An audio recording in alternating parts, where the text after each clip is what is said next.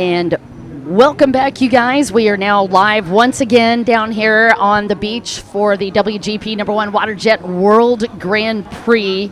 And thus far, the action both on the water and off the water has been, bar none, some of the top tier excitement and activities that I think you'll find really anywhere in the world. The award ceremonies just yesterday, Ken, brought tears to your eyes. They're giving away not just the Thai Cup, they're also doing a very special edition. It's called the Asia Cup. I'll tell you a little bit more about that when we get to those award ceremonies. And then, of course, on top of that, the very coveted King's Cup, which is a part of that Triple Crown. So just the awards alone were enough to really move you. I can well imagine that. For many years, Thailand has been like the penultimate location for the racers to come to. I can remember, about 8-9 years ago, you had all the top riders. This was the place they were in December just because of the excitement, the chance to race and compete, and to show their skills at racing, and then of course walking away at the end of the day with a well-earned trophy, and that tradition continues to today.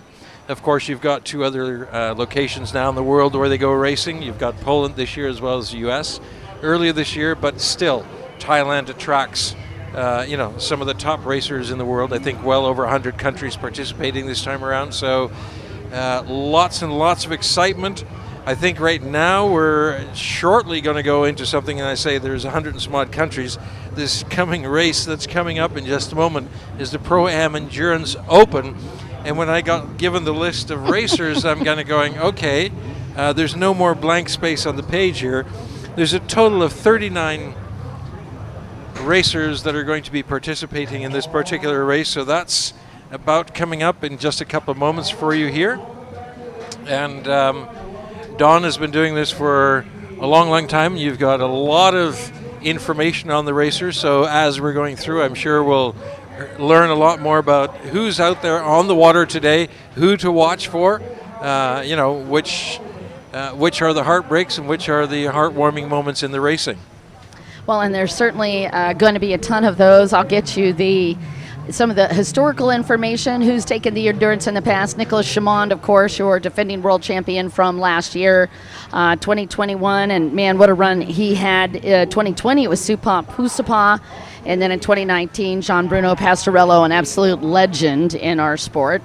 And right now, you're going to be seeing Jean-Bruno Pastorello take to the water in just a minute, and I will also get you the current World Series points. That is Jean-Bruno Pastorello with 120 in the lead. Tori Snyder up in second with 91 points, and Anthony Radatic is in third with 80. Supap Pusapa currently in fourth with 72. Kylie Elmers in fifth from Australia, and Kylie has got 60 points on the board. Aksa Aswar from Indonesia with 53 points is in sixth place. In seventh place, Stefan Adam from France with 53 points. In eighth place, Tirapong Pimpawat with 48 points, and Tirapong is in that eighth place spot. In ninth, Salman Alawadi from the UAE with 48 points as well. And rounding out your top 10 in the World Series thus far, it is Supatat Futrakun with a grand total of 43 points. So just the top 10, you have France, US, Thailand, Australia, Indonesia, and the UAE represented. So as you can imagine, to your point, we've looking at over 40 countries we've seen over the past 3 or 4 days, and of course more of those are going to be added as we go along.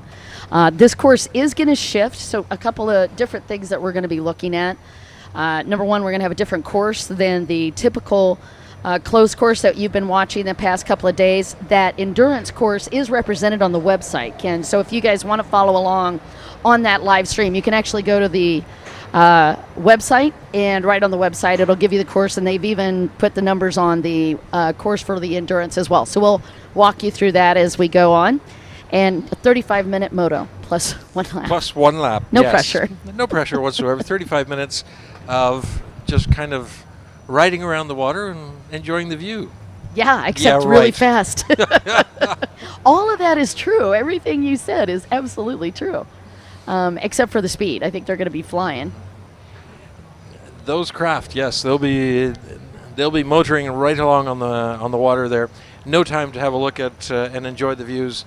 The only thing they'll be watching is who's in front, or who's, in the case of the leader, who's behind, and how far behind they are.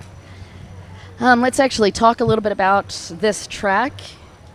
It is shaped in a loose W. It's very similar to the track that we have seen before.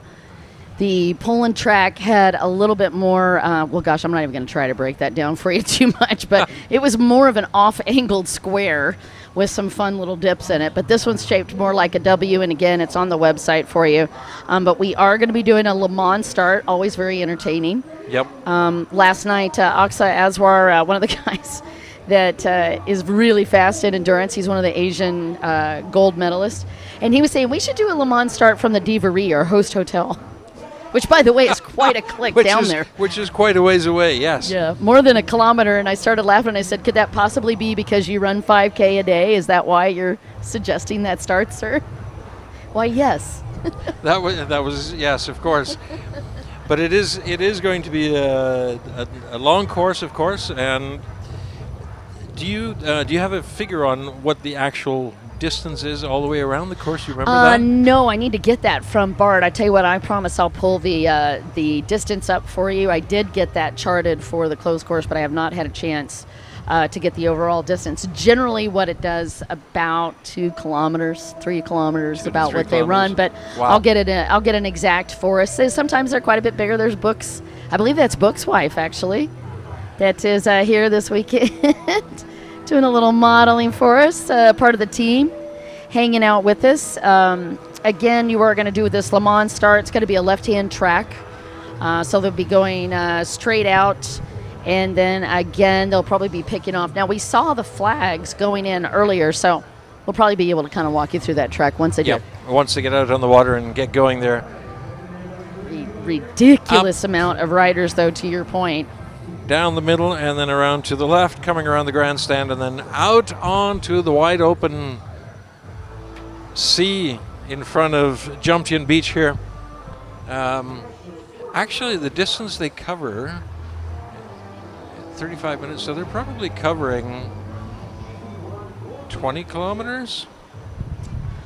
Yeah, if not I mean, more. they're 35 minutes, right? So well, we could probably calculate it. Let's do a lap time and see what happens. Yeah, we could probably calculate it, because the biggest concern that these riders have, you would think it's engine overheating or engine failure. Nope, it's running out of gas. Just as simple as running out of gas. In fact, in the Poland stop, we had half a dozen boats go down. Oh, really? Because they miscalculated the amount of gas, or it's managing it. Yeah, it's not necessarily miscalculating it, but they got to try to manage it. Yep. And if you get balled up and you're trying to make a pass, sometimes you're underestimating how much fuel you're using trying to get around other riders. So they have to be very strategic in every area, but even the passing becomes strategic. You can't just make a pass just because you can. Right. If that makes you've got sense. to think about it. You've got to truly optimize everything. So I think that was part and parcel. I think that part of it was the conditions. We had pretty rough water, so it's really flat right now, but if we get into big water, that too, because then they can't manage throttle control as easily, and that consumes fuel. Yep.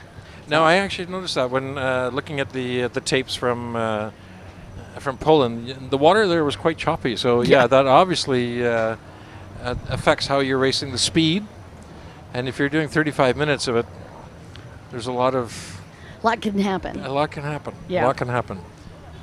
Well, so you got a chance at least to watch the first couple of rounds. What were your thoughts?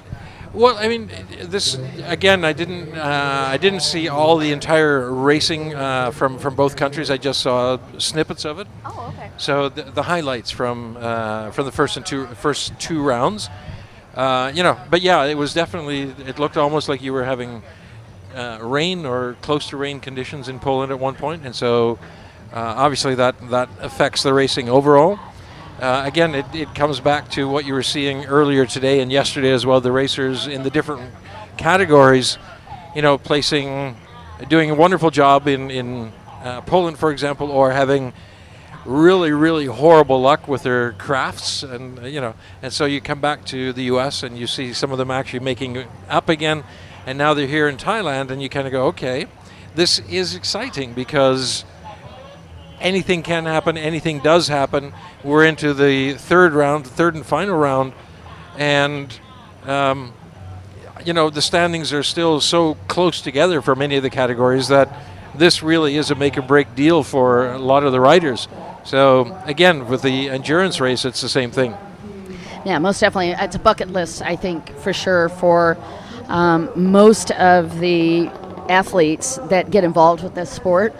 Being able to make it to Thailand is an absolute bucket list. It's one of the premier races truly of all time in our sport. We're very lucky that the TJSBA put together not just such a powerhouse of a series, because they have a strong series in Asia, and part of the IF as well, the International Federation, but additionally to that, not only do they have great races, but as you had mentioned earlier, they just put on such an incredible event with all of the attention to the detail. I mean, the logistics can, as you can imagine, of getting a team over here. Yep. I mean, it can easily add up to over $1 million by the time you've got 20 riders and all of the boats either flown over or shipped over in crates. Yes. A massive amount of money on that, and then just getting your crew. These teams are bringing over specific holders. Like, everything is so customized because everything matters, right? So you're watching Orifan as she walks by. Of course, she's a local, not quite as bad, but in general, like for Kuwait, for example, they have specific holders for each rider. Right, yep. So when you are looking at numbers like that, just getting them in hotels and making sure that they're taking care of all those little details add up. Not just financially, but it's tiring as well. Speaking of long distance, Troy Snyder and his son, Tori Snyder, actually out on the water getting prepped, coming all the way over from the south. They live down in Florida, and they came all the way over to Thailand. Tori's actually a world champion from Thailand, Kings Cup champion, and his father is too. So it's not just the logistics, but it's such a family sport, and it's such a generational sport. And I think that too is what's added up to making this the ultimate dream. Totally, yeah. I mean, you're mentioning, of course, Tori Snyder and his family here locally in Thailand as well. You've got, several families who've been here long-time racers, from father to son, and probably we're about to start seeing grandson or third-generation racers here as well. We were talking a little bit yesterday as well, last night, about the logistics of getting the racers, and you touched on that just a moment ago. It's not just a boat in a crate, but sometimes you've got an entire 20-foot container that you've got to organize from a shipping port, and it's craft from different racers, from different teams, that logistically you've got to get from different countries together in one port, put them on a container, get them here, or fly them here. So yeah, there's all these considerations that go along with it. And so for all of that, we could say thank you to all our sponsors and our supporters, and of course all the people out there who enjoy the sport. That's why we do it, so that not just the riders have the entertainment value from this, but also the viewers and the supporters of the sport. Because if nothing else, you've got some high energy action for a few days out on the water that is absolutely, absolutely stunning. Well, as we get prepped, probably one of the few races as far as the different genres that you've been looking at thus far in the different divisions. It's one of the few races where, yes, it's important, the pole position, not as important by any stretch of the imagination as critical as a pole position is for close course racing. Endurance racing, this is a long game, right? It's not that quick sprint or that quick dash that we have to deal with. So the pole position not going to be as critical. What is going to be critical, and we'll get an opportunity to watch that, I'll walk you through it too. I think you've seen it. You said you've been a part of racing for a long time, so you're probably very familiar with it. So we'll share some of that with a lot of our new fans that are watching. But the start is critical in a different way, and it is how the teams set up the start. Yep. How the Le Mans portion of it translates, so that energy from the rider running to the beach, translating to him getting on the boat quietly, fast, smooth, getting the boat going, making sure that the holders are keeping the boat straight. But there's also a bunch of little minor variations to that you're going to get to see and how each team handles it differently. I would watch that French team very closely. John, Bruno, Pastorillo, and the Pastorillo team is bar none, one of the best ones. Carlos Truda, they're not actually here, which is a bummer, but Carlos Truda used to race in endurance. Right. And the team from Portugal, and him and his team, they had a very specific way to do that start. It was so much fun to watch them. And also the communication between the crew on the beach, and I do believe they're allowed to have radios on this, the crew on the beach and how they handle that, but they also do communication. They're not necessarily talking to them. They're just using hand signals to let them know where they are, pick up, slow down, pace. So there's a lot of communication, and that also is unique to each team. Right. We'll see a little bit of that going on in just a moment as they're getting ready on the starting line. Like I mentioned earlier, 39 racers in this endurance race. And there you see the craft lined up, the handlers standing by. We're going to be just a couple moments yet, I think, because there's still a few craft that appear to be not lined up or not in the water yet, but give us a couple of minutes and we should be ready to go racing. Yeah, I think that right now it's a matter of just making sure that the rider's hydrated, relaxed. Everybody's got their plan worked out already. I'm sure they've practiced this start a lot, so they kind of know what they need to do. One of the other teams down here, well, there's several that are really, really good, but one of the other teams you want to watch very closely is this team from Indonesia.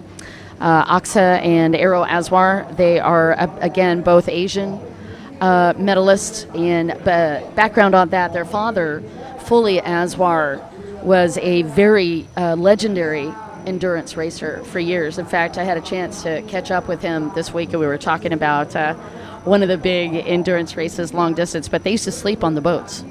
So imagine that, right? We're talking sleep thousands of kilometers in multiple days. Yep. They had a series where they did endurance racing around Bali. So they would start off in different parts of Jakarta or in Indonesia, and then they would actually go around. I mean, there's 10,000 islands, right, in Indonesia. So they would go around and race these different islands, and they would sleep, race overnight. They never got off the boat. They would refuel on the water. So that in and of itself is a trick, and just all of the different things that go into that. So this team, this Indonesian team, started with a gentleman that was a legend anyway, right? So Fully brings all of that wealth of experience to his two sons. Yep. All right, they're going to go out and actually practice and get a look at this track, and you and I are going to get our first look at this endurance track. Have a look and see how far we've got to go out and come around. Make sure the engines are working, ticking over properly. Now all of your years of okay. So while we're on this test cruise of the course, while the riders are figuring out what the water's like and where they've got to go, we're going to let you enjoy some messages from our sponsors.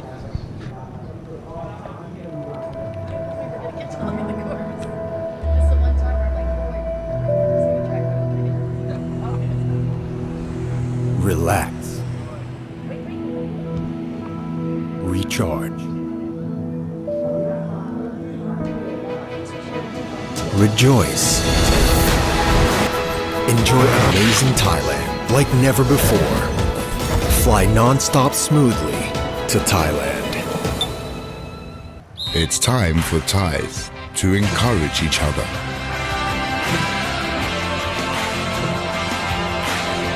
Forward the encouragement to make Thai people and Thailand stronger. Sports Authority of Thailand.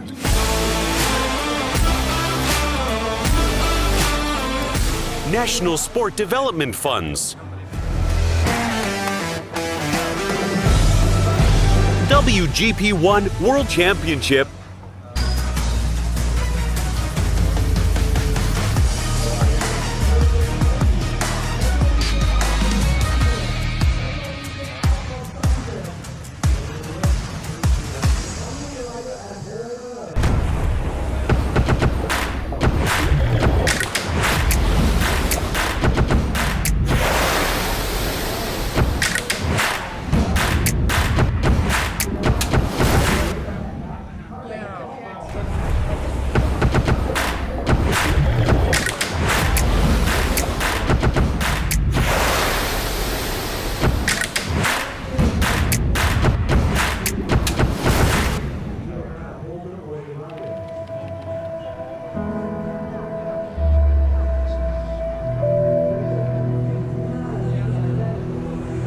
Relax. Recharge. Rejoice. Enjoy amazing Thailand like never before. Fly non-stop smoothly to Thailand. It's time for Thais to encourage each other.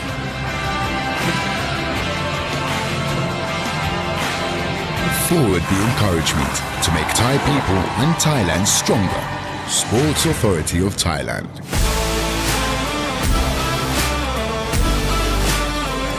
National Sport Development Funds. WGP 1 World Championship.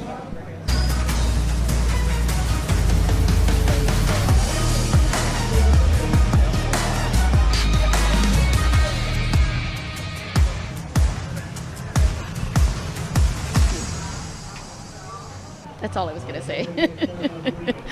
Hey guys, we're back as these guys are walking their way through the track, and as we were talking about earlier, do you see that flag right off in the distance there, Ken? That is going to be one of the demarcations for this endurance race, so be looking for those on the different turns.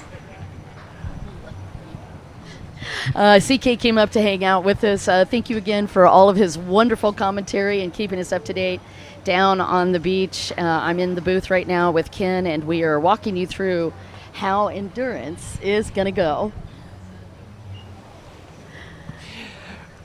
So yes, while the boats are out there trying, having a look at the course. Actually, I was hoping we'd have a quick look ourselves at the course and see what was going on there. But as the race goes on, we'll be talking a little bit more about that as well. Again, 39 racers testing out the course at the moment. Water actually is very calm compared to what the forecast is, which says that we're supposed to be getting a lot of wind, which will have a lot of repercussions on the racing. But right now, the water is pretty decent. It's actually not quite as sunny as it has been in some other years, so we're actually in a balmy conditions at the moment, as opposed to the 40-degree weather that we've normally had. You know, I think that it's going to be an advantage and yet a disadvantage. So let's break the pros and cons down of that, where you have a situation where you have an overcast race.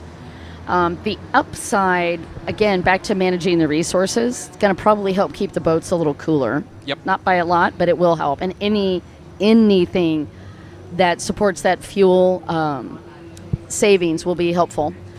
The downside is visibility. So when you have overcast conditions, you lose depth perception because everything sort of flattens out, if you will, to their eye. The downside to that is that, and I've noticed this in the Gulf of Thailand, they have what I call sneaker waves. It's these waves that come in, but you can't really tell how big they are until you're on them. Yep. And then all of a sudden you're like, holy buckets, I'm about to go airborne.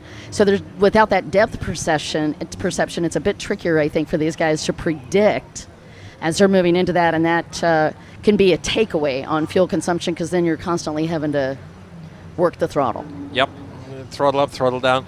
And actually looking further out into the water there, it does look like the waves are a little bit more unpredictable.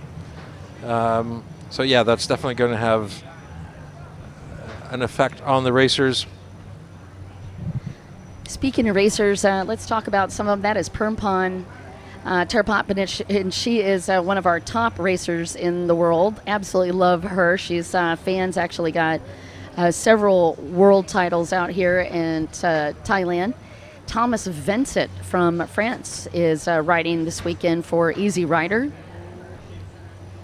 And it looks like we've got Kylie Elmers from New Zealand riding for Flamingo. Judachiro Kojita from Japan riding for SMD Japan. And we've got Jinwon Kim from South Korea riding for Marine Mechanic Korea. And we've got Adam Murad, Australia, A&J Outboards and Boating Services. And Adam Stefan from France, Ponds. That's Anthony Radicek from the U.S. riding for USA Sea-Doo. Guy Greenland, also from Australia, for G Racing. And Louis Bahison from the Philippines riding for Dean's team. Joe Haekyu from South Korea with Sun Space Busan. Philip Shepper riding for Germany and Explosive Ice.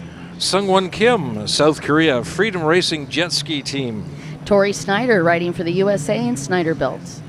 Jean Bruno Pastorello, France Pastorello Competition. Abdullah Alterkat out of Kuwait riding for Water Sports Club in Kuwait.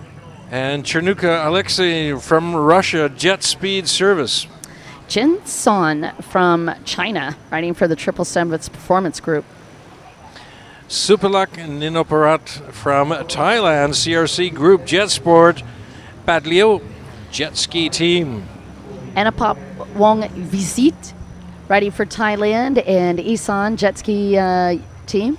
Gasidit Tiraprati from Thailand, FKT Concrete. And Cotton Yu from Chom Min from Thailand riding for Garage Complete. Piarat Sikongrak from Thailand and Garage Complete Yamaha Flowjet Racing Team. Chanon Toro Wanchai riding for Thailand and Garage Complete. Pongsawat Ngam Somit, Thailand, G-Force Power Sports Pattaya. Saharat Nam Shonit riding for Thailand and G-Force Power Sports. Chalermwood Lom Wong, Thailand, S. Gear Jaren Ka Kong Khao Racing Team. Vanchai Sang Praset riding for Thailand and G-Force. Supab Punsopa from Thailand, Kumbala Racing Nonthaburi Jet Ski Team. Nakarin Saung riding for Thailand and Lakai Malakai. Tirapong Pimpawat from Thailand, PGT Lubricants and Wise Rayong Jet Ski Racing Team. Orafan Tiraponich riding for Thailand. And looks like Pusan Sea-Doo.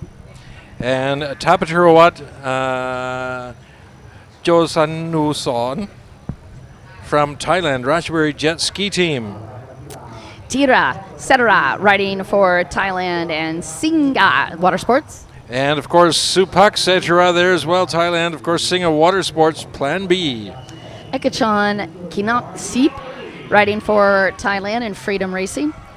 Pumpon Tirapat Pranit from Thailand, Pusan Sea-Doo Jet Ski Team, Nakhon Pathom. Yakarin Sirit No Fum riding for Thailand and Isan Jet. And Aero Azwar from Indonesia. And his younger brother Aksa Azwar also riding for Indonesia.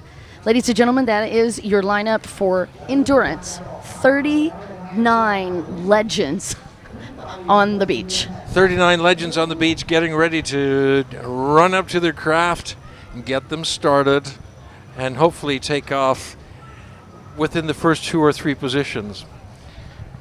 Well, yes. But you were mentioning that earlier, that necessarily is not the aim for this particular race. You're going to see every different strategy. That's what's cool about endurance. To me, this is chess or even mahjong. It really is. You have to work as a partnership, as you do with mahjong. I'm probably not saying that right, but I do actually love watching that game. And chess is the same way. There is an interesting partnership to it. You don't want to be bumping into each other. You want to really minimize that. You don't want to be going too fast. That's Jean Bruno Pastorello, just how quickly he was able to convert that Le Mans start into a start. Yep. And so we'll see 35 minutes plus 1 lap. We'll see how that goes. And they are underway, all 39 boats. Didn't get a chance to really watch it. It was so quick, but I was just going to give you some of the idiosyncrasies. One of the little things that the holders do, they have to pre-communicate this. John Bruno's great at it. They pre-communicate the setup on the start. So by the time he's got his, and I'm going to, please, it's not PC as it should be, but it's fine. The time he's got his butt in the seat. Yep. He's already got his lanyard towards that starting, and the holders are pushing him. The holders are already pushing him outward. Right. And it's that little extra foot that often converts into a hole shot. And take a look out on the track, and I do believe that is John Bruno. We'll take a look and see, though. And I do believe it might be Nicolas Chamon with him. Nicolas Chamon is just a machine. John Bruno Pastorello in that yellow helmet. If I'm right, that's number 8 on the side of it. And Nicolas Chamon, if that's him next to him, is going to be on the 96. And that's not. 83. That is John. Yeah, but there's another boat next to him. What's 83?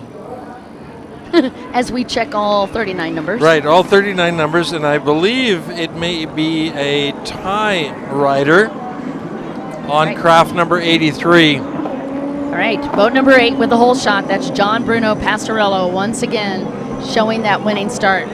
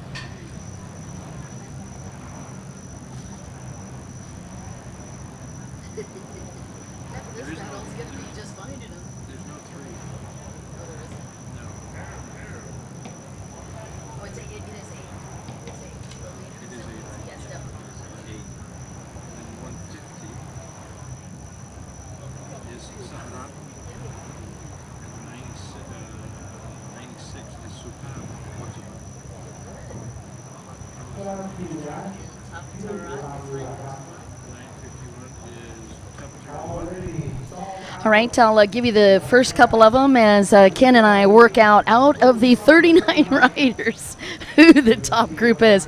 It's easy to configure it when you're looking at the gentleman that got the hole shot. John Bruno Pastorello, riding for Pastorello competition with that hole shot. Boat number 150 is second, Saharat Nangsomit out of Thailand, riding for G-Force, is in second. And boat number 96, you probably recognize that. That's Supa Pusapa for your third place rider. In fourth is boat number 951. That is Tap Tarawat Johan Snit out of Thailand, riding for the Ratchaburi jet ski team. That is your fourth place. And looking for boat number 29, that is Kojita. Kojita got the fifth place spot. Junajiro Kojita is on boat number 29. And J5 rounds out the top 6. Oh, or maybe K5. Yeah, and that would make sense. Jinwon Kim is going to be your top 6. Yep. And look how close these two are, Ken. Wow. Oh. Whoa. Pastorello going to push. Pastorello really pushing on this, taking that very tight around that buoy there, coming around the grandstand, taking an early lead. There you have it. Pastorello in the lead at the moment.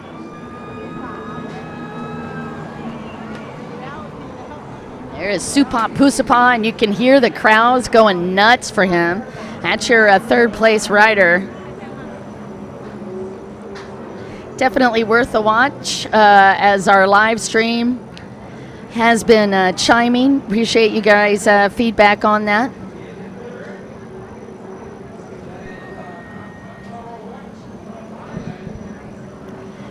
All right, Supap Pusapa, your third place. And of course, your race leader, a gentleman well known to the endurance racing world, that is John Bruno Pastorello.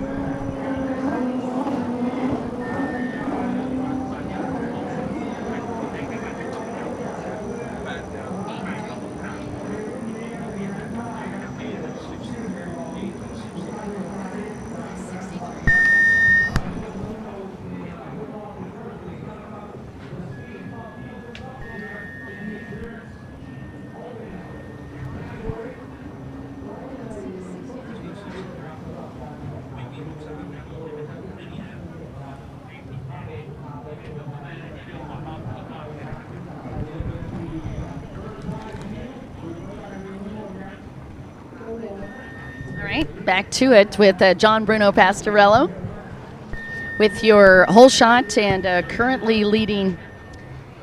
Beautiful run by this gentleman and his endurance team, and they are a legend truly in this world of endurance. John Bruno does it like no other. He's a 10-time world champion from 2005. Which is when he started. He had a world championship in 08, 09, 2010, etc. We got a rider down, it looks like. That looks like craft number 82. Is that correct, sir? I'm 82, Sungwon Kim from South Korea. And craft number 70 there, also coming out of the race. Number 70 being Tirapong Pimpawat from Thailand. So the first two. And there's, before we could even stop speaking, another one out. That looks like one of our Korean riders. Just waiting to get a number on that one. Meanwhile, John Bruno Pastorello, 4-time champion of France, 2-time European champion, 12 other just miscellaneous titles throughout his incredible year. He is an official Kawasaki rider. Used to be into pro rugby and alpine skiing. Right now he's rocking endurance. And this is one of 2 runs, and you can see how big this track is. Boat number, we're thinking that was 83, but that looks like boat number 63. As we get a little closer. And you can start seeing the W unfolding.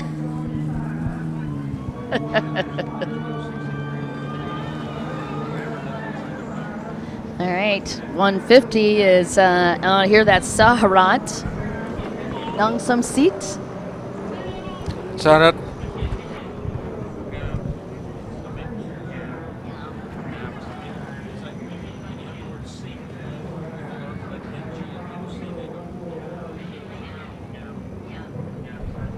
Thank you. All right. Saharak Nyam Somit up in your top 3. He's actually running in 3rd place. And just taking a look down on the track, you're now getting an opportunity to see the overview, if you will, of our endurance course. And it looks like there's more riders having problems with their craft. This particular race already having claimed 2 riders previous to this, and we're into, I think, lap number 2. Actually, we haven't timed it yet.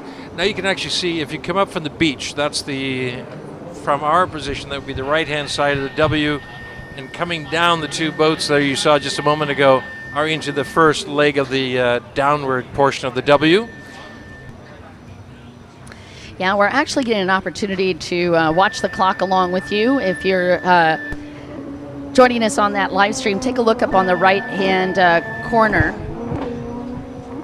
And up there is the timer for us, 24:55 on the clock. And that'll just continue that countdown. It's 35 minutes plus 1 lap.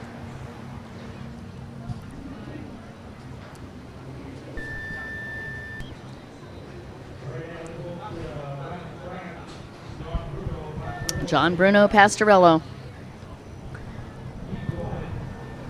Always been easy to see him because he loves to use those high visibility helmets, which I just want to do a acknowledgement to him for that. For that, it makes it easy for us to actually be able to talk about him. Actually, absolutely. And then also, in case you need him, right? Like if you're looking for him out on the track, or if suddenly we're like, he's in the water, you're very easy to see that high-vis helmet. It's easy to avoid him. I think high-visibility helmets are going to be one of those things that we're going to look at to be a priority in the next 5 years as these boats continue to get faster. Yes, yes. Big crowds down here as we hit the weekend, and the Russian Rockets in the house. All the team from Russia, they got the big RR on there. That's right, how we know, okay, yeah. yep.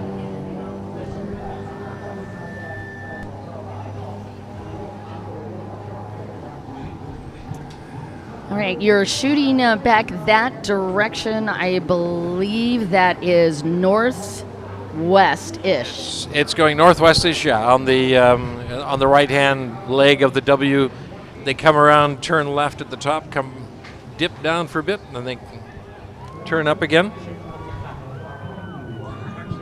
All right, we have located our second-place rider, Supak Satura, was on a backup boat. And 9:51, making a move past 150, putting him up in 4th place. So again, the countdown. That's okay, I've got it, I think. Boat number 8 is still leading. That's John Bruno Pastorello. In 2nd place, Supak Satura, followed by Supak Pusapa. And then in 4th place, 9:51, just got around 150. And 9:51, I believe, is Tapaturat Yoan Insanit from Thailand. There's your top 5.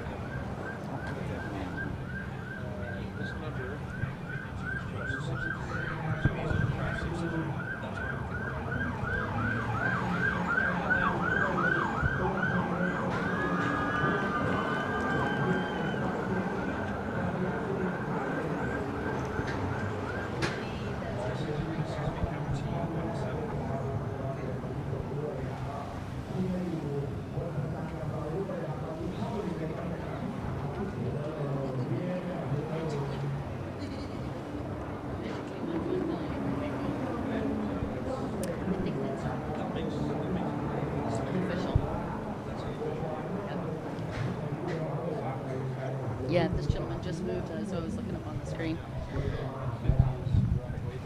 Okay, so John Bruno Pastorello, beautiful hole shot, and right now it's all about managing resources as we talked about, and you'll notice he's reeled it back in.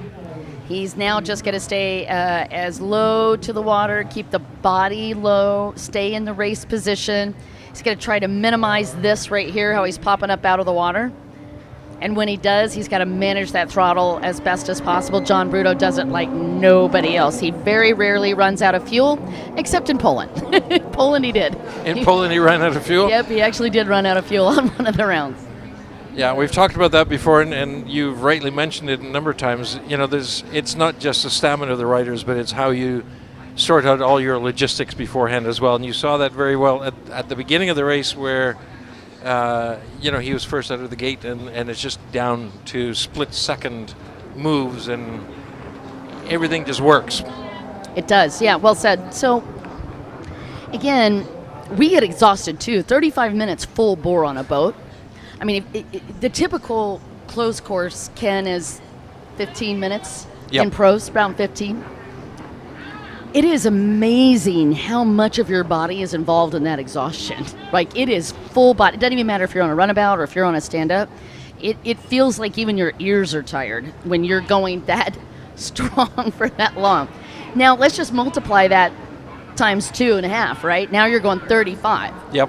And when you're doing that kind of grueling type of endurance, you have to think of it from a perspective of getting almost into a Zen state. And that's what John Bruno does. And some of these other top riders, they really calm their mind. Yep. So while they're going super fast, it's amazing. And I've talked to him a couple of times about it. It's amazing how much he says I have to slow my thinking to match going faster. But I have to slow what I'm doing to make myself faster on the water. It's counterintuitive to how a closed course rider will handle a race like that. Right. Yeah, I mean, for long distance racing, I can totally understand that, because when you've got all the extraneous things out of your mind and you're just focused on that one thing, that's you need that calm to be able to control and do exactly the kinds of things. And it's almost as by rote. Yeah, oh, and more boats coming in. 251 is exiting, and I saw a boat under a tow rope, and I wasn't able to catch that. It might be 351. We'll try to get the rider that compares to that number for you. Superstock, Nino Parat, actually having to retire from the field. Another boat under tow. Another boat under tow.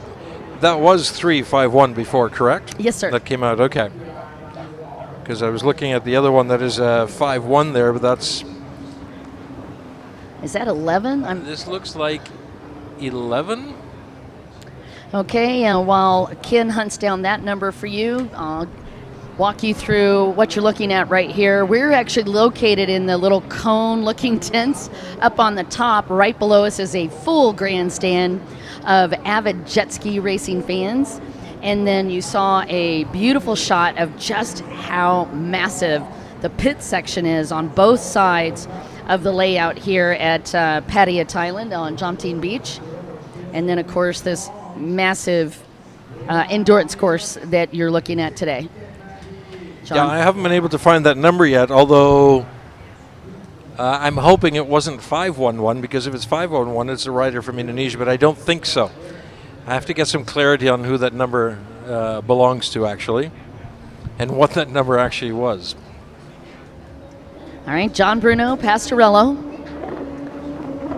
your 4-time champion in France. Yeah, you had something you wanted to say. You were pointing to it. I saw on the screen here. Yeah, no, it was looking to me as though there was a bit of a pressure going on there, but it wasn't first and second place, although... Interesting side note, John Bruno is actually 50 years old. So age does not matter when it comes to endurance legacies here. Which is why I wanted to get on one of those ski boards. We've got Ken interested in competing. I see this unfolding. No, that's not competing. That's not happening. All right, Supak Satura on boat number 63. 63, yep. Second. And now you're starting to see the first 5, first 10 riders. They're opening up some distance between themselves, giving themselves some opportunity to work. Third place is 9:51. And that gentleman is Tapatarawat. Great. From Thailand. Tapatarawat in third position there. And Supak Setara in second. John Bruno still in first.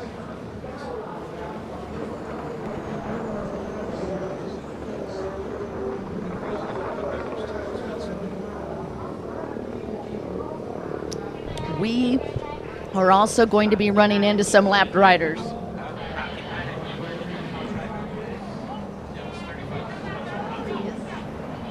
Yep. So we're starting to hit lap traffic as well. So if we hesitate, we're just double checking to make sure that that's not a rider in that top 5, that it could also be a lap traffic as well. So just being sensitive to the placements right now. So if you hear us pause, it's because Ken and I are double checking numbers for you. Again, John Bruno leading, and boat 63, that is Supak Satura in second, and The 951 boat that he was talking about, Tara Parat, is your third place rider out of Thailand. Which does beg the question, we saw Husapa leave the course in the closed course racing earlier. Was his boat able to stay on? I did not see him come through on that lap. I haven't seen him yet either, Okay. so we'll have to, that'll come down to the end of the race and perhaps looking at the standings once again to see where things are after the first run today.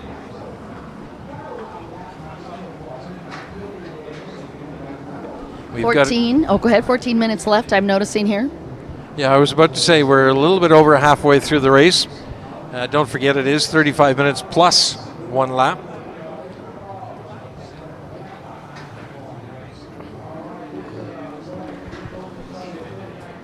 Woo, John Bruno. I wondered when we were going to start seeing some of those rollers. The whoop that you just heard from me was the sound effect of exactly how it would feel when you roll off the back of that. Let me explain. When you're coming into shore, I'm sure you've seen it when you're out on the water too. Have you noticed, especially in the afternoon, these waves start to set up? I call them white ladies when they start to cap. Yep. But they start to set up and they create backs, like big backs. So when you pop off of a wave like that, you are sometimes aiming for the back of the next wave. That's why you heard me go, whoop, because you just never know. Fortunately, John Bruno is an amazing, talented rider. Was no problem for him. Yeah, you don't want to be going up and then nose diving down into the... Yeah, that pretty much between. erases all of your hard work on managing resources. Yep. And then you go into triage. See the fans cheesing it up down here as the Jumbotron highlighting some of the best parts of our racing, and that's our fans.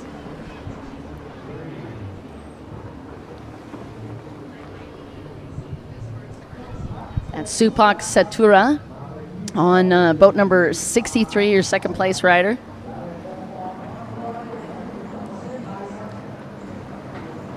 Third place rider there, 951. Tapachurawat, also from Thailand. Been very consistent today, both in closed course and in the endurance riding. I'm very impressed with him. Man, John Bruno, I know, has got to be thinking in his helmet, I don't mind hitting these waves when I'm out goofing off, but right now my main concern is to keep connection on this bottom deck to the water as much as possible, because every time he pops out of there, two things happen. As soon as that boat, so just watch for that, right? You see that boat come out of the water, you're just imagine he's going backwards, and he hates that feeling, as any of these riders do. The minute they lose that connection, the water that is coming up through that intake grate is providing all of the forward momentum. Yep. So the minute he loses that connection, the boat now has to readjust itself. Again, sucks up more fuel. Also, he's got to be careful because you can't just let off fuel either, or let off the throttle, because that'll mess you up as well. So he's just going to try to focus back to that meditative state. He's going to try to focus, keep his energy connected to the water's energy, if that makes sense. Yep, no, totally makes sense. I mean, your engines are running on the pressure of the water, so you lose connection, you lose water intake, you don't have that pressure, and if you let off on the throttle, you're setting yourself back even further. So yeah, you've got to manage and balance all of that. It's kind of fun to watch. As the riders come back in, you're seeing our top groups making their way through this next lap. We've got 11 minutes on the clock, and here's the strategy. Aerated water, the water that's got the oxygen molecules, if you will, mixed into it, causing it to be white. Basically, it's that spray that you see, that water behind. That will slow your boat down if you get behind the rider ahead of you that's generating that oxygenated water. So they spread out as much as they can to get clean water. The idea is that, and it's, it's not really a truism that it's clean, but what we mean by clean is that it hasn't had a boat go through it yet. Clean water, less waves. So they're trying to stay out of each other's wake. They're trying to get clean water. That really helps with hookup.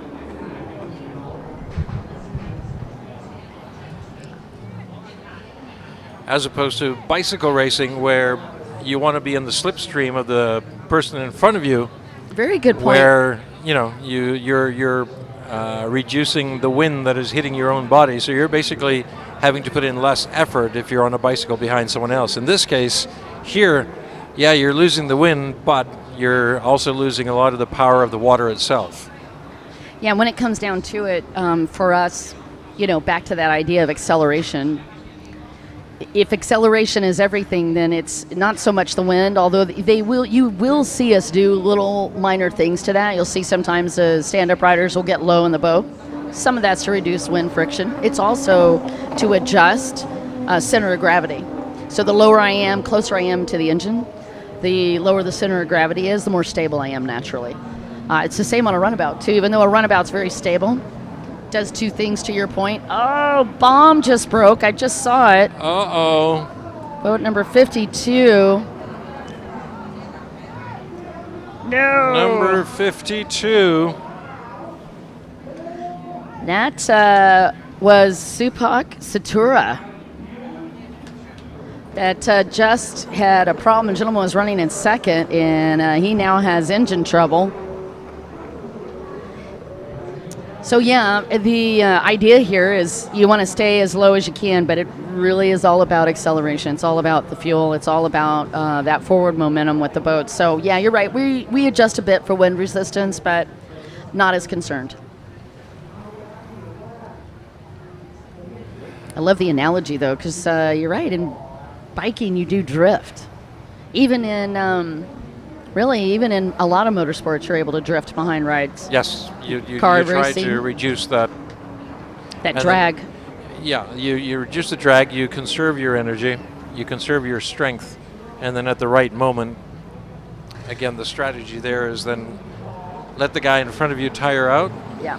And then you pull out and pass him, you know, at the last lap, for example. The assumption with that, right, is that the surface is non-changing. Yes. Our problem, like motocross and supercross, our surface is never the same. Exactly. So, yep, it matters less, I think, from that perspective as well. But I would compare this somewhat to motocross because every lap the riders are having to adjust, right? They're setting up a berm. Yep. But by the time they go back through, it may be gone again. Yes, exactly.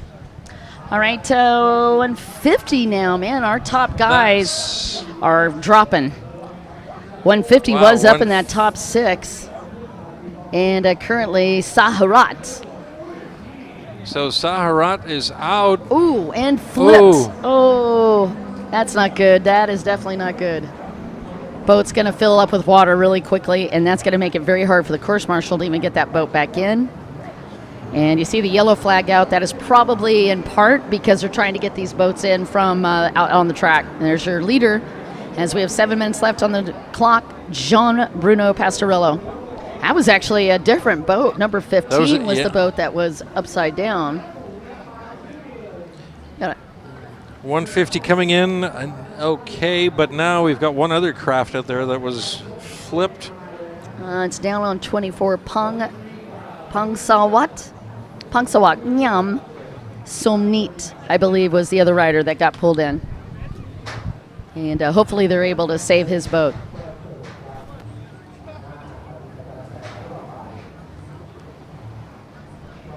There's our triple nickel. Pirat.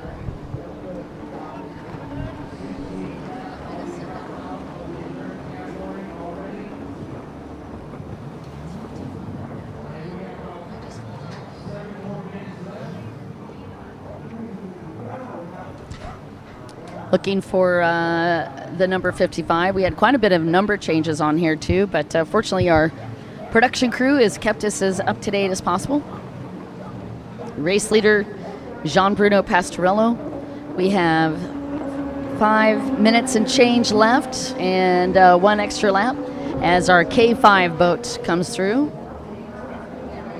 And Jinwon Kim.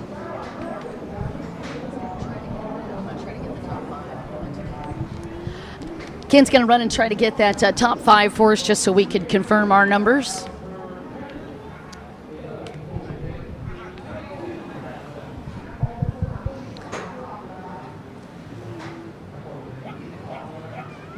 You're watching the Pro Endurance first run of 2. And as this round always loves to throw a lot of challenge into their racing, as we should. It's the final portion of a massive series. So the importance, I can't emphasize enough, but also the fact that this is that final race in order for these guys to get not only huge prize money, upwards of $100,000 prize money up for grabs, it is also an opportunity for them to get the coveted World Cup and the coveted King's Cup or Thai Cup and the Asian Trophy as well. Craft number 27 coming in there, Abdullah Al-Turki from Kuwait. We'll have to see whether that was a engine problem or just out of fuel problem. I mean, could have been either. It's been 30 minutes, so they've been out there half an hour of racing.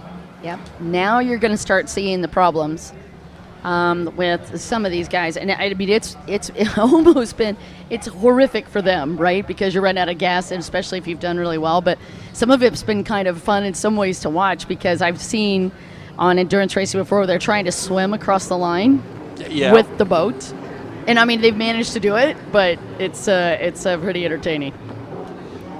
Probably not quite as fun for them as it is for us to watch, I think. Your race leader just checking the clock as he comes through. That is John Bruno Pastorello.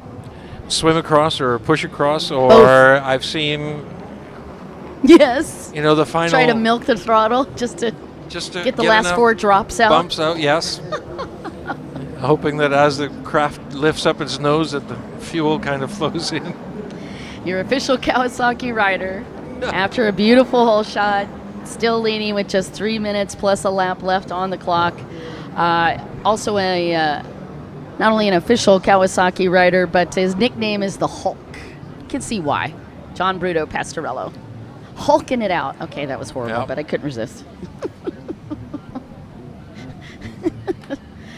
Thanks so much to the TJSBA for being a part of the associations and managing with the rule book from the IJSBA, and also with all of the logistics to get this race put together. We appreciate everything that you do.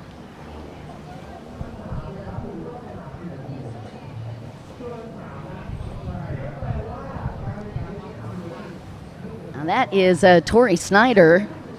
It's our first glimpse of him, and I'm wondering where he's at. He's in the points in second in Pro Endurance coming into this round, and Tori Snyder taking a quick look to see where he is as he finishes this one lap and going for another one with 2:20 left on the clock.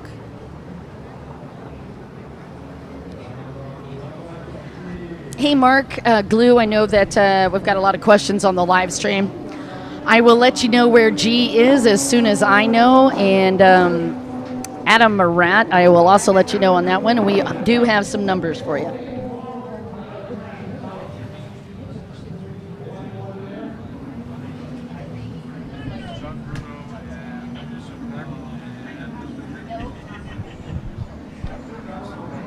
So far, all we've been able to get is the top 3. We'll try to get more for you. Yep, we're going and having a look at John Bruno. First place, of course, craft number 8, 63, Supak Sudra in second place, and 951, Tapachawat from Thailand in third place at the moment. We've got a minute and a half left, plus one more lap. And we're all hoping that there is enough fuel left in those engines to keep them going to the finish line. I'm sure we're not the only ones hoping. Stephen Corning chiming up on the live stream. Love seeing the 2022 Kawasaki 310 Racing. I agree. That is an incredible machine, and I am also very impressed with Kawasaki. Let's see. You were looking for Adam Murad's boat number. No idea. Just Adam Murad. They were trying to figure out on the live stream his boat number, and I don't see it.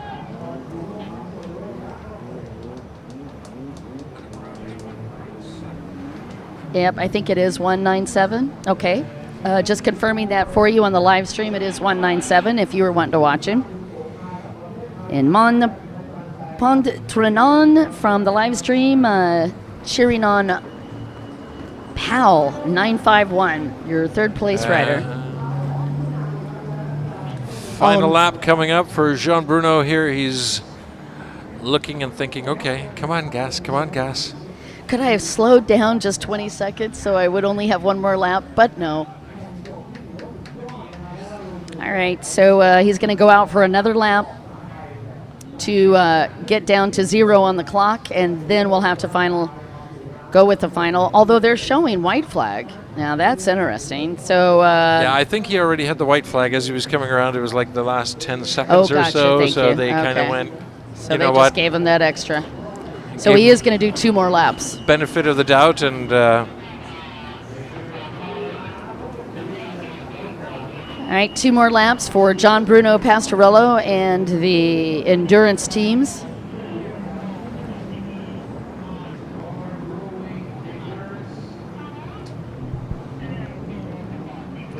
And conditions, as they happen to do every afternoon here in the Thailand Gulf, starting to see those white caps rolling in, and you can see the effect it's having on this course. Wow. Wow, they're out of the water as much as they're in the water at the moment. Coming around the top end, and okay, that is some brutal. I mean, it's not the worst I've ever seen, but that's seriously brutal. Wow. On these riders, and you can see that outside rider actually standing up to try to reduce some of the pressure on his body. That is your race leader, I think. It is John Bruno Pastorello. John Bruno on the outside there, yep, coming around. Takes a lot of stamina to be able to just stand up throughout that.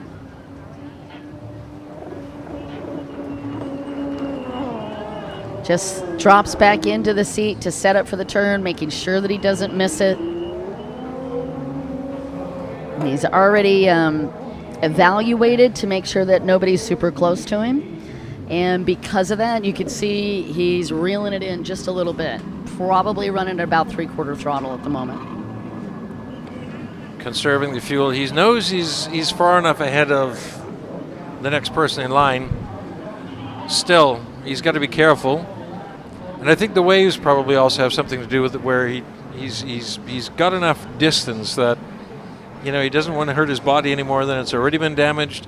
He doesn't want to lose control of that craft just when he's within, you know, vision of the checkered flag. So he's taking it a little bit easier, if you can call it taking it easy. Yep, very true. All right, so he'll be looking for that final lap. Although the white flag coming out does make me wonder if they're going to give him the checkered flag on this one. We'll confirm for you.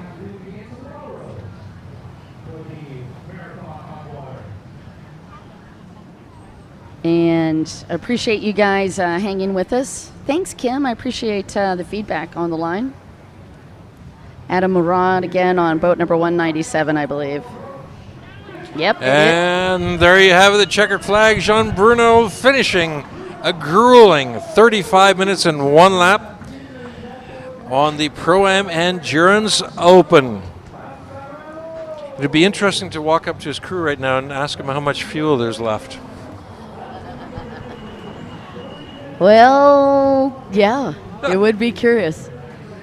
It's always a guessing game. I mean, you calculate as best as you very can, and clearly, I mean, he's done this for 2 decades now. It's not like he's new to the game, but these conditions that are thrown at you are constantly changing, and you can't calculate for every single thing. I am impressed how quickly Tech got over there to take a look at the engine. That's what's happening right now. Our race directors and tech directors are over there checking the boats. They check them immediately before the boats move to just confirm that on Pro Endurance that you don't have any parts on there that aren't supposed to be. One of the things that they're looking for, Ken, is extra fuel tanks. Right. Checker flag also coming through for boat number 3.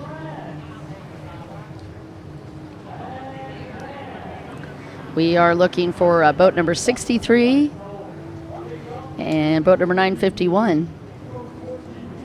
Oh, Pusapa, what in the world? Some kind of air conditioning. Wow. Just trying to get him to cool off. All right, checker flag bringing in the rest of the group.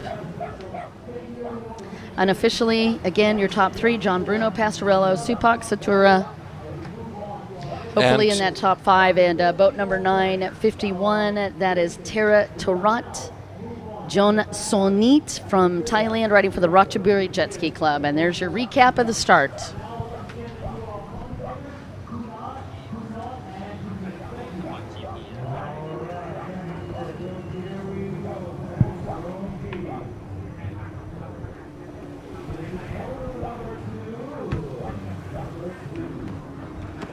That's actually the battle for that start. That was John Bruno Pastorello going side by side with Supak Satura.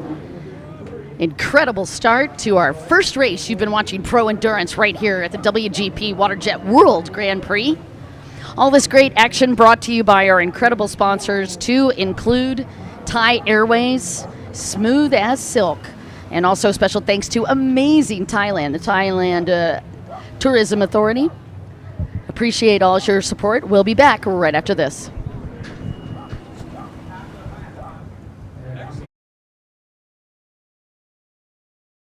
ความสัมพันธ์ออนไลน์ยังไงถึงจะเวิร์ก พี่เจมส์หนูคบกับเขาดีไหม ว่ามา หนูเจอเขาในเว็บ ตัวจริงเป็นไง ไม่เคยเจอ อ้าว แล้วมีวันหนึ่งนะ ว่า รถชน เขาส่งคนมาเลย ดูแลจนถึงอู่แถมซ่อมให้จนกว่าจะพอใจด้วย ดีขนาดนี้แล้วลังเลอะไร นั่นดิพี่ Direct Asia สวัสดีค่ะ ความสัมพันธ์ถ้าจะให้ดีต้องดูแลตั้งแต่ต้นจนจบเหมือนประกันรถยนต์ออนไลน์ Direct Asia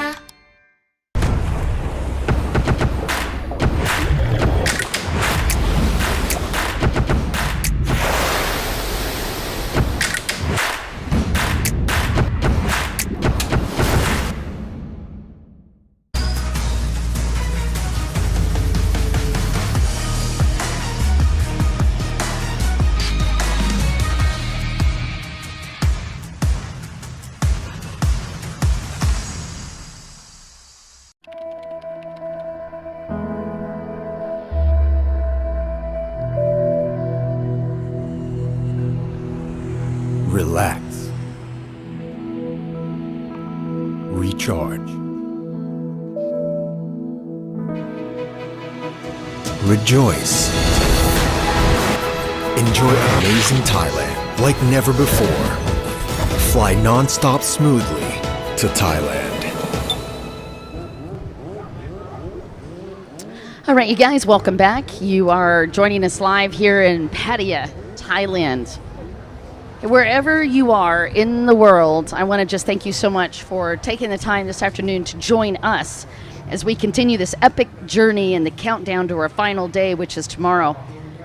We've got a lot still coming at you, to include some awards this afternoon. Here's what the rest of this day is going to look like. We've got Pro Sport GP coming at you in just a minute, and they make their lineup.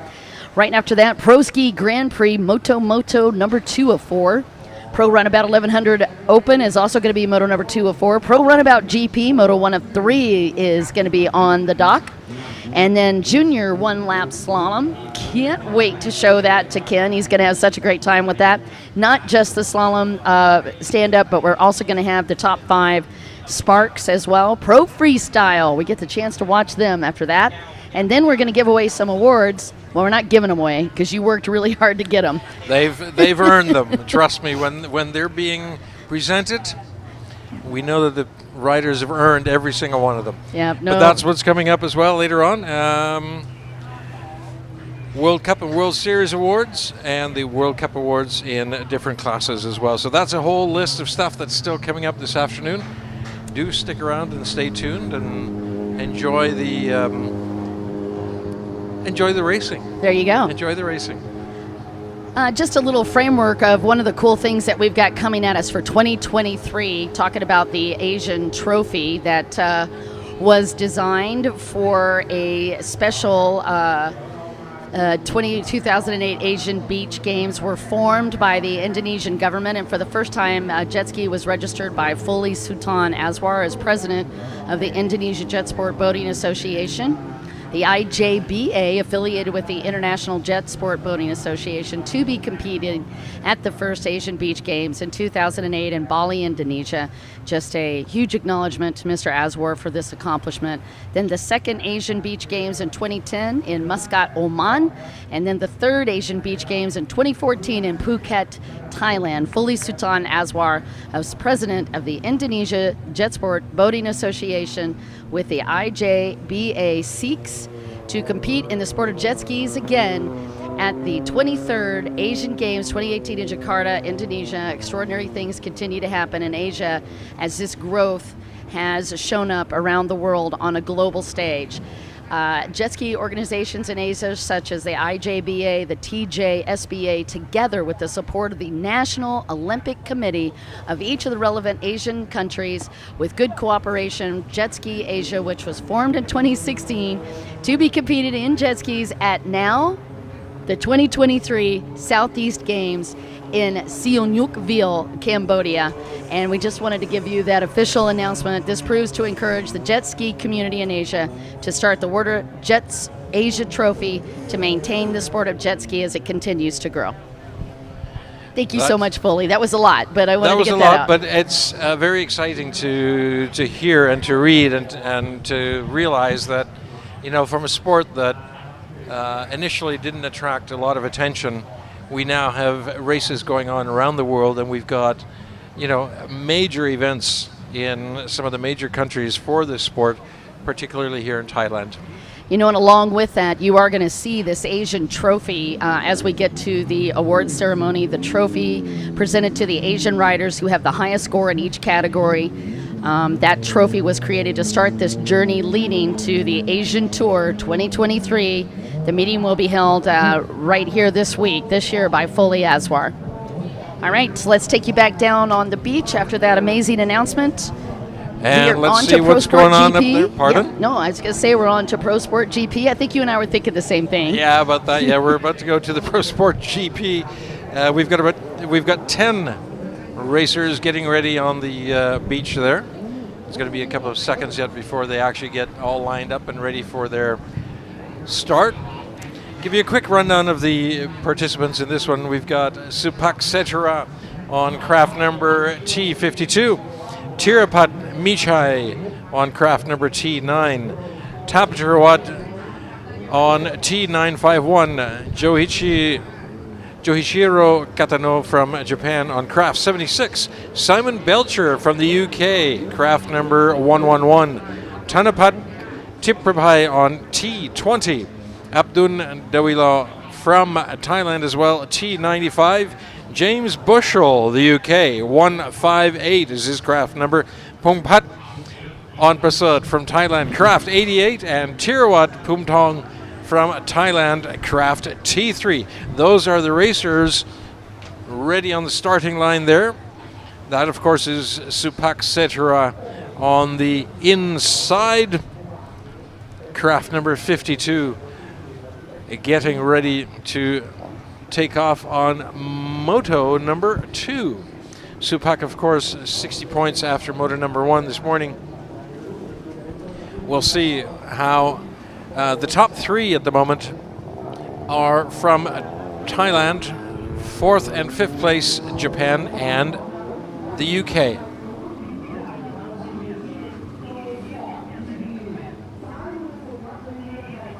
All right, a little history for us.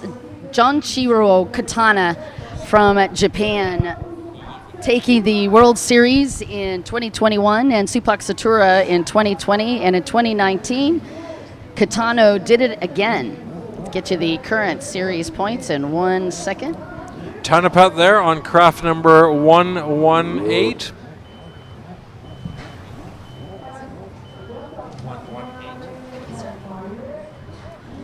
All right, and as we get going, we're walking our way down this lineup. It looks like T3, Tirawat Pungtong from Thailand, riding for Ratchaburi jet ski team. Also down on the line, Pongpat Unprasert from Thailand, riding for Mountain Jet Racing Team.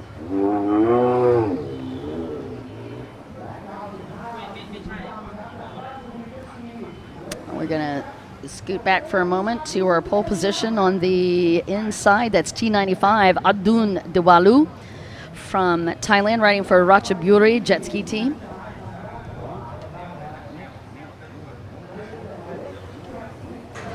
And 7-6, that is John Chiro Katano from Japan, riding for Bell Factory. Happy face. Tirapat Makai on the T9 boat, riding for Thailand and Isan Jet Ski Uban.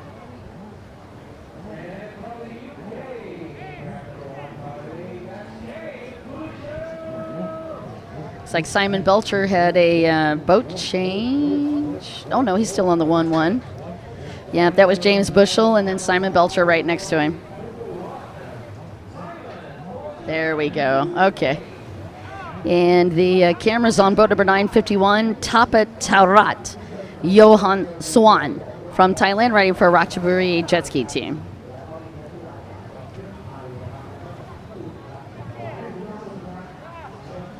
Again, your points are tight, 108. That's what Supak Satura has on boat 52. Simon Belcher is running with 89 points. And Devin Farthing, who I don't believe got into this one. He did not get into this class. Devin, even though he was in the points, he had 60 points coming into this round, but he will not be on the water. Wudapong Sun Sang Hao from Thailand had 53 points. Really just looking down here, it's James Bushell that's got an opportunity. James is currently got 39 points on the board, and he's back in 9th. And that's going to be our closest, I believe, for points. Yeah, I think we're having a bit of a boat change or craft change, as well as somebody asking for 2 minutes to check their craft. And I believe that may have been Supak Setura who was having a look at his engine.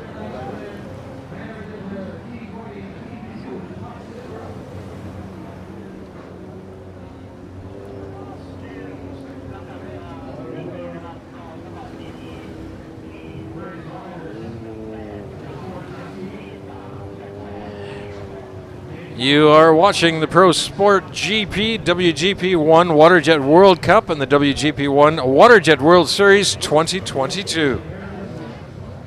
We're waiting on the starting line. A couple of riders having a last look at their craft and engines.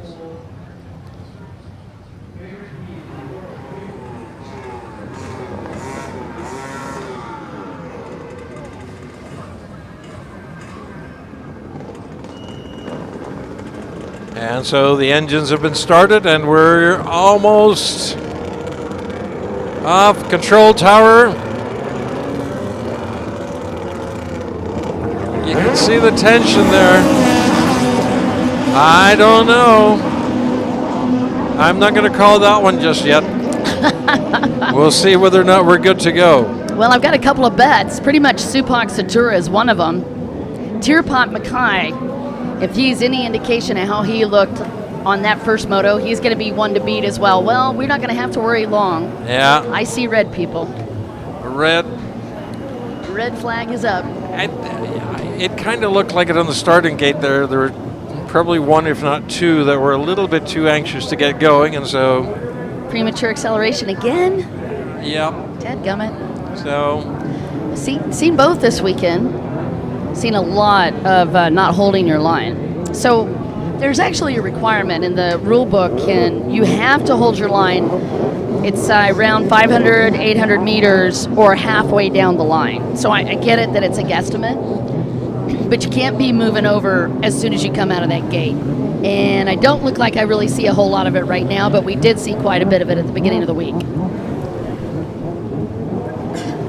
Uh-oh. Yeah, I think that was more of a jump start than anything else. A little bit too early off the...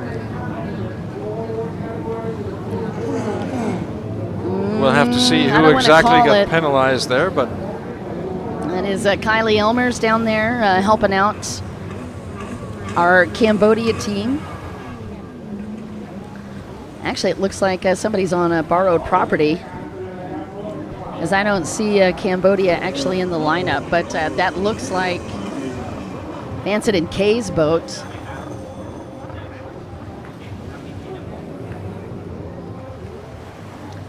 So maybe somebody picking up a boat and switching out. Belcher there lined up on the princess position, the outside. Yep, it's Supak Satura. number 52, That is an upset. Supak Satura, jump start. Wow. Okay. That is an upset. The points leader is now in the not envied position of starting with a dead engine. He's going to be reduced to one holder, hand over his head, and he's got to pull the lanyard out.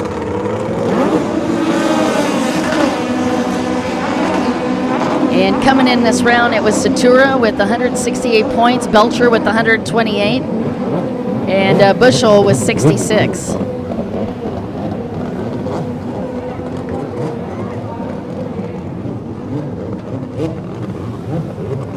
Here we go on the opening lap. You can see them going around the outside and the inside of the course there. In the lead at the moment on the inside is...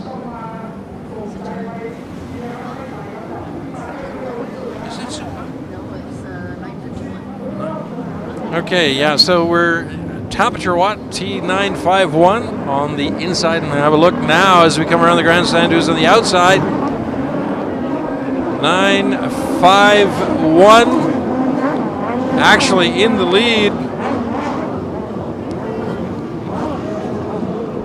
Second and third places not far behind, but Supak, we'll have to see what he's going to be doing. Leader there, T951 in first place.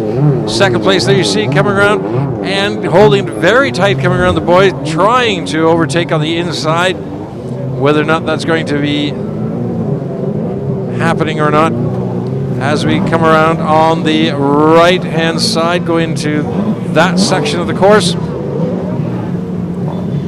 Tara Topawat with your whole shot. Johansson riding for Ratchaburi Jet Ski team, and that was a beautiful start for boat number 951.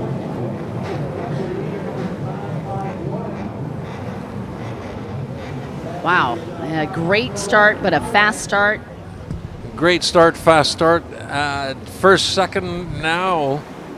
Let's see as they come around the top end of the course, putting on the speed. And then it comes down to the decision of staying inside or staying outside and cutting those corners around those boys. Who's got the heart and who doesn't? All right, Satura back in this hunt after a wretched mistake cost him. Could have had the whole shot, did actually have a setup for the whole shot, but unfortunately just wasn't able to do it without getting a penalty, and that's what hurt him. T9 is coming around, and it looks like he just jumped into third, I believe, after Supak. I believe, yes. Third right. place at Tirapat. And there is James Bushel up in fourth. There's your race leader, boat number 951. 951 is Tapa Tarat.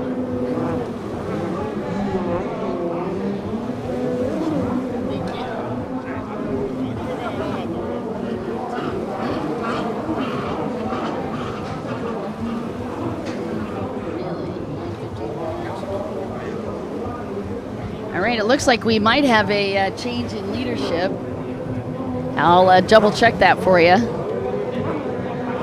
And it also looks like boat number 76 might have been under a tow rope here. It is Jochichiro Katano, who is up in fourth, is out of this game.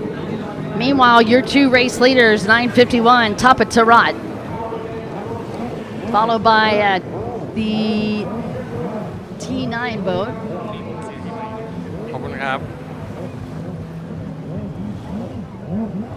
as they work their way through that left-hand screen. And 951 is the boat that you were watching holding off. Holding off, least but partially. is he able to do this? Look at it. This is like coming around the top end of that course. This is going to tell who's actually got. Again, Tapa Terawatt is under attack, if you will. Next rider goes in.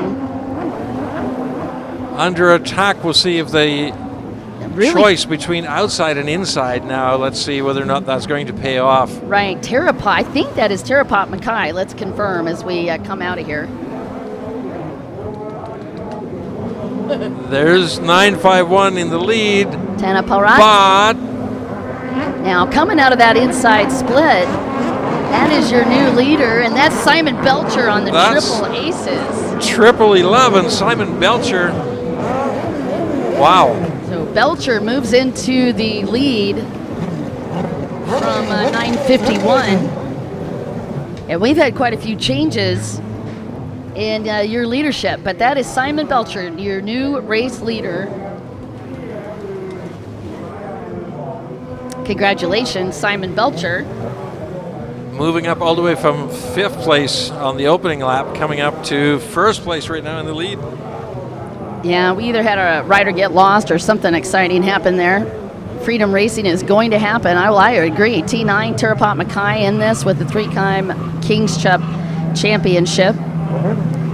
And T951, that is Tapa Terawatt, was your amateur runabout champion in 2017. So no slouch on this runabout class, but right now it's all about Simon Belcher out of the UK, the gentleman that races both cars and sit-downs. And Belcher with 128 points coming into this round in second. You're watching the 12 laps of Pro Sport GP. This is Moto 2 of 4. So let's see if we've got Simon Belcher in the lead at the moment. He actually placed 5th in the first moto, and I don't see Supak Setara anywhere at the moment. Who was I wouldn't first. count him. Yeah, I would count him out. I think he was in that top 5. Don't quote Yeah, me but yet. don't forget he had the jump start, right? So Well, that doesn't count. All they got to do is they just got to get through that, and as soon as they can go. It won't penalize them on the points. no, it won't. Not on that, but it's just how you get to be. If you're in He's 5th, able you to gotta get up. claw Well, back up to. You would be surprised how many people have a jump start and are able to get in that top 3. So it is, you just got to work harder. It's not impossible, but you still got to be able to manage your reaction time, get that lanyard back in the boat as quick as possible, get the boat started. All of those sort of have to work fairly flawlessly. The idea is that we're penalizing you around 20 seconds. But with somebody of this caliber, you're taking a look at Supak Setara out on the water, I could see him moving back up to top 3. He knows what he's got to do. In fact, they're saying that he's the race leader, and Belcher is moving past. So Supak Setara must have gotten around 951. And then Belcher got around 951 as well. So that's going to put Belcher in second. There's your correction. And Supak Setara leading.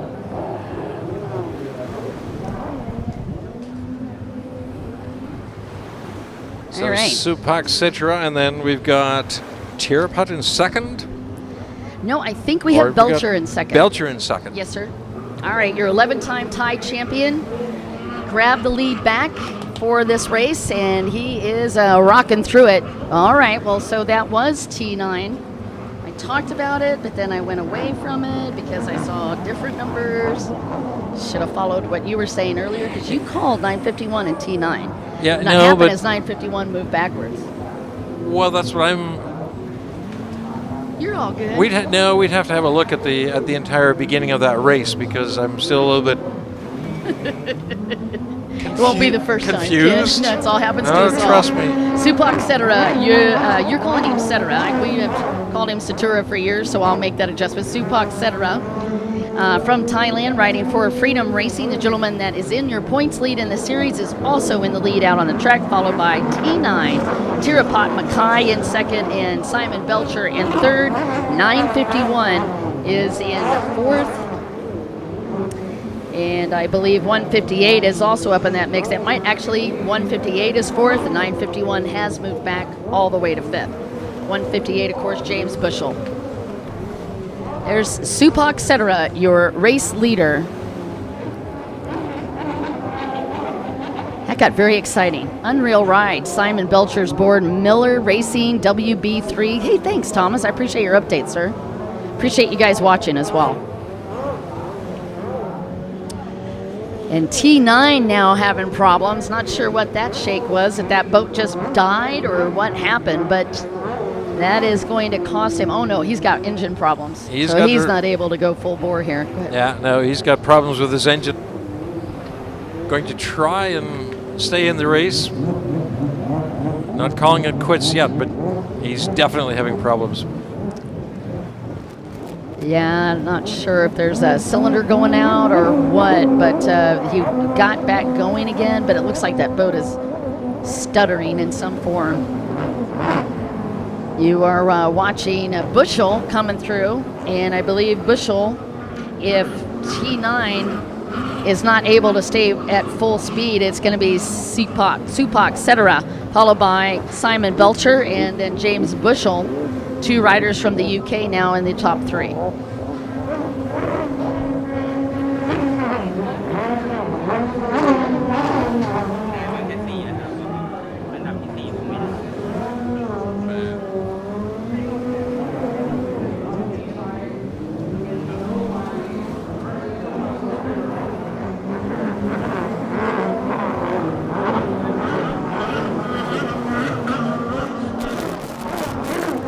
All right, so Supak Cetera still leading, followed by T9, who is dropping back, and I think that Belcher will probably be able to get around him, but they're still showing T9 in that one. And still showing T9 he's back here. Yeah, he was able to get underway. Tirapat Mackay, so he held off Belcher. He held off Belcher, who actually... And 158. And 158 James Bushell, fourth. Bushell. Yep, and then still showing 951 back in fifth. Tapatirawat in fifth place. So yeah, I think...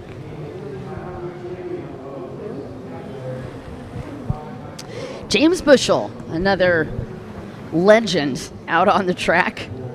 Gentleman in what we are calling fourth place. James is a two-time King's Cup champion, a four-time European champion. He's got over, oh my gosh, it's got to be at least 15 titles from Britain, and they are showing James as third.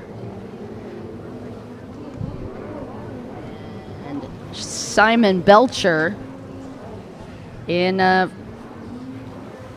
which means fourth. Simon is either in fourth. Well, he'd have to be because he got around 951. He did get around Tapatirawat, so yes.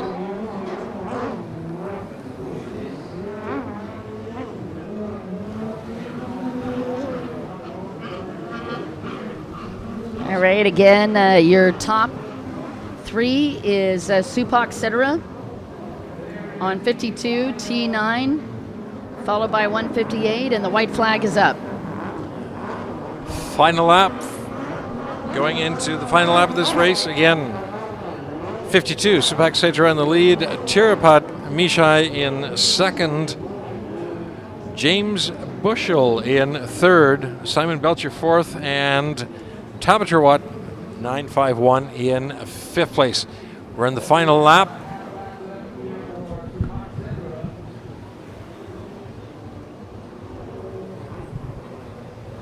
So from dead last and change all the way back to the lead of this race, that just goes to show you what kind of athletic prowess this gentleman has.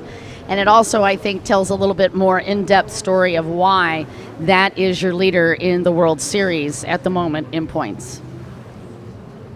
Supak Cetera, 28 years fast, rides for Freedom Racing, Lives right here in Pattaya. His first race when he was 9 years old. Okay. That's the only comment I've got on that. I tried getting on one of these craft, I think, for the first time in my life, probably about 9 years ago. Yeah. It was fun. It's a quick way to get a lot of moisture in your face. But it certainly didn't taste good. Yeah.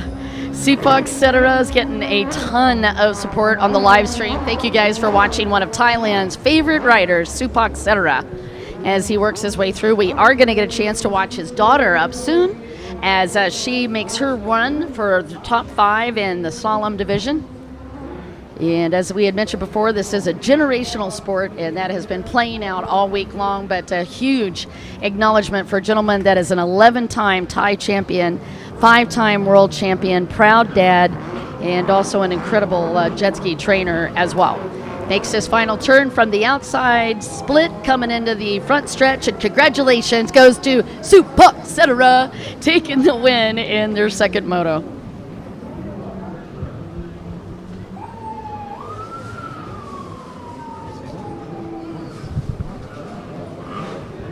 All right, in second, T9. That is going to be Terapat Mackay, unofficially. Rounding out your top 3, going to be James Bushell on the 158, a.k.a. Bushy. Gentleman that rides for the UK. He's got over, I don't even know, 20-something British championships. I mean, it's just insane. Here's our replay of the start. And on that start, you can see the first one, Supak Setara getting that red flag and having to start with a dead engine as we tell the story of this incredible racer. And take a look at how far ahead the other riders were when he took off. And look how fast he made it to that front stretch. Very, very fast from just being dead in the water to coming back into first place. Oh, here we go. This is the recap. He was actually on that inside on the very first lap. That was the rider that was coming through right behind 951. Thank you so much to our incredible production crew for showing us that instant replay.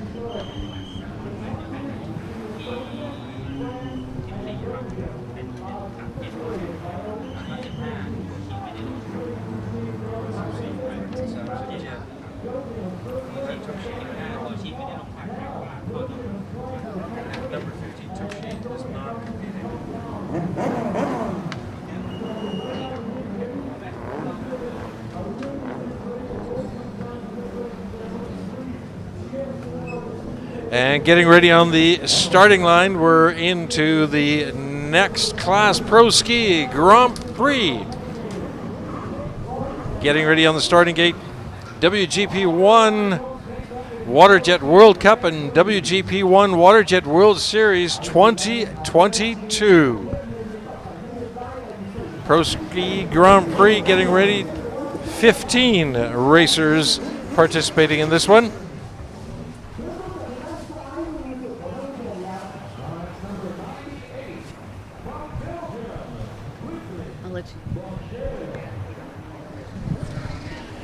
And Quentin Bosch there, number 98 from Belgium, QB1 Racing. Number 8 there, Valentin Dardelat from France. Raphael Morin Craft, number 44 from France as well. Number 66, Oliver Koch Hansen from Denmark. Number 4, Anthony Bernau from Belgium. Craft number 37, Masaharu Takenoshita. On the outside, we've got boat number 90, Kevin Redder, on the pole position on this outside split, brought to you by Kev Racing, rider from Austria. We've got Chris down there holding him from the Flamingo Racing team.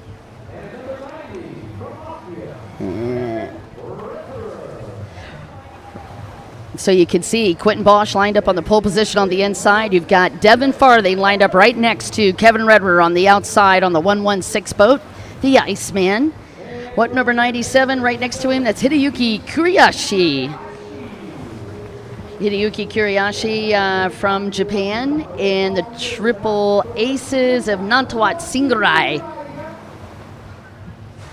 And also on this outside, boat number 53, Martin Manny, one of your top young guns, started as a junior rider from Estonia, and the whole team lights up for him.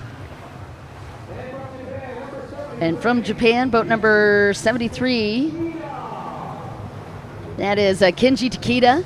Rounding out your field on the outside outseat, Severi Salonen from Finland.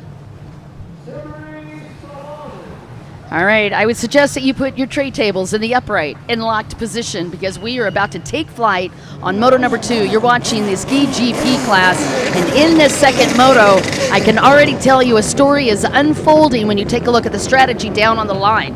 Martin Manny chose to line up on the outside portion of that outside for a reason. Feels like he needs some clean water, and let's see if he's able to convert that into a hole shot. Remember, Martin Manny needs these points, and he did break down early in this race, dropping him back into 16th in points, and that is going to hurt him. Right now, can he convert to that outside on a hole shot? He's going to have a whole handful of company, because Kevin Redder also chose to line up on the outside, and he's on the pole position. And as we take that zoom in, it is boat number 37 with the surprise hole shot. That's Toshi. I told you to watch for him. The Samurai. And it is going to be Kevin Redder on the outside split. And those, oh, you're kidding. Never mind. Never mind all that. We've got a red flag. We're back to the beginning. Started all over again. Everybody just take a breath. Take a breath. Namaste. Yes. Oxygen masks are coming. All are good. All are good. Wow. All right. Well, the only freaky portion of this, other than getting a chance to take a break and talk a little bit more, is who's going to get hit with the penalty. And we better hope it's not one of the big guys like Manny, Rafael Moran on 44, Kevin Redder. Well, actually, you're going to get a oh, wait a minute. Whoever was there. All right. Well, that was boat number 59. That was... Oh, it's Mads Cock. Not really sure. Well, it's looking like 30. Oh, it was Toshi that got the...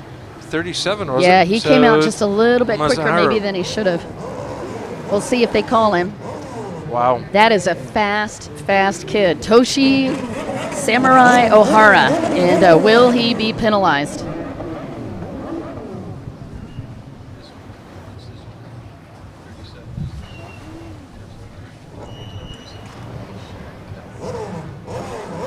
That's what they told me here, 37, and this guy's changing Mazahara. No, but that's okay. We'll call it the way they have it. So Masahara Takanashida might be the rider that got that penalty. We'll confirm that for you.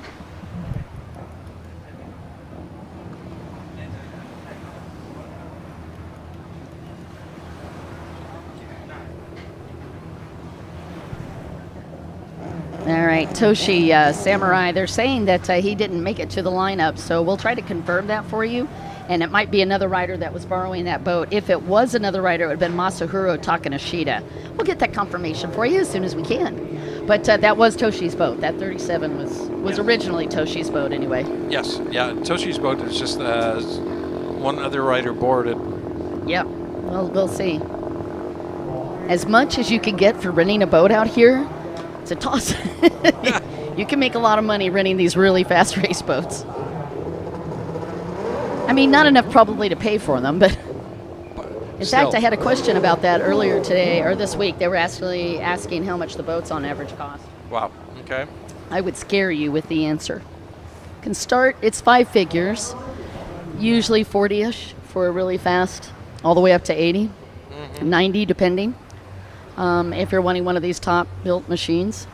And also talking on whether you want a runabout or a stand-up, but when you're looking for something that's tweaked as hard as these boats are, you can imagine it's quite a lot of money going into these combinations. Ross Moore's got the 2 card in the air as we get ready to go. Moto number 2 for Pro Ski Grand Prix. Let's get ready to rumble. And Martin Manny is focused. Martin Manny had a great start on that outside, and so too did Kevin Rederer, because you can see that pole position for Kevin Rederer as he comes into that first turn. And Kevin Rederer setting up for a hole shot from the outside, bright orange wetsuit. Keep your eye on him, and it looks like Martin Manny is right behind him on the outside. Meanwhile, it is 37 again. Masaharu Takanashita Okie on the dokie. inside. There is Kevin Rederer from the outside split.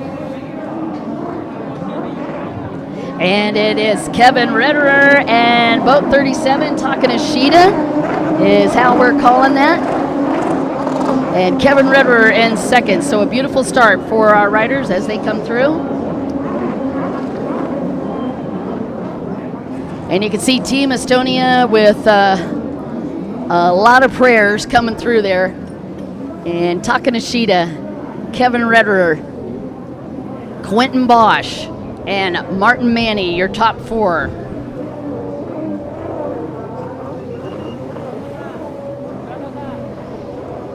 Rafael Moran, Severi Salonen back in seventh.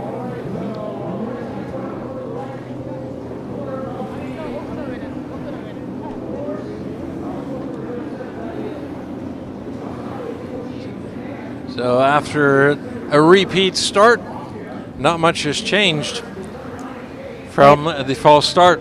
Yeah, basically we're back to the same pattern as we were in the previous one. So 37 in the lead at the moment, Masaharu Takanashita from Japan, followed very closely by Kevin Reiter. Takanashita has 16 points from moto number one. Reiter in second place this morning had 53. So having a look at it, 98, Quentin Bosch finished up first place this morning.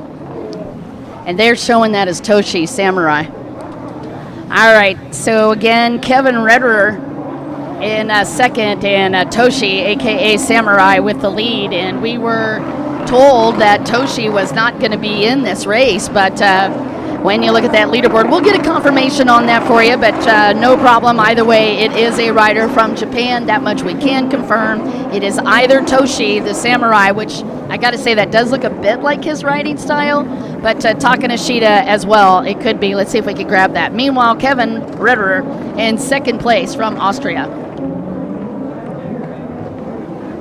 98, Quentin Bosch in third. And Martin Manny, I believe, up there right behind him in fourth. We'll check that for you.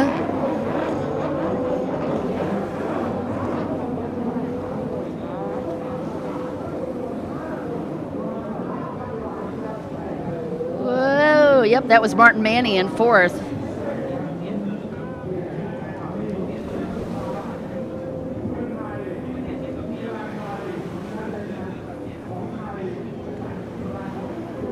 And Rafael Moran, your top five. So again, either Takanashita or Toshi on the lead, and Ken just went to go get the confirmation on that rider for us. Kevin Rederer in second,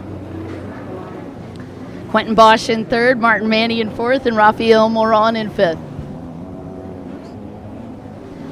So again, we'll call them both ways. It could be Toshi, or it could be Takanashita.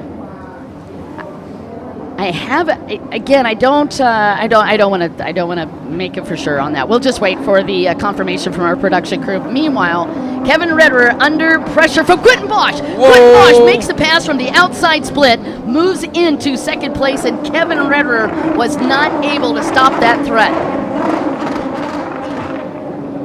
Beautiful move from Quentin Bosch, KB1 from the outside. All right, Martin Manny back in fourth, and Rafael Moran in fifth. And look at Quentin Bosch hit that pedal Quentin as Bosch, he pushes his way through. Yeah, Ken. he did come up way up. Beautiful, beautiful pass. I have no idea how in the world they stay on those skis, Stephen Corning. I'm going to suggest duct tape, Velcro, and prayer. These boats go upwards of 78, 70 miles, 79 miles an hour now. It's insane how fast they are going. And Dave Minnernier, of course, Go QB 98, as we affectionately call him, QB1, which is the name of his company. Yep. We're talking about Quentin Bosch, the young man from Gentleman that is from Belgium. When he first started racing, he was shorter than the handle pole of the stand-up. Wow. Well, he's certainly done a lot of hard work over the last few years, and handlebars or no handlebars, he's pretty much in the lead on this one, barring number 37, Masaharu. And of course, in the first moto, he did place first in moto number 1, so we have to keep a close eye on him. He's 37. Yep. Takanoshita or Ohara, Toshi Ohara. And Martin Manny down in the water, and that is why I was wondering why the team on Estonia up in the stands was looking so sad, and it was because this young man, Martin Manny, went down. Yep. All right, Toshi Samurai holding off QB1 in this second moto of Pro Ski. And Martin Manny out of it. And that moves Rafael Moran up as well. So Rafael has moved into 4th.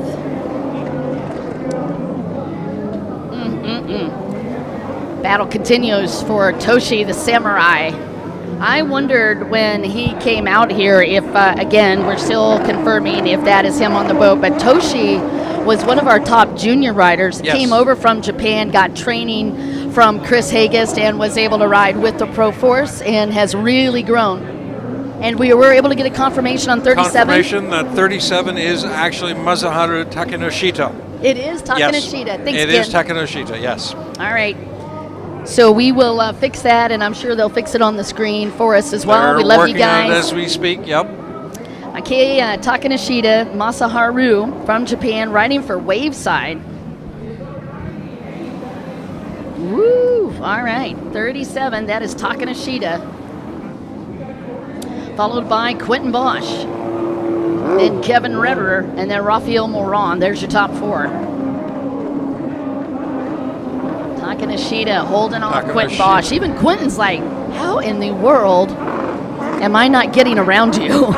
I don't know that he has tackled Takanoshita all year. This is the first time I think Quentin Bosch has had an opportunity this year to race with Takanoshita, and we've got a 2.42 second difference between these two riders.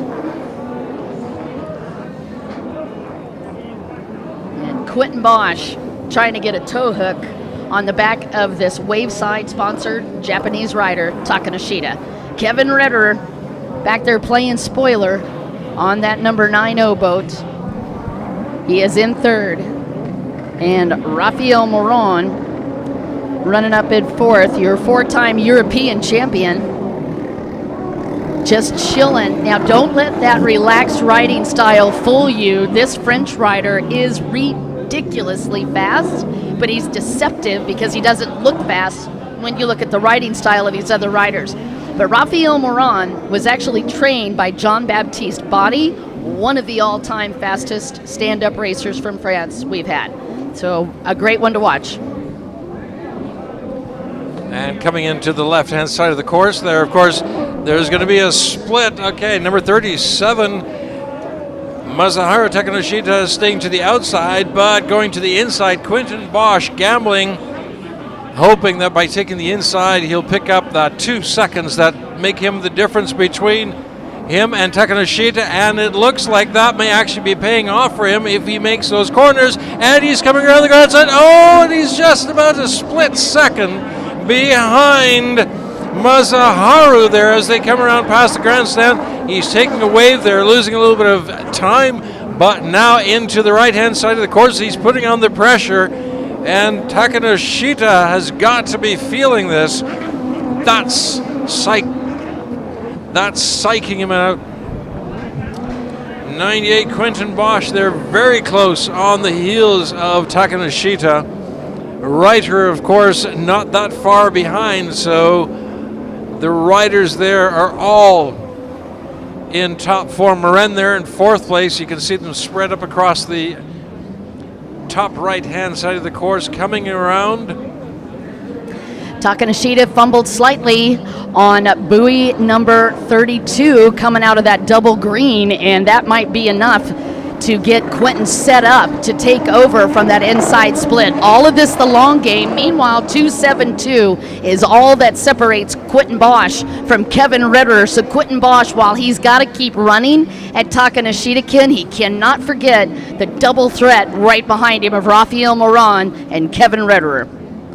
14-time world champion Quentin Bosch, actually 19-time world champion Quentin Bosch, still continuing to run down boat number 37, Takanashita. I had a feeling. I wasn't going to say it. You mentioned it earlier that it certainly looked like Toshi. It is Toshi. So, yes, that has now been confirmed by the Japanese team itself. Bless you. I think you get. Well, we appreciate the thoroughness because we really do want to make the right call. So, Ken, thank you so much. Thanks to our production team for going the extra mile to actually go down and check with the Japanese team. We have had a bunch of boat changes, to be fair. To be fair, we've gone through that, and so, yep. All right. So, and that also explains why it's so hard for Quentin Bosch to get around him, because Toshi is insanely talented. He's a young kid, and he is a very fast kid. So back to it, the Samurai Ohara, and this has got to be enough to have the live stream lighting up. I'm actually surprised Chris Haggis didn't fire off on that because Chris knows this rider so well. So Toshi, Samurai Ohara, just to confirm, is your leader. Quentin Bosch in 2nd, and then Kevin Ritterer and Rafael Moran 3rd and 4th, respectfully. Thanks for letting us do that update. All right, little chatting about Toshi, since now we got an opportunity to talk about him. His pre-race warm-up is a deep breath, twice on the line, go for it to himself, and that must have been the exact type of pre-race he needed. He's a 3-time world champion, 5-time Japanese champion, and a 2-time Thai champion, Toshi Samurai Ohara, leading pro ski.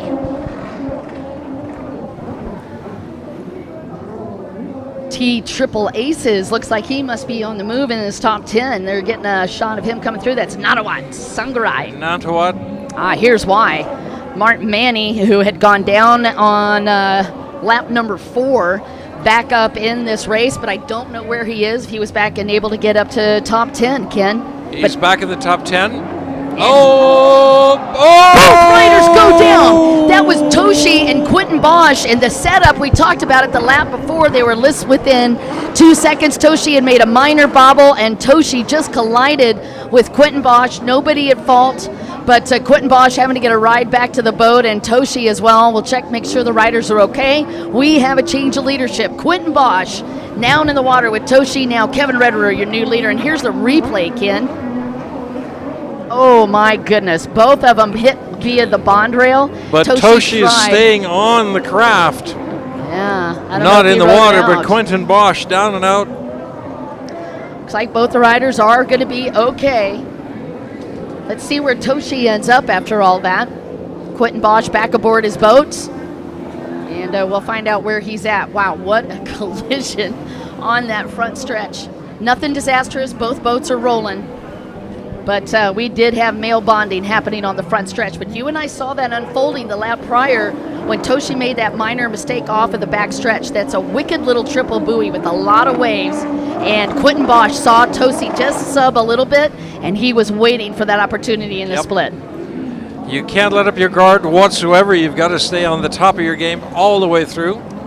You make a mistake, someone is certainly going to take advantage of that. Yeah, and I think Toshi didn't realize how close that Quentin Bosch was. It looked like Toshi was starting to move over. It was a smart move for him. He was trying to protect that line. Unfortunately, Quentin Bosch had already closed the door on him, or not closed it, but gotten in the door. And you can see the Estonia team nail biting. And the reason they're nail biting is Martin Manny came into this tied for the lead with Rafael Moran. And right now he's mid-pack. Meanwhile, your new race leader, Kevin, in second. This is second. Did Toshi hang Toshi's into still it on the lead. Wow. He didn't come off his craft. Wow. He managed to stay on his craft coming through that bump and grind there. I really thought And he we're was going to into go the off. final lap of this, so Toshi is still in lead. Reiter in second place. That would put Rafael Moran in 53. third. Martin Manny coming out of the race, having problems with his craft. So Toshi, it looks like, despite the fact that he almost came off, is going to come in first, barring any mishaps on this double buoy coming around and the top end of the course. Reiter, of course, seeing an opportunity as well, putting on the pressure. We'll have to see as they come across the top end of the course where there's open water. Lap traffic, that's Mr. Salonen and Toshi coming through it. It looked like Kevin was trying to take advantage. I think it is just hilarious that one of his favorite songs from Toshi is Beat It by Michael Jackson. Just going to throw that in for comedic relief as we work our way through these laps. But Toshi Samurai Ohara is definitely using his favorite song as the theme. Bouncing off that bond rail from Quentin Bosch, and now he bounced off the outside split, and that little minor mistake may be another opening for Kevin Redderer, who goes to the inside. And Redderer is on the inside. Toshi is staying to the outside. Toshi looking so strong coming through that he did have that minor bobble. He's going to be taking a quick look to see He's how looking, close checker flag and he comes doesn't out. see anybody, and he's got Beautiful win for first Toshi place. Samurai Ohara. Wow. And we finally got the name.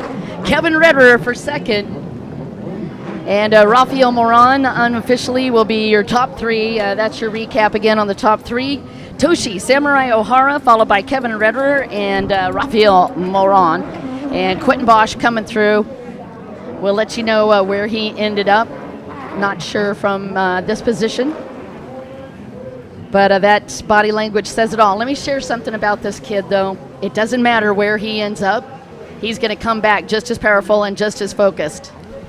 And having some words down there on the line, and that is with Toshi and with Quentin Bosch. And I think Quentin was probably just mentioning, hey, I was there. And Toshi probably was like, I didn't see you, sir. Yeah, Here's I think your it replay. was, neither one of them saw the other one. And I think it was just Quentin was a little bit wide on the buoy, but, you know. Well, this is for all of it. And right now, Toshi is going to be the wild card, because Toshi doesn't have points in the World Series, and Quentin Bosch, of course, is in a fight for his life. He's currently in fifth, but he has an opportunity at the podium in this World Series, Ken, and so I think emotions are running very high, obviously. So I can see it, I can understand it, but again, I don't think that anybody was at fault. Toshi didn't realize that Quentin was there. He was simply coming over to protect his line, and that would be what any racer would do, but unfortunately, it caused what you just saw. That was the replay on the connection between Toshi Samurai Ohara and Quentin Bosch. I know, that was cray-cray. Again, we are just doing a little bit of the recap there, and as we come back, that was Toshi Ohara that took your win in this second moto, the Samurai. And a beautiful shot of that finishing section for the young rider from Japan. Lots of excitement on that particular race there, the Pro Ski Grand Prix, finishing with Toshi coming in first. We're going to be moving on very shortly to the next race, the Pro Runabout 1100 Open. Getting ready for that one. Standings this, on the first moto, Superstock in first place this morning. Second place was Tirapat Aryawat. In third place, Valentina. Fourth place, Book in fifth. Supap sixth. Supak Setra in seventh. And Tasawanon in eighth. That's coming up. This is Valentina Lozano. You see her there. Valentina rides for the Miami Jet Ski Shop. That's her boyfriend down there holding for her, Christopher Landis, and then usually her dad holds for her as well. Very hard-working family out of the U.S. Superstock Food Rakul. What a character. So I have to share this story. When we start the racing today, Ken, and I start hearing this feedback on the live stream, right? And it's early. It's like 8:30, 9 o'clock, right? And it is Superstock in the hotel room chiming in. watching his buddies racing while he's chilling out in the hotel room, and he's due at the race site like in an hour. I know, he is just one of the greatest. So much fun to watch. All right, we've got more of these great guys out here. 198. Actually, I am looking for the 198. I'm not sure if I see that. 119. Another, we're going to need some sheet numbers here, and I'll chase those down.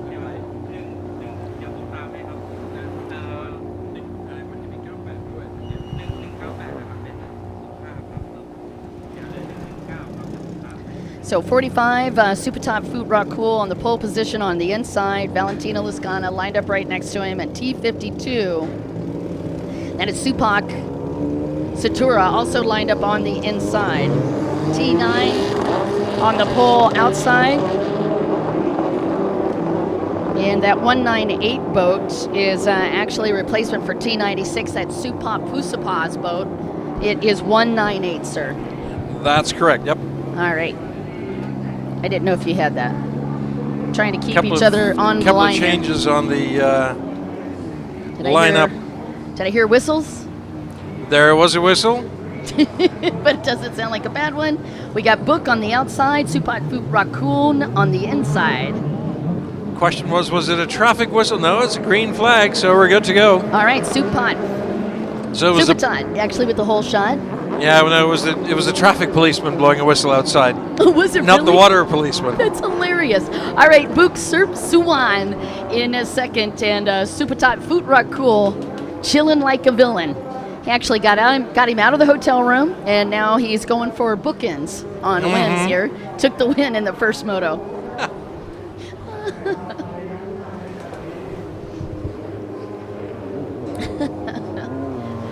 Great day of racing. You're watching Pro Runabout 1100 Open. This is your second moto of 4.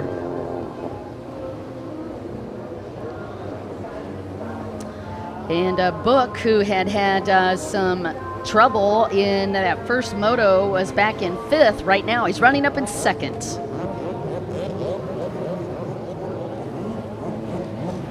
Of course, as exciting as the racing is today, and there's a lot more coming yet this afternoon, tomorrow we'll see some of the final motos of some of the major races, and there's lots of drama waiting tomorrow because there have been some interesting changes and upsets today already. So tomorrow is going to be... Thank you. All right, we're just doing the rundown for you real quick. And your whole shot and leader is Supatot Foot Rakul. Second place, Book Serm Suwan. And in 3rd, T9, Tirapat Makai. And in 4th, 176, Valentina Liscano. And the 119, Arawat Lahib. That was the rider that we were also trying to grab. Thank you. There is your top 5, Supatot Foot Rakun.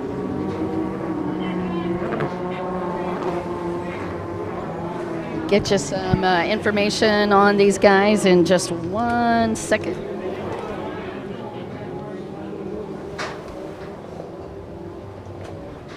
Whew, I'm still trying to recover from that ski class. That takes a moment to get your poise and dignity back. To get back, yes. Very exciting racing. I hope you guys are enjoying watching from the live stream. Special thanks, by the way, to Amazing Thailand for helping us bring this action to you. And we certainly appreciate your support of some of the greatest riders from around the world. To include Supatot Foot Rakul, 2-time World Kings Cup champion and a 1-time Thai champion. Coming around the top end of the course there, of course, Supatot way up in the lead. Mind you, being way up in the lead doesn't mean a whole lot. You've still got to make sure you finish, and you can't hit any waves and lose it. So, yeah, we've seen a lot of that. Second, number 5 there, Book, going for the inside, trying to see whether or not he can pick up some time and some distance. It hasn't really paid off. It hasn't really paid off this round, but you never know. Let's wait and see as they do this again around the right-hand side of the course. Race number 5, that race number on Book's boat actually comes from his birthday. So it wanted to represent something that had meaning for him. March 5th is his birthday, so that is why he's got a 5 on that side. That boat was built by Golf and Park. He's actually a stock investor. That's his day job, if you will. And a great competitor. I saw his wife up there in the stands earlier, and she's got to be very excited with where he is on the track right now. Buk Surm Suan, who took the win last year, actually, at the USA stop, and a very impressive win. Check this out. It was one of the best stories I've ever had a privilege to be a part of. Book, actually, when they shipped his boat over, it was, I don't even know how it happened, but semi-destroyed. And so he had no boat. So they literally went to the dump, basically, where they have all these old hulls. I'm not kidding. Ken's over here giving me the face. True story. Gets this old beater hull.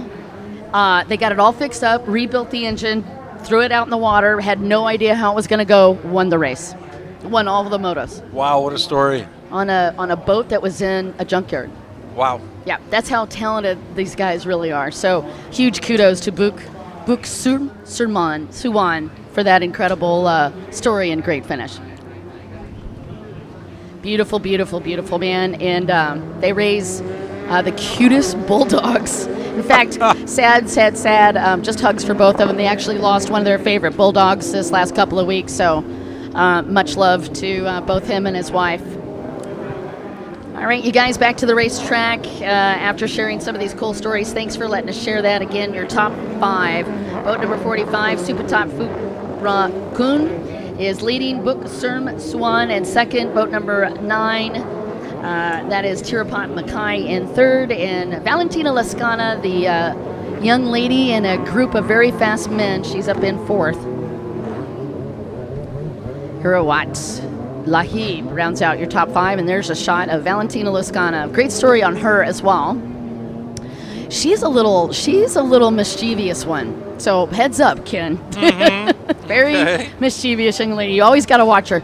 First off, she's a social media queen. Loves to do a lot of fun stuff on social media, but she has a shark suit. So she loves to dress up. And it's not a little one. It's the big, puffy, blow-up shark suit. Okay. She has one for her and for her Frenchie, the little French bulldog. Okay. There you go. That's probably enough to scare you, but yeah, she loves to pull pranks on the other riders, and of course, Christopher Landis receives the most of it. And if you ever want to be Valentina Lascana's best friend, buy her mozzarella sticks. Okay. I have no idea why she's so addicted to those. A little bit of background on the riders you're watching today.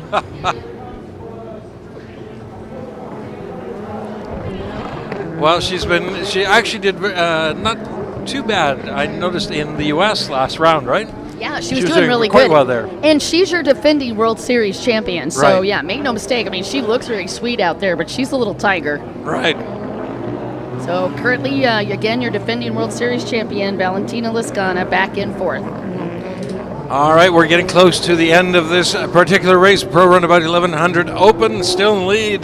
Superstock Futurkun, craft number 45 there. Second place, craft 5. Buk Samsuan is in second. Third place, craft number 9, Tirapat. There you go.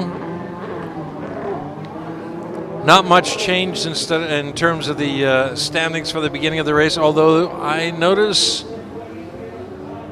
there was a bit of a slowdown on the left-hand side of the course there a moment ago, but... Oh, were you thinking maybe something was going on with the boat? Yeah, but I couldn't quite catch it, so I think we're fine to go. I haven't heard anything. Okay, you got your eyes on Tirapat Mackay. That is a T9 boat coming off of buoy number 35. And that little double dog leg has been one of the more technical sections of the track. T9 just working his way through that. Tirapat, your 2 race leaders over on the left-hand side, both on the outside split.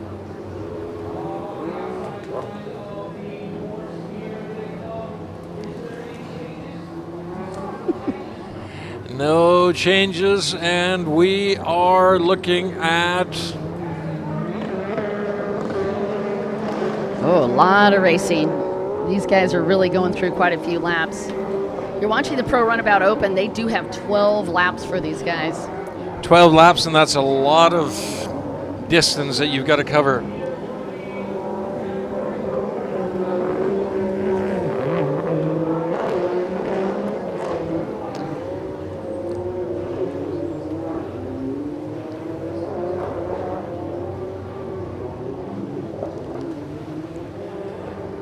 And again, coming through the top right-hand side of the course. That very sharp turn around the green, boys, and into the left turn, and then up.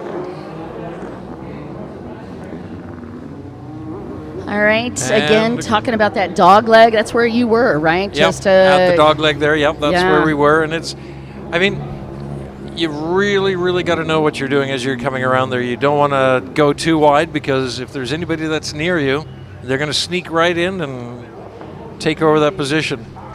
Also seeing quite a few of the waves coming in. We are positioned at the Gulf of Thailand, and while the water apparently moves pretty slowly through here, it's got a little less salinity than normal. That's a good thing for the boats, because it lets the boats ride a little deeper in the water versus that buoyancy that we usually have to fight. We'll put weight in the front of the boat to kind of counter some of that if we need to, but right now that does help with the handling. But man, those big waves in the back can be brutal as the white flag comes out. Into the final lap, last lap of this race. No changes in the positions yet. We've still got Superstock in the lead on the Pro Runabout 1100 Open. It's Superstock Foot Raccoon with a few more buoys to go, and I have not seen any weaknesses for him on any of this track, and I've been kind of watching for that, because each one of the riders, generally there'll be one area that they need to pay an extra little bit of attention to, but the challenge with Superstock is he's so relaxed all the time. So I don't know that I would actually be able to see any weaknesses, because he's deceptive that way. Him and Raphael Moran both are very similar. Raphael's the French rider on the 44 boat. And Superstock rides like that. Is super loose, watch his shoulders, he's always rolling, not a whole lot of tension in his neck. That's a smart way to go. Yes. Because it just allows him all those extra resources in case he has to take it up a next level. Riding for Dean's team on the beautiful boat that he's got built for him. 2-time World Cup, King's Cup champion. And again, Superstock is your points leader for the World Series as well. All right, we're into the left-hand side of the course. The final few boys to the checkered flag in the finish line. Superstock coming around on the left-hand side, and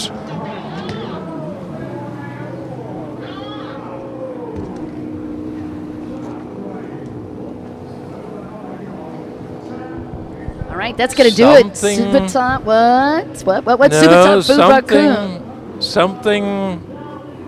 Something went wrong. He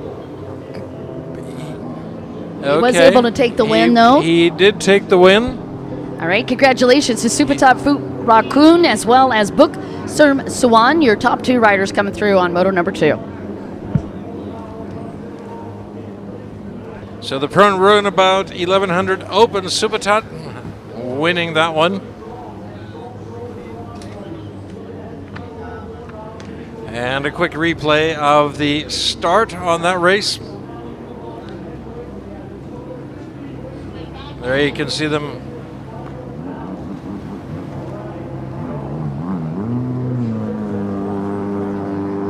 .45 Superstock there, taking an early lead right at the beginning and staying there all the way through to the end of the race. And in a moment, we'll be going to the next race of Pro Runabout GP coming up. Pro Runabout GP coming up in a moment.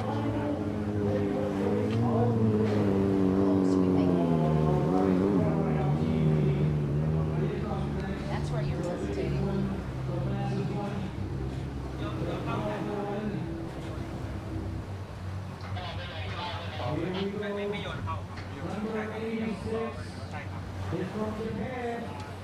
So there you see, getting ready on the starting line, the Pro Runabout GP with 25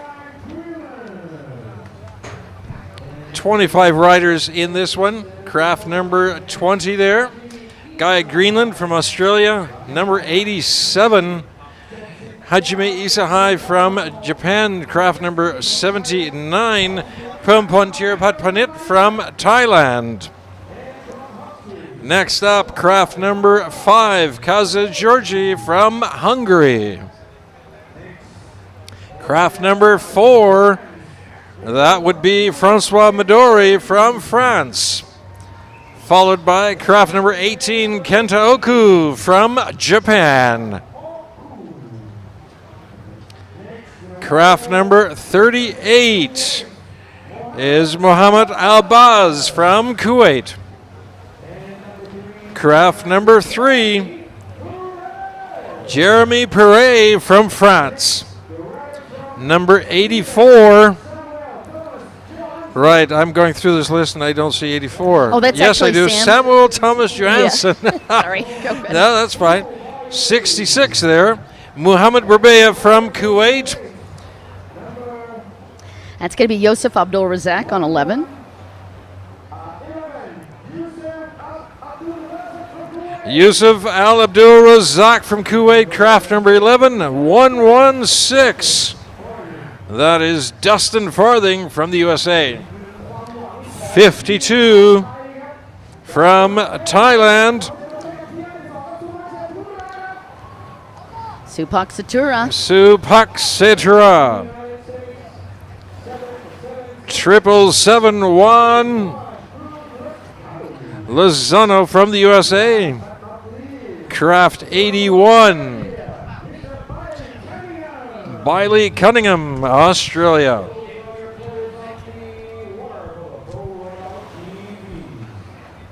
All right, you guys, we're getting ready to go for your Pro Runabout. This is going to be our first moto after a bonanza of crazy racing in the heat racing. A recap on that, Johansson taking the win in the first heat race, and it was Dustin Farthing with the win in heat race number 2. Bit of an upset. Kenta Oku on boat number 18 actually had that second place spot, but got docked some points, moving him back into 4th, and the roar of those engines can just tell you just how fired up these guys are as they take off.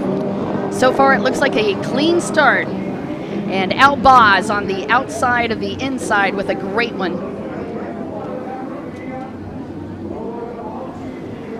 And that is going to be Al Boz on that inside, as I suspected, because he rocked it. And that is going to be Dustin Farthing from the outside. Those two are going to meet up, and it is Dustin Farthing with the whole shot. Al Boz in second. And a great start, as you can see Devin Farthing, his son down there, the Iceman watching him, and Dustin Farthing with a beautiful start from that outside. Dustin was actually lined up right in the middle of the outside split as they were drawing balls to get this position, the ping pong balls on this first one. After this first moto, as you know, they're going to be able to, based on their finish, pick where they want to be on the line.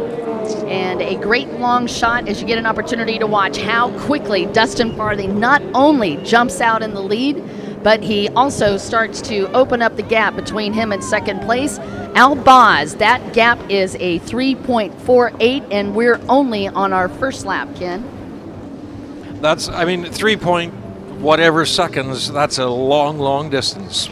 It is when you have all of these boats tweaked out, like unbelievable levels. I mean, we are truly talking boats that'll, it's not just the overall speeds that are over 100 miles an hour, it is the speed buoy to buoy. Just take a look at this thrust from these boats when they're taking off from buoy to buoy. It's insane. Yep. So much insane that they've had to modify these seats. Take a look at the seat on the back. All of these seats are custom made to help lock the riders in, because it's not possible to have a typical seat come out from Sea-Doo and have that be enough. They won't be able to hold the riders into it. 66 is up in third. That is Skinny Mo. Muhammad Berbeya in third. Looks like Rasmus Koch Hansen on the top 5. We'll get a confirmation on these riders in just a minute.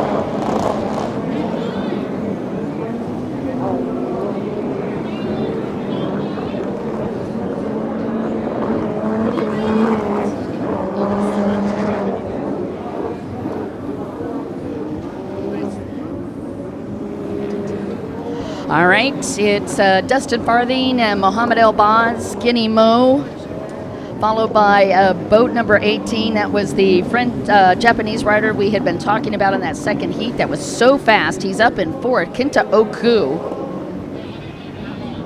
And then the 87 boat, that's Isahai Hajime in fifth. And then Jeremy Perez, your current series leader, is in sixth, and Supak Satura in seventh, and Yosef Abdul Razak off his boat.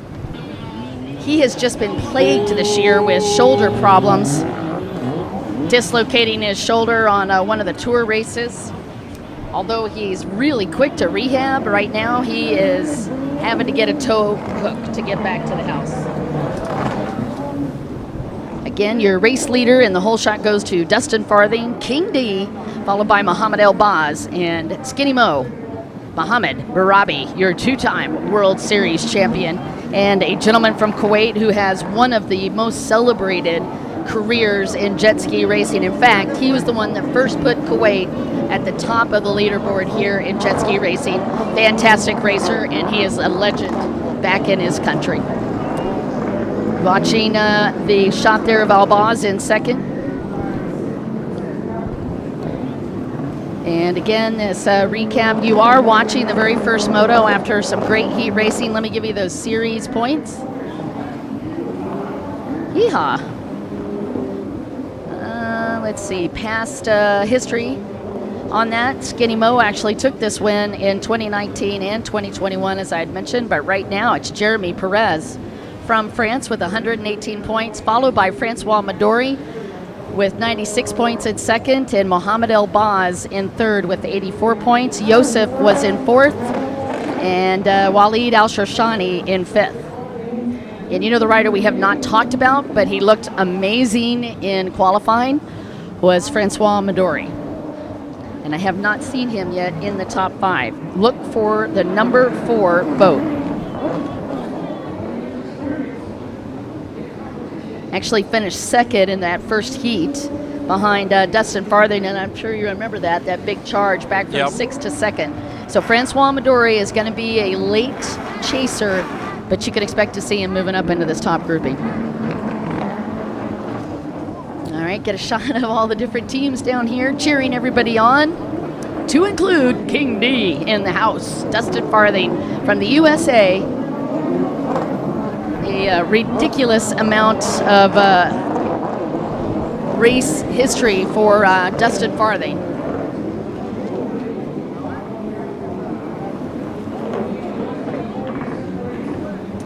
Talking about Dustin, 23 times world and national champion. Dustin started racing in 1996. Owns a company called Speed Zone Racing, and he is in his own Speed Zone kit. Okay, that was bad, right? Couldn't resist. Okay, yeah, well, you're not going to get ticketed for speeding out there. That's true. Good point. The faster the better, but... Yep. Well, we're looking for this charge from Francois Midori on boat number 4, a gentleman that is a pharmacist in his 9 to 5. That boat is put together by Teddy Pons and Easy Rider. And just taking a look out on the track, it's Albaz putting pressure on Dustin Farthing. Albaz coming from that outside.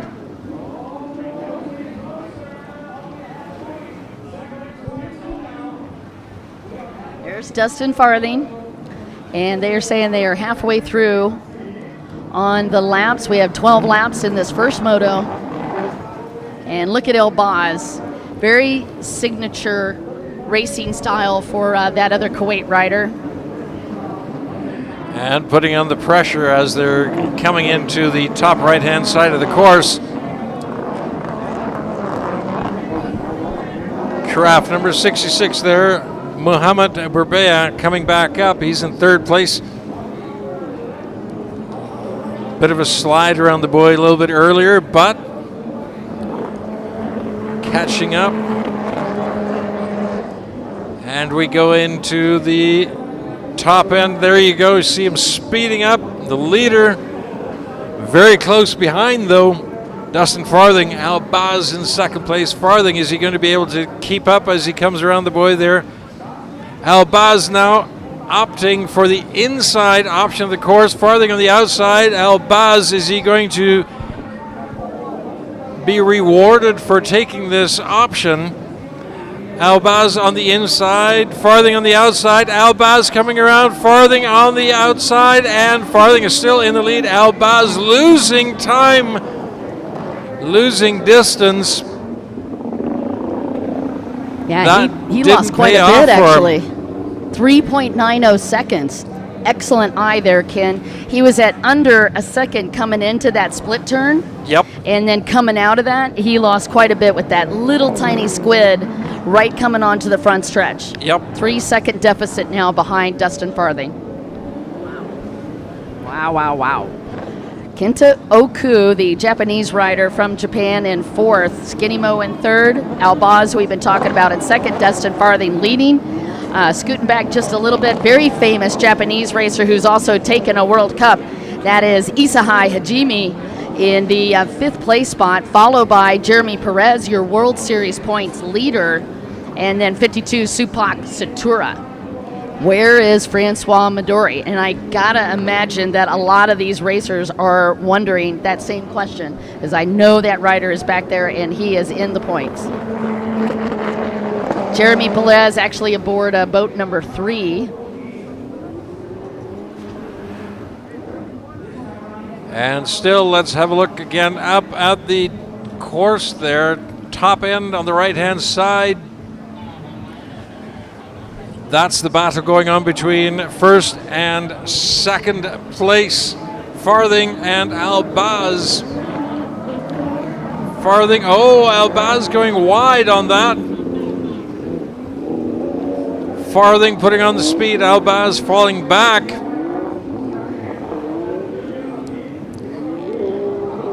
Farthing putting more distance in time. Albaz going back for the inside option once again. He's got to really put on the speed, take those turns, make it much tighter. All right, there's our shot of the Japanese rider, and I don't have a whole lot of information on Kenta Oku, but he does ride for the Excel Group Racing, and I'm fascinated. I want to know more about this rider. There is Jeremy Perez aboard boat number 3. And actually, it was Jun Akoma that was on that 86 boat. Jun Akoma has been riding up into the 6th place spot, so just want to give some credit out to Jun, riding for Japan, and number one, pound one. Pound One Racing. I guess that's what this stands for. Great, cool name. There's Isahai Hajime on boat number 87, right behind Kenta Oku.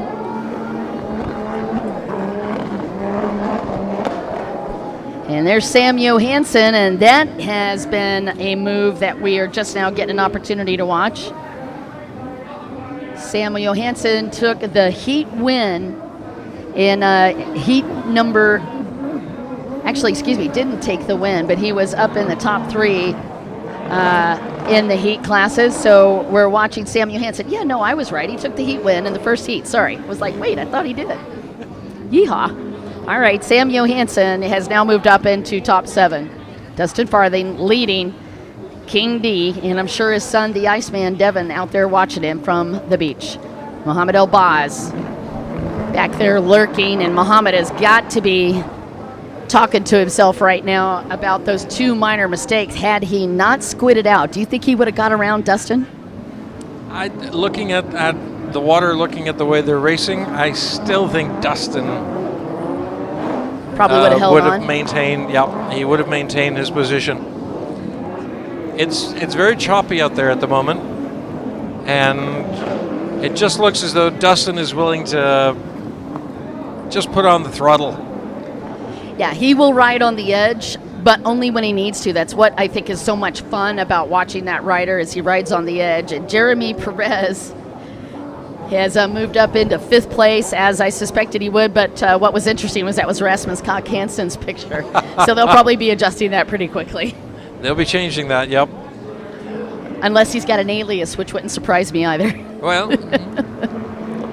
All right, boat number 3, that is Jeremy Perez up in 5th. I had a feeling he had been moving. Final lap, we're on to the white flag. We're into the last lap of this race. Still in the lead, Dustin Farthing. Mohamed Elbaz in second place. There you see a lot of distance between the two riders at the moment. Elbaz has tried a number of times to catch and overtake, but it hasn't worked just yet. We'll have to see what he's got up his sleeve, if anything, in this final lap to put more pressure on Farthing and actually move into first place. There you see Elbaz, craft number 38, following as he has been throughout the race. All right, those are your top three. You just got a visual on all three of those as we hit this white lap. For the white flag coming out, Dustin Farthing, he grabbed the throttle and control right out of the gate with that hole shot. It was Elbaz that had the hole shot on the inside. Dustin Farthing just carrying that momentum through. And Skinny Mo up in third. Kinto Oko fourth, rider that you saw there. And then it is Jeremy Perez on boat number 3 back in the 5th place spot. And Hajime is dropped off. He was up there in top 5. Now it's Sam Johansson in 6th.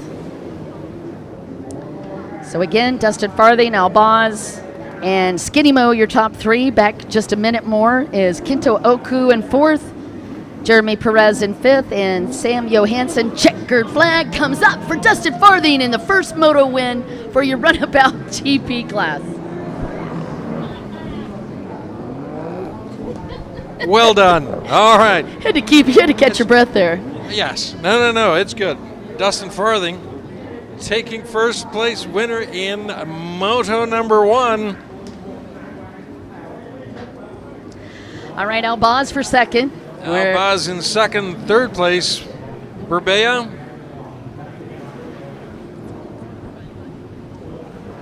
Going to be Skinny Mo coming from, actually Skinny Mo just came across from the bottom part of the screen. That is Kinto Oku coming through from the outside. And coming through on that one, Kenta Oku in 4th place. Jeremy Perez for 5th. And Jeremy Perez, craft number 3, likely in 5th place.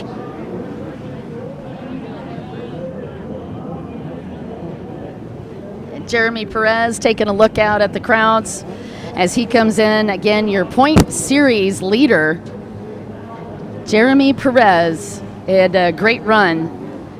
And Dustin is Kojita's hero, by the way, and Kojita not riding here in this class, but still, he's a legend. Totally agree.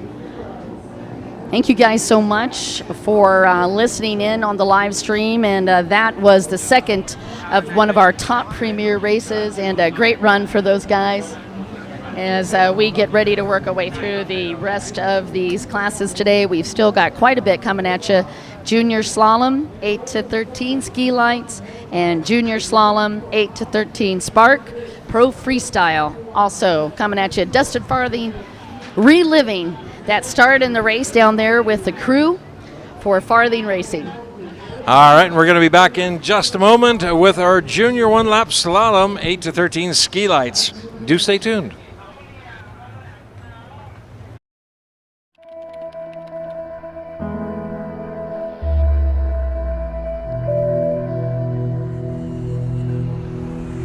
Relax.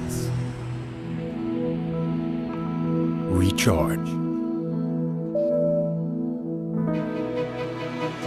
Rejoice. Enjoy amazing Thailand like never before. Fly non-stop smoothly to Thailand. It's time for Thais to encourage each other.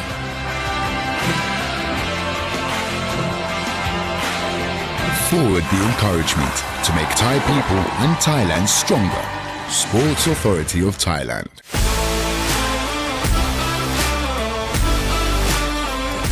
National Sport Development Funds. WGP 1 World Championship.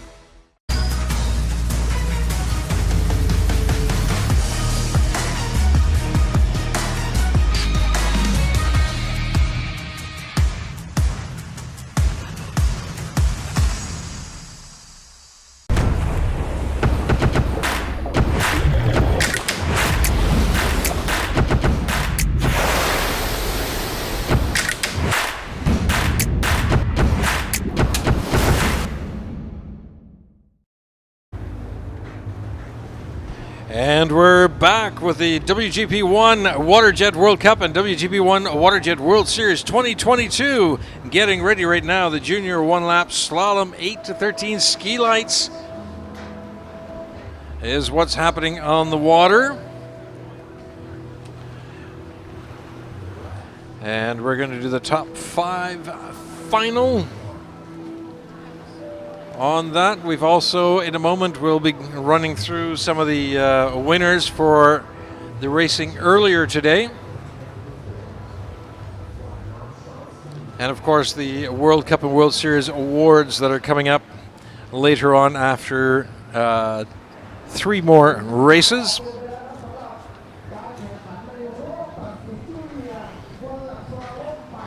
Junior one-lap slalom 8 to 13 ski lights.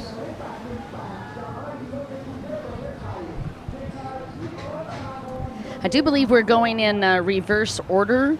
They were going to take the top 5. When we came down here yesterday, I think we had 28 competitors. I know, Ken, there were a ton.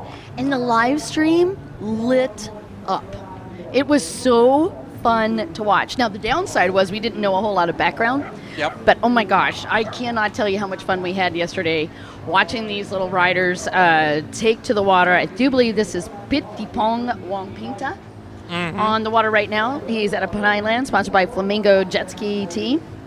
Okay, so first run yesterday was a 3:21.70. Wasn't able to get the time on the second run, but he's currently got 12 points on the board. If this is the rider, and I think it is, I'm pretty positive.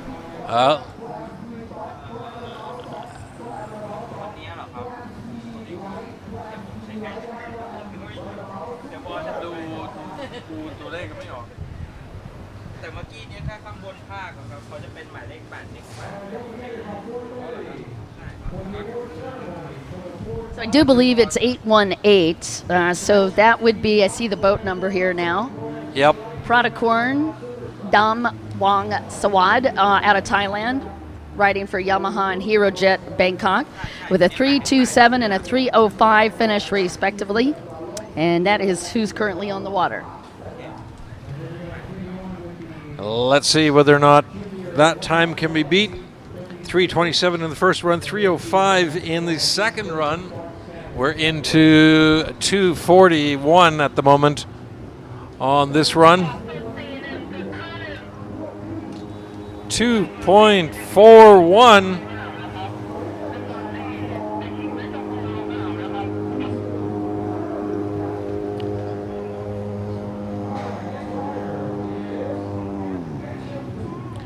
Okay, next rider up, Pechampu Chumchat from Thailand. Craft 104, 244 Racing, Chaching Sao, with 2.59 in the first run and 2.45 in the second run. Now, you probably already know this, but I found out yesterday that Pechampu means pink diamond. So that's what they've been calling her, is the pink diamond. The pink diamond of racing. Isn't that beautiful? Yes. And she had a very fast run. We're also going to see her in the ladies division as well. And she's got a fantastic riding stance. I love how this little girl attacks the course. Very impressed with her riding. Again, we've got riders that are 8 to 13 years old out on the track. You're watching the stand-up ski slalom for the juniors. And our first time ever to see this competition out here at the WGP Waterjet World Grand Prix. And as you get to watch the clock along with us, I hope you're enjoying this as much as we are, and I know the families have been having a great time.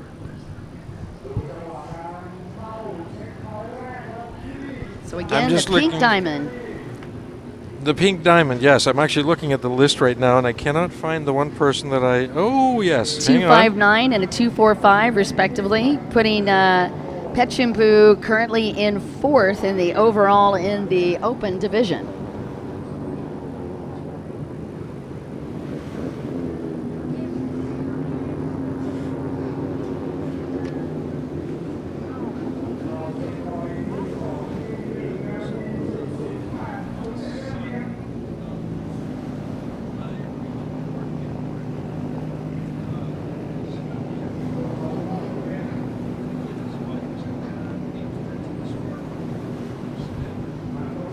All right, a 1:2:4 is what's on the clock now. Good time at this halfway mark. Now she's going to come over to the, let's see, there it is, the split buoy, and then she'll be taking the outside split. That is the portion of the course that she's been running, and all of the riders will be taking this same I've been course. taking the same course, yep. Yes, sir, and then they'll all go to the outside split.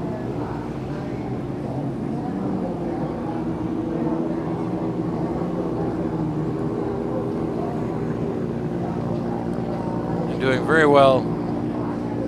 Just slightly over 2 minutes, coming around the last buoy there. And we're in at about 2:13. 2:13:30.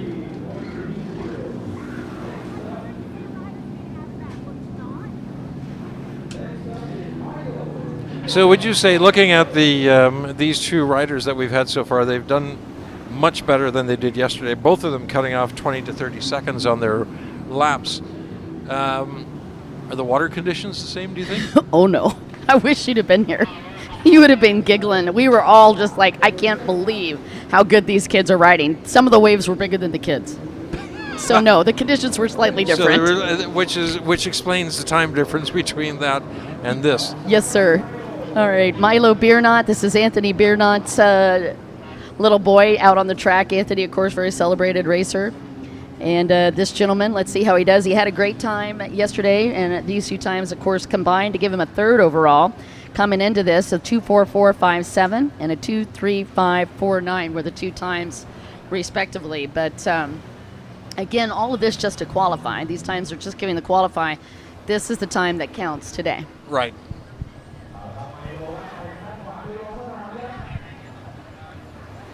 You're watching Milo Biernot. We were trying to grab some information for these guys.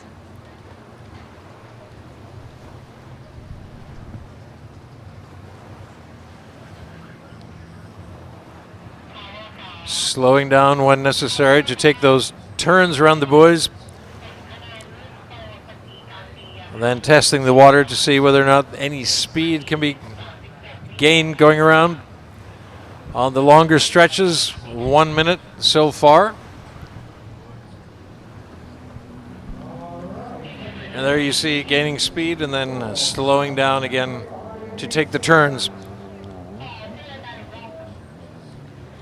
You know, and looking back over the history of the countries that have kicked out some of the best talent, Quentin Bosch is one of them for sure. Right. And Quentin comes from Belgium. Yes. So you can expect great things, I think, out of Milo as well. And certainly if the riding style that I'm seeing out on the water right now is any indicator, this little guy is going to be somebody we're going to be wanting to watch the next 5 years. Yep. Certainly looks like it. Knowing basically when to speed up and how to take the corners safely and do them tight turns on the corners.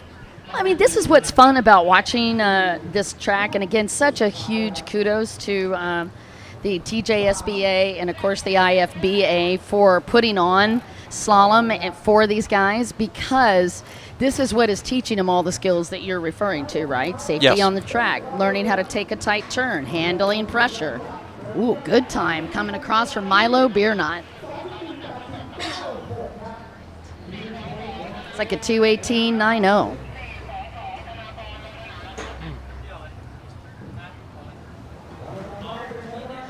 A lot of chatter on the live stream, by the way, congratulating King D on that spectacular win in the Runabout GP class. So just again, a huge kudos to him for doing such a great job. Yes, totally. Who's up next? Up next, we've got Tanagon Samchi from Thailand Mountain Jet Racing Team. 2.41.35 in the first run, 2.27.57 in the second run. We're down around the 2 minutes for the last two riders. We'll have to see whether or not this rider is going to be a little bit more daring, put on a little bit more speed. It certainly looks like it. Taking a little bit more chances out there coming around. putting on more bursts of speed.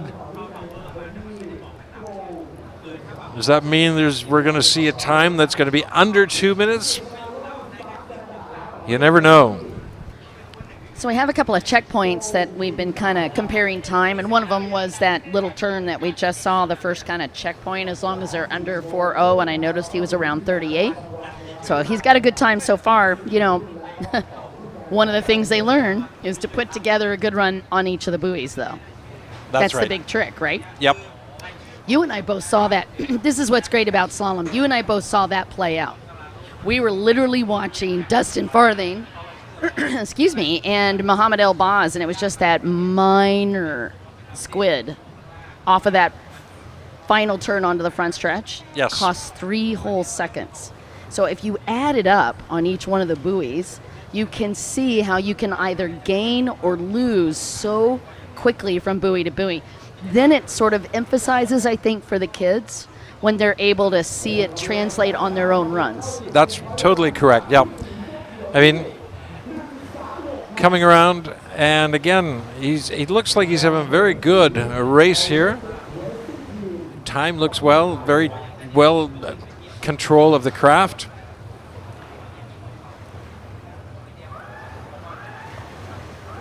And yeah, they can learn and see as they're watching the other racers doing their stuff. Final turn, a little bit wide, but getting lower in the seat to get there faster. 2.11. Fastest time so far comes from Thanakorn Cernchip, sponsored by Mountain Jet Racing Team.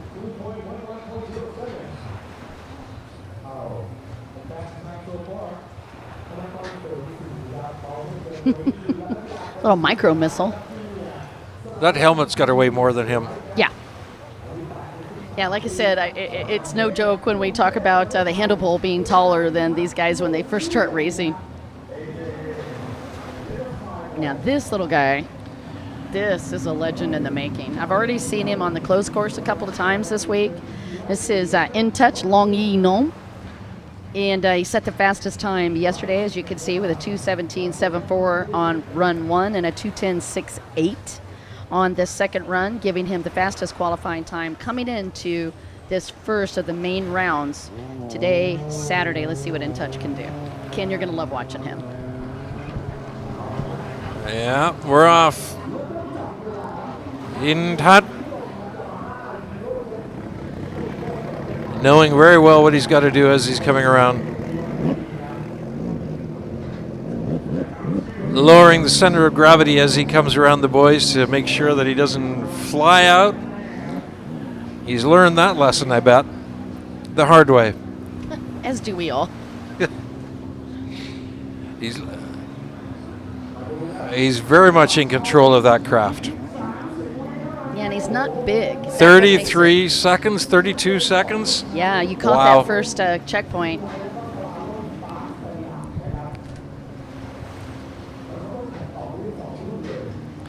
There's that double one, which is giving everybody, even the pro racers, heart palpitations.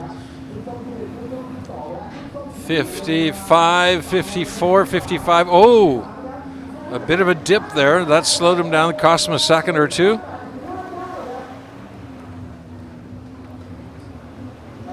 Doing well. Coming around to the top end of the course now. Time to put on a little bit of speed.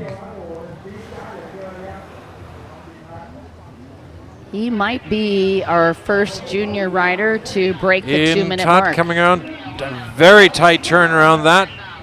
Can he do the same as he comes through? Oh yes, he's doing very well. Intat Longnium.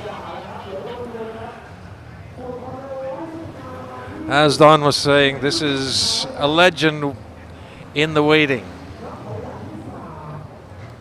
He's what, 12? Yeah, I believe so. So give him another 4 or 5 years. Juniors, then the pros. 1:56, breaking 2 minutes. Wow. I had a feeling he might be the first one to break the 2-minute mark. He had good flat water today. He set up a great run. One of the turns you want to watch for, it's interesting that you caught it, that is buoy 31 and 32. On that turn, it's a very technical turn, and it's deceptively technical. You have to come into it with a lot of speed, go out of it with a lot of speed, but you've also got to be prepped to go into that high-speed triple, and he did all of the above, managed to set himself just perfectly for that high-speed triple turn onto the back stretch. A beautiful run all around for it in touch. Perfect. And we're going to be going straight into the junior one-lap slalom, 8 to 13 Spark Standard. And the first person to be riding on that one, carafe number 318, Bunapon Wongsuwan from Thailand.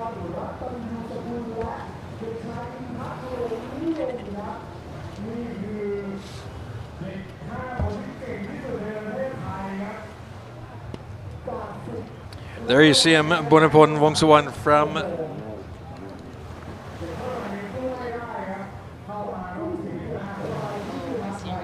Thailand. NBC Jet Ski Racing yesterday in the first run, she had a time of 2.03 and second run 2.12 minutes. So let's see how Bunapon does today.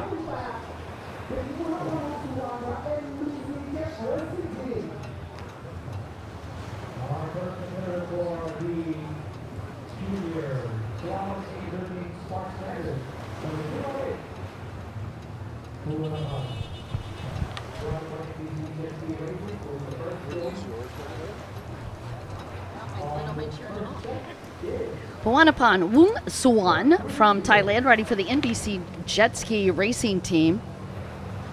This is again our Spark division, and we had 19 riders yesterday in Spark. I know, crazy. Only 5 were able to transfer to the main based on their fastest times. And up first is going to be Buanapan.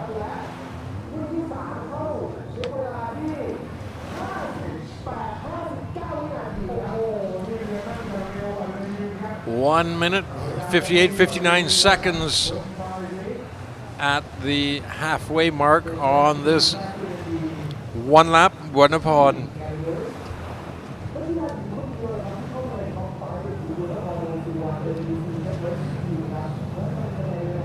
Riding very well, doing better at the halfway mark at least than yesterday. Let's just see how this turns out. A minute and 30 as we get to the left-hand side of the course.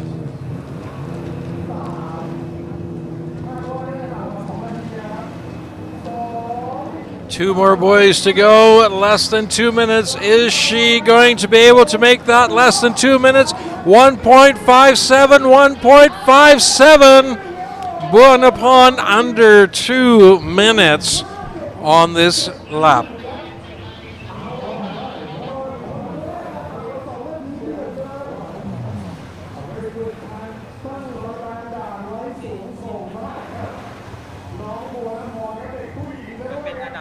You're watching the Spark division, and this is going to be our top 5 fastest riders from yesterday's qualifying. And up next is going to be Inati Sharun out of Thailand, riding for 244 Racing School. And I have to say, one of the funnest times and one of the funnest runs we got to watch yesterday. This little guy on fire, absolutely on fire. And not only that, but the reaction when he got his time was just too much fun to watch. So Inati is on the track. Got to be your 4th fastest qualifier from yesterday. Look at the riding style, too much fun. I don't know what it is about this guy, but he just makes me smile. I could tell he's having a great time. I could tell that he's really enjoying the racing, and he's aggressive in the riding style too, and that always makes it even more fun. Yeah, just a minor shift. Yep. But doing quite well.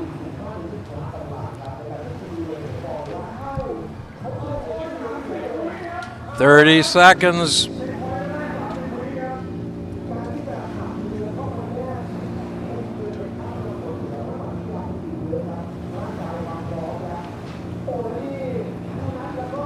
Oh.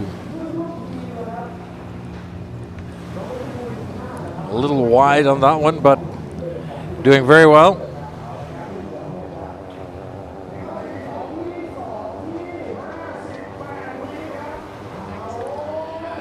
One minute and 5 seconds. Coming around on the left-hand side of the course. What have we got left to do in number of boys? Top end.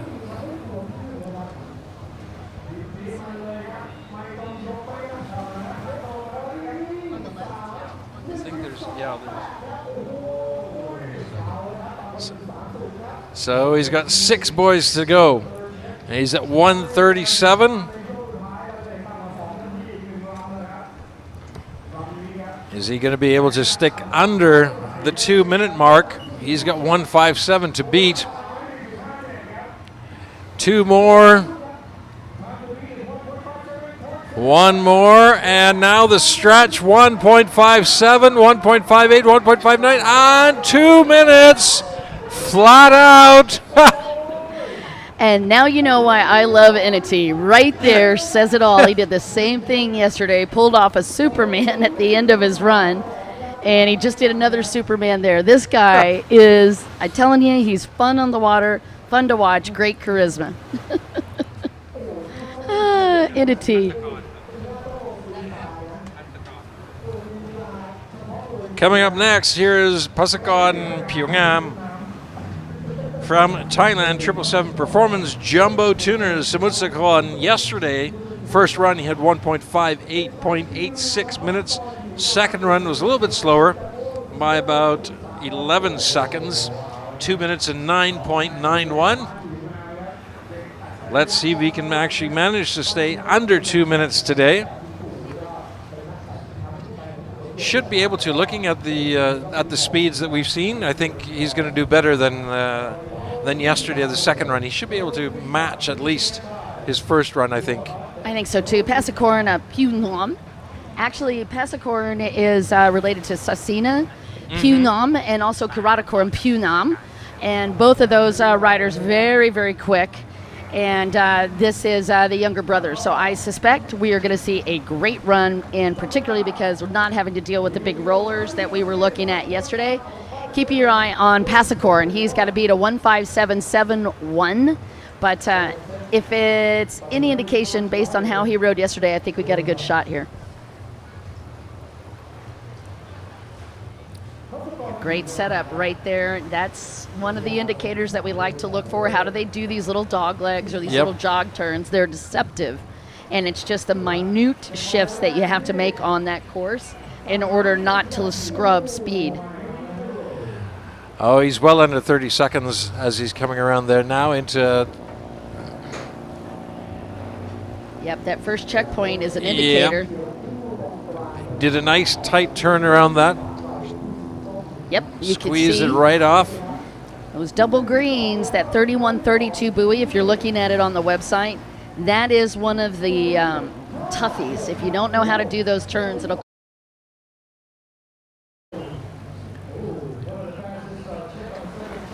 He's good, and he doesn't have to make a lot of corrections either. A tiny one there, that's the first mistake I've seen on this run, and it's an awful small mistake. I don't think it's going to cost him much in time. There's another minor one. All he did was catch didn't actually catch the bond rail, which actually is a big deduction in time. Just caught a little bit on one of the bottom parts of that boat. Yep. There's another slight challenge. He skidded out just a teeny bit. Actually made up a little bit of time on turn 3. He did do better on that one. See, he's using the waves to help him, but here he's got to go into them, and so that's why he's coming wide. But he's 151, 152. And so he's done better than yesterday. And has the fastest time today with the 1:52.13. You were watching Passakorn Pyongyang. Passakorn Pyongyang doing very well, 1.52 on this one. Coming up next is Chatakon Ratana Busakun. Rataya. Ratanya Sakun. All right. I'm going to have problems with pronouncing the last name. Uh-uh. It's like, okay, Rataya. Hang on. Rataya na sakun. Rataya na sakun. Rataya na sakun. Thank you. Okay.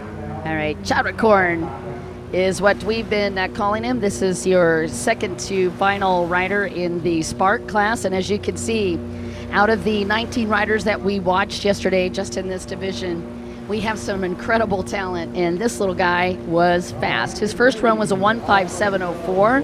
Second run yesterday in that big water was a 2:05.18. That was beating some of the novice riders on their laps. He's got a great opportunity here to break the 2-minute mark. Let's see what he does. Chatrekarn Ratinu Sakun. I don't think I did it as good as Ken did. Just eyeballing that track, getting set up. Green flag is up, can indicate he can go when he's ready.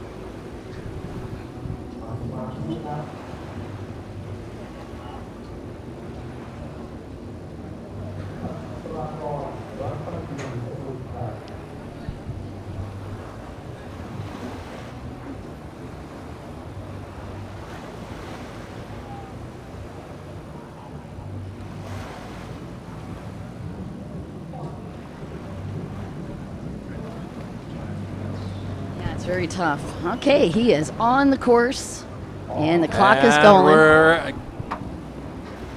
off on the timing for him.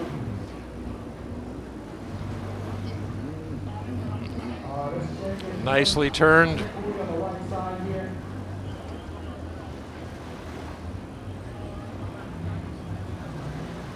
Now look how close he is running to the buoys. This is risky, and I'll share a couple of things about it. It's good if you are in firm control. It will cost you a ton of time, however, if you don't set up that angle right and you tap the buoy. It'll cost you upwards of 5 seconds. That's why I call it a high-risk maneuver. But if you're good, and he is, if you're good, you can scrub a lot of time here. Take a look. We're not even at a minute, and he's already approaching the final turn off of this big stretch onto the back stretch. That's buoy 35 that he just hit. Yep. Wow. Yeah, he's the fastest so far, just so you know, on that second checkpoint. Riding extremely well on this one. Good rider, good riding position. He's got his elbows up and out. He's leaning forward. He's in an aggressive stance. Not standing up. That's okay. You don't have to. This is where I really was impressed with him yesterday. Look how tight he is on the split section. Pro move on that first turn. Tiny miscalculation on the second one. Look how tight he is here. Yep. He's actually even better on these right-hand turns. Left-hand turn was good here on buoy 4. Buoy 5 was solid. He's setting up, comes wide, hits the gas. A beautiful run. He's going to have your fastest time. Wow, 1:48. Just set a record. Aw. And the family down there giving him hugs. It's your new fast time, 1:48. That's the fastest time yet on this course. Even yesterday, no one had this time. Nope. So yeah, that's actually a full 8 seconds faster than the fastest ride yesterday. Yeah, I kind of saw it playing out a little bit in the rough water. You could tell a lot about a rider, especially in early development stages, on how they're able to handle rougher water. And there was something about this kid yesterday. I was like, this guy's really fearless, which is so impressive, right? Very inspiring. But he also understands finessing, and that's rare. That's rare at this age, Ken, to be able to finesse this boat around and not feel like you have to be physical, because they're not big. They're not going to be able to wrestle it. Yeah, no, you know how to handle it. You have to know how to handle it. Yeah, really well done. The physics. The physics. It's the physics. You know, all that at 10. All that at 10, yes. In Touch, All Long right. Yin Yam up next. Out of Thailand, sponsored by Yamaha, Hero Jet Bangkok. Am I destroying that name or am I hitting it okay? No, you're actually doing very well on it. Oh, good. Okay. Yep. I love this kid. Let's see what he does. If anybody can beat Chatrakorn, it is going to be this young man. He already hit a podium this week in the 13 to 15 division. And this young rider, as I said, is definitely going to be a legend in the waiting. He's actually already is. He's already starting to podium in the junior divisions. I am thinking that in Thailand he's won several trophies. I don't have background information on him, but I really hope to see more of him very soon on the circuit.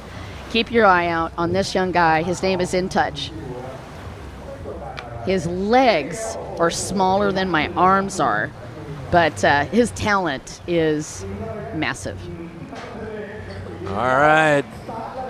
He's on the course, and we are counting time.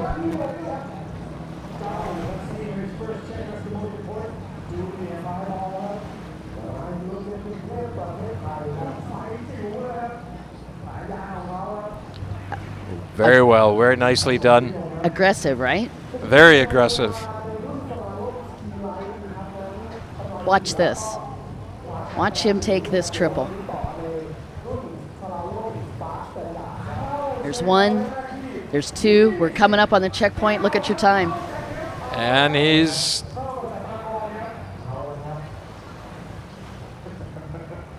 a little faster than everybody else. He hit it at 37. Yep. Ooh, first mistake I've seen, and still wasn't much of a mistake. He just, a little bit of too much of a slide that yes, he didn't he quite. drifted. Yep. Just a tiny bit. He drifted. He didn't actually skid out, but he just drifted us. Now that was nice. That turn on buoy 35 was wicked. That gained him back whatever he lost on the previous turn, I think. I even like that turn. All right, let's see what he does on this backstretch. This is another critical area. This is where hole shots are made or broken. Coming into that double buoy, and let's see how tight he whips it. Whoa. Nice. Little wide on the first right-hand turn. I think he's better on his left-hand turns than he is on his right. See how he does here. Yep. Tiny overcorrection, not going to hurt him too much, though. It's going to be close. It's going to be really close between him and okay, Chatrakorn. he's at 142, 143, 4, 5, 6, 7, 8, 9, 14847. He beat him just barely. 14847 versus a 14865. Holy Moses. That is, I mean, 0.06 of like a second. You can't even sneeze that fast. No, you don't. Really? Well, blink. Maybe a blink? I don't know, maybe. Yeah. Be really getting with it if you're blinking that quickly. Congratulations to In Touch Long Yinam. In a blink of an eye, he just made the fastest run, and a beautiful job from this young man out of Thailand, sponsored by Yamaha, Hero Jet Bangkok. I'm so glad that you enjoyed watching that. That was a lot of fun for me as well. It was a lot of fun. And we'll be watching them when they get another 5 years down the road from now, when they take on the big boys. All right, we've got one more event coming up here in just a moment. We've got the PRO Freestyle coming up, and we're going to be watching 4 riders performing for us. But before we get to that point, we're going to give you some advice from our sponsors.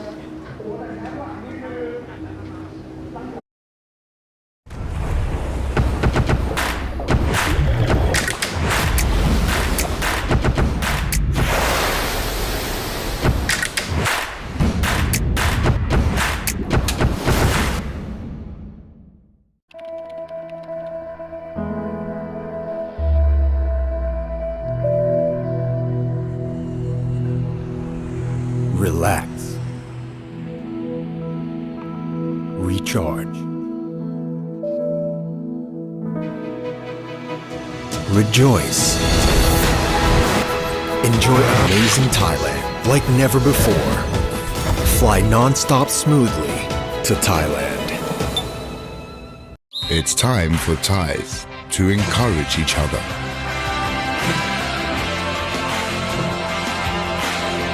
Forward the encouragement to make Thai people and Thailand stronger. Sports Authority of Thailand.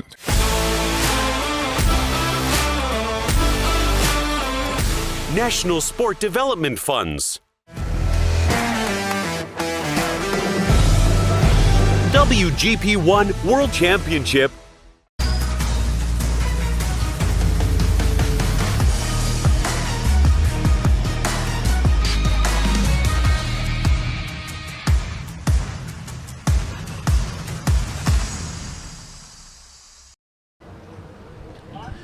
All right, you guys, welcome back. You are back live here with us for the WGP #1 World Series, both the Grand Prix and the World Cup. And we're going to be doing award ceremony as well today, and we are also on to Pro Freestyle. Let's take a look back in time before we get rolling. In 2021, it was Taji Yamamoto who made his mark on the world stage, winning the World Series last year. In 2020, I bet you know this name. It was a young man, not so young anymore, but he started as a junior in freestyle. That's Lee Stone out of the UK that took that win. Currently in the points, Lee Stone from the UK with 60. Gabe Jukic in second with 53 points. Christopher Anzeski is in third with 48 points. And unfortunately, Lee Stone not here. Lee Stone's not here, unfortunately. And I noticed there were some other riders in the U.S. as well that were participating, but I don't see them on here. So we've got 3 riders from Japan.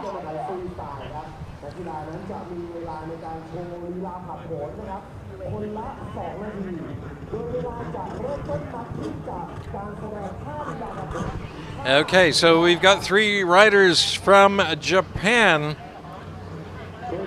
competing in the Pro Freestyle, Bun Freestyle from Japan. And I gotta admit, I mean, for the last 5, 6, 7 years that I've been here, all the other races are great and exciting, and there's a lot of overtaking and a lot of screaming and shouting that goes on, but you gotta give it to these guys. I mean, they found a jet ski or a craft that they can do fun stuff with. Now, mind you, fun stuff ain't easy stuff, because believe me, trying to get one of these things to fly the way these guys are making these things fly, you can only dream of flying like that. All 3 of these competitors from Japan, and all of them riding for Bun Freestyle. And the minute I say that, that should be an indicator of how talented they are. And while we haven't seen them necessarily on the world stage in the U.S., except for Taji Yamamoto, who you'll see in a minute, I'm suspecting all of them are going to be very good. This is Yuhi Iwazaka from Japan, one of your Bun Freestyle competitors. And the ambassadors of air, Ken, as you would say, these are the guys, I think, that start that true connection to racing. Yes. Because they combine all of the heavy skill sets that's needed to pull off these tricks. But the thing that they bring to the game that the closed course is not able to is instant connection. It's really easy to follow what's happening out on the water versus you got a ton of riders going every direction, right? Yep. But these guys, I think, really bring it home. The finesse, the skill set, all of the intricacies that go into these boats, and especially you're able to see that on the water and up close. Everything about this boat is custom and aftermarket, right up to this shortened handle pole that's actually locked down to help him maneuver and control the maneuvers. Beautiful backflip. He even had an opening on a double backflip. I'm expecting a lot of great talent from these riders. Most of them, yeah. I mean, you see them doing their backflips and their barrel rolls and, you know, double flips and all this, trying to create a wave there so that he can get some height on the next flip. But it's absolutely amazing what they do with these. There you go. He set it up nicely. Backflip. I see he's got a Quakey Sense wetsuit on and some other sponsors. But one of the things I want to point out, I'm sure he's a very strong guy. You'll notice he's yanking on that handle pole to shift positions. A lot of the riders prefer that. They want those handle poles very, very stiff so that when he goes into that trick, he can be assured that that pole isn't going to move on him. That's right, yep. Whoops, a little bit too little of a wave to do that. Tiny eject on the last part. That is going to be a deduction for him. Yep. If you can hold on the boat, if you lose the boat, you maybe lose it, but you have one hand on it. Small deduction, but when you lose the boat or you go off in the water, that unfortunately is going to be a big deduction for freestyle. These are generally 2-minute routines. They're going to be judging on a whole bunch of different stuff. One of the things they're looking for is variety, of course, as many different tricks as possible, amplitude on tricks. So this looks like a 1 minute qualifier might be what we're doing today, because that was pretty quick. Yeah, I think we're looking at a 1 minute. And then tomorrow we'll go for the full and then qualifiers. tomorrow we'll go for the full board. 2 minutes. Yep. Don't you guys go anywhere right after this. We're going to be jumping right into the World Series and World Cup awards. 4 classes.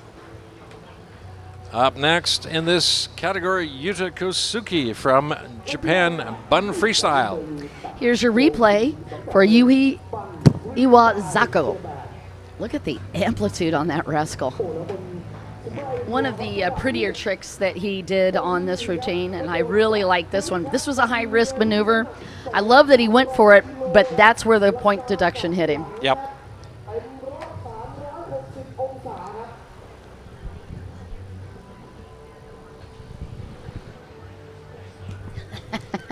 See Taji down there? Taji got a pretty cool hairstyle. Look at him grinning. Okay. He's like, yeah, that's me. I'm awesome. Right now they're actually going on the qualifying 4 position. Okay. The one with the highest score.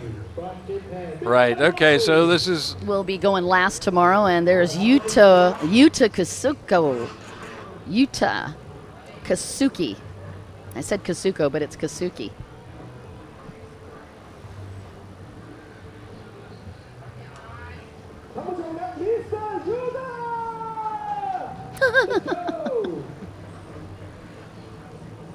Actually out here in board shorts. Now in closed course racing, particularly at this stop, they've required the riders to not have board shorts on the line.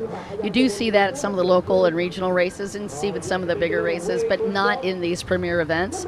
They want as much safety as possible, so no board shorts allowed on closed course. But in freestyle, different game. You're out there by yourself. Safety's not the same issue here. Oh, man. Wow. Nice opener here. Got a triple backflip. Whoa. Oh, he went for it. Went for the high risk, trying to get that extra flip in the combination. Combinations also can garner big tricks. Wow. There's a barrel roll. Unfortunately, it also, whenever you go into these big combinations, it also can work against you. In that case, that final flip will be a deduction for him. You're watching Yuta Kasuke. Yuta Kosuke getting a lot of lift on his very first flip.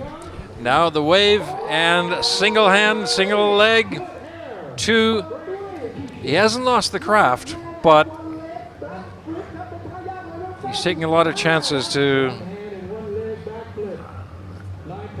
try and garner points on his ride here. Let's see what he does next. Wow.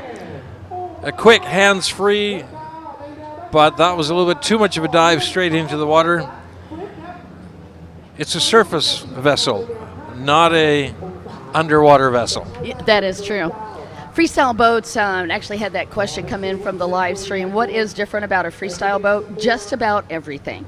So first off, the custom boats that they do are actually shorter from end to end than a closed course boat. Think about it. You want those boats to hold the water, right? Suck up to the water. Not true. I want as much air as freaking possible on a freestyle boat.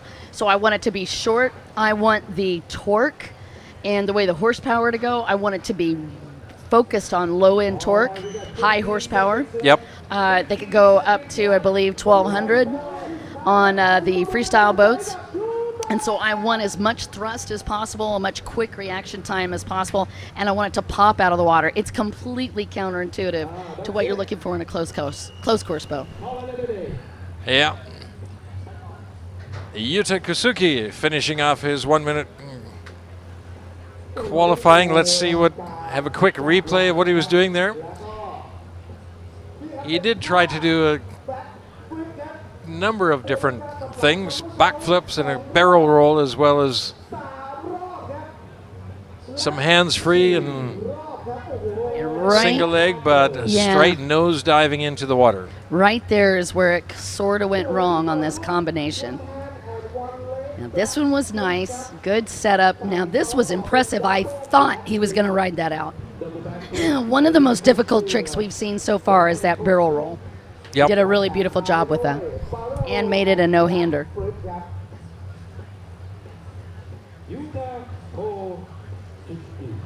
All right, and our third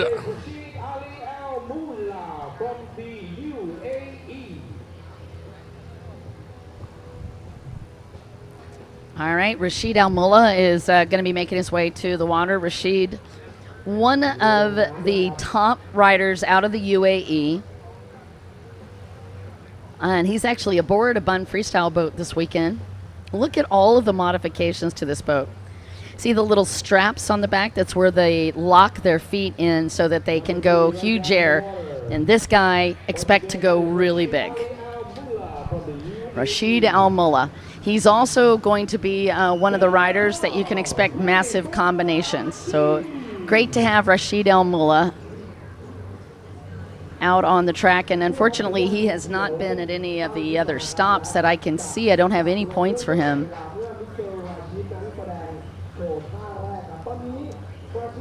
So the only rider that's got points right now is Tashi Yamamoto, and he was in 4th coming into this round. All right, so let's get ready for some airtime. Let's see what he does as he builds up a wave.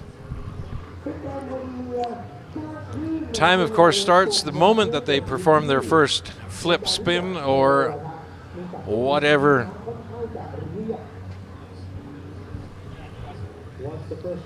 Yeah, and he's going to take his time, and as soon as he feels like he's ready, watch for an explosion, because he has huge opening combinations. That's very typical of him. And he's got a great boat to start with. Look at the amplitude and the altitude on this. There's a 2 for 3. He's not going to stop, guys. 4, 5, 6. Got a half dozen now. 7 backflips. 8, and all of them upwards of 5 to 6 feet in the air, if not higher. Good opening combination for Rashid Al-Mullah. An amazing combination. The only time I've seen more than 8 was a few years ago, and there was like 11 or 12 in a row. And, I mean, even I was dizzy after watching all those backflips. He lives in Dubai, rides for Team Abu Dhabi. He's got a 5-time world champions. He dabbles in falconry in his free time. And I told you that he would be airing this out. Backflip, a barrel roll in that combination, a 360 helicopter in the combination, another backflip. That was beautiful, and that is going to rack up some points for him. Wow. Yeah, right, and all. I'm going to just say this out loud. The first time I saw him, that was my reaction. Wow. Wow. I didn't know what else to say. All right, pushing for a 520 there. Big combination, 360, backflip, backflip, barrel roll. And here's what's fun about him. He does combinations, but have you noticed how clean they are? They're very clean, but he also knows exactly when it's time to stop. Yeah, And exactly. That's important. Yep, you caught that. He does not overextend himself. Off camber backflip. Another backflip, and he's going to walk that a little. Yep. 15 seconds left. 15 seconds left. He's like, I'm good. 15 seconds left. I don't need it. I'll take the time to come in to shore. Yeah, I'm gonna go check, make sure my hair is how I like it. Yeah, he felt very good with that run. I will say, interestingly enough, because they seem like they're just out there having a great time, right? Oh, I'm just chilling, all is good. Watch the strategy here. He kept quite a bit in the toolbox. Yes. Did not show you everything. You're going to have to tune in tomorrow to watch these guys go to the next level. Yep. No, that's exactly it. I mean, the first day they do some qualifying stuff. A little bit of psyching out of the other guys. You know, see what I can do. Yep. Look at how chilled I am. You think you can beat me? Yeah. But they're also putting on that show for the crowd, right? Of course. And how you manage to do both of those things, I'll never know. Manage to do psychology, but also do the one thing that we so need in that sport. And as I said, it's that instant connection. I have seen, I'm sure you have too, since you've been around, people could be just walking up and down the beach, but as soon as these guys hit the water, boom, boom, boom, camera kick, camera click, camera click. They all run to the beach to watch it. They're just that explosive, that much fun. And it's the fun, I think. It's the energy. It's the fun part. And I mean, they live off of that, and the crowd lives off of that. You know, they see this and it's like, wow, on and on they go. And that's what drives it. Yeah. That's what makes this sport, to me, so magical. All the different definitions, all the different disciplines that you can do. And a beautiful crowd this afternoon, which is only going to get even bigger tomorrow. Full in these stands today. All right. And this is our fourth and final rider, Taiji Yamamoto from Japan. Taji actually does have points in the World Series. He's in fourth. And Taji, you're right, actually had lent Rashid Al-Mullah his boat. Taji Yamamoto, your World Series winner last year, back out to defend his World Series championship. And Taji is not only is he great, watch the explosion here. Don't be surprised if you see a double backflip. Wait, did I say that out loud? No, I've seen him do it. I've seen him do it. It's amazing. And again, he knows the timing. He's setting it up, and if he doesn't feel like it, he's not going to start. What a great competitor. We'll see what happens. And again, right now he's leading in the points for the World Series. Yep. And he's like, wait for it. Signature move for Taji. Hold on, I'm not quite ready. Just a second. Wait for it. I'm just going to let the water settle. I'm just figuring out where the next wave is going to be. There he's setting up his wake. And there it is. Whoa! Beautiful double backflip. Double backflip as an opening act. Yeah, now you can go. All right. And he's like, how do you like me so far? What do you think? All right. Opener, back double. So now what are you going to do? You've done your double backflip. Oh, What's don't next? dare him. What's next? No hander. Yep. So a new hander 360. Actually, that was more like a 180. Story of my life on the side of his wetsuit. Priceless. Bahoom! Massive backflip. Wow. He's going to whip these out with a lot of velocity. 3 in a row. Reverses the 360s. Goes right over the buoy. And on another part of this combination. Wow. Backflip. Reverse, backflip. And another backflip. They're counting the number of tricks on this combination. 15, 16. You can hear them in the background. 17. Yep, you can hear the live announcers having a great time. That's Nick and Dag and Art up in the tower, keeping the fans happy. That was off the chain. I would be hard pressed to tell you who has a better routine here between Taji Yamamoto and Rashid Al-Mullah. That double backflip is an eye-opener, though, and that's going to be a high number of points for Taji Yamamoto. Highest degree of difficulty thus far that you've seen today would be the double backflip.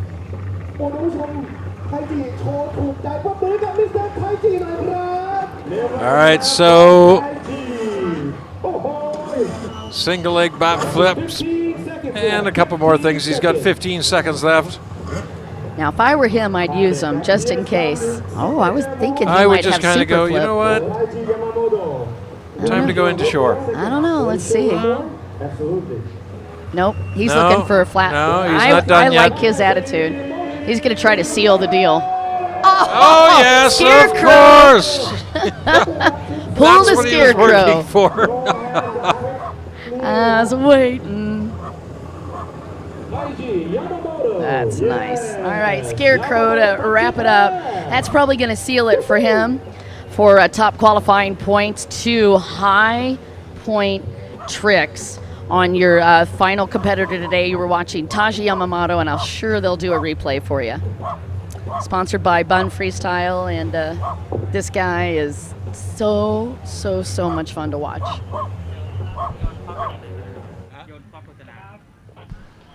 All right, here we've got a quick replay of that double backflip, the opening act of Taji. Yeah, as I predicted, I was pretty sure he was going to throw that out.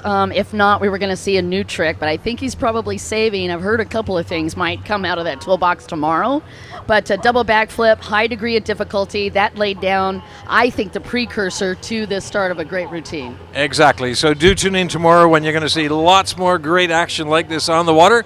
Right now, though, we're going to take a quick break. We'll be back in just a few moments.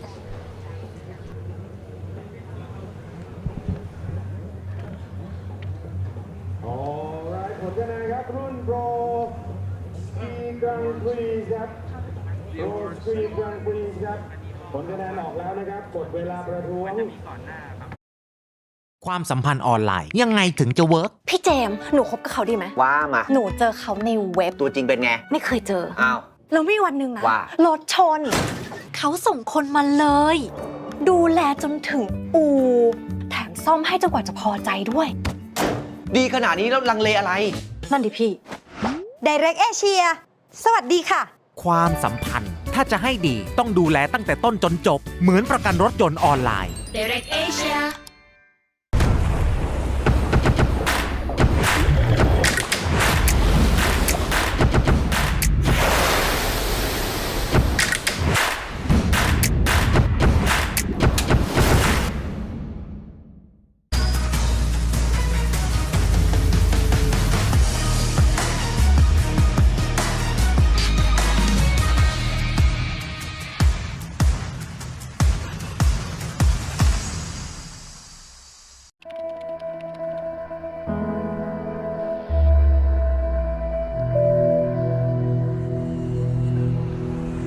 Relax. Recharge. Rejoice. Enjoy amazing Thailand like never before. Fly non-stop smoothly to Thailand.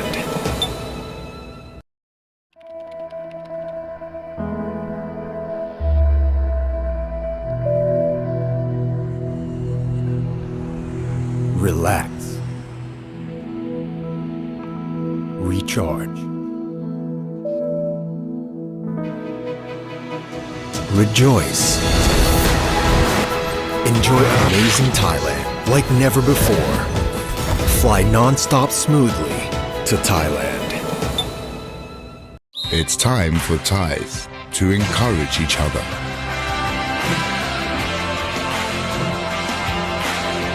Forward the encouragement to make Thai people and Thailand stronger. Sports Authority of Thailand.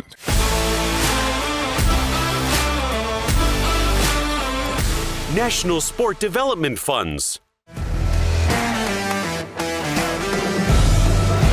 WGP 1 World Championship.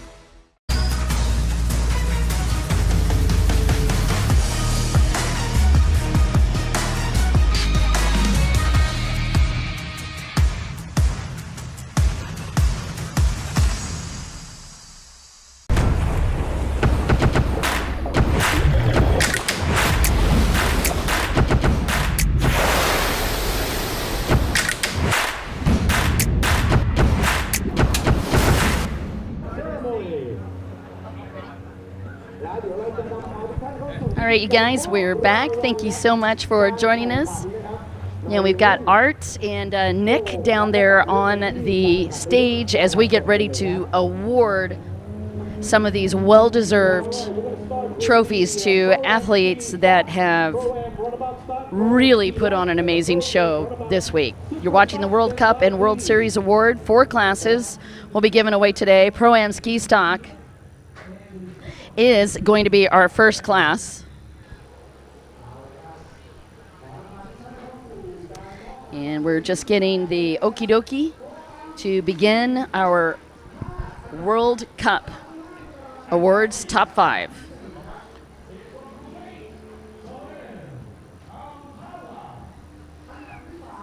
All right, so in 5th, Naratip Tong Wu out of Thailand, sponsored by OTS Racing. Salim Al Multawa in 4th from Kuwait for the Pro Rider team. ในโอกาสนี้ผมขออนุญาตเรียน In เชิญนะครับ 3rd, Tanawin Mo Lee from Thailand for Flamingo Jet Ski team. จอมเทียนบีดพัทยาครับ And ขึ้นเป็นเกียรติในการมอบรางวัล Tanawid Mo Lee นะครับขอเสียงมือต้อนรับด้วยนะครับ in 2nd from Thailand, sponsored by Flamingo Jet Ski team. And Natawat Singawai from Thailand on the Triple Aces racing team at the top of this podium. This is your World Cup Awards.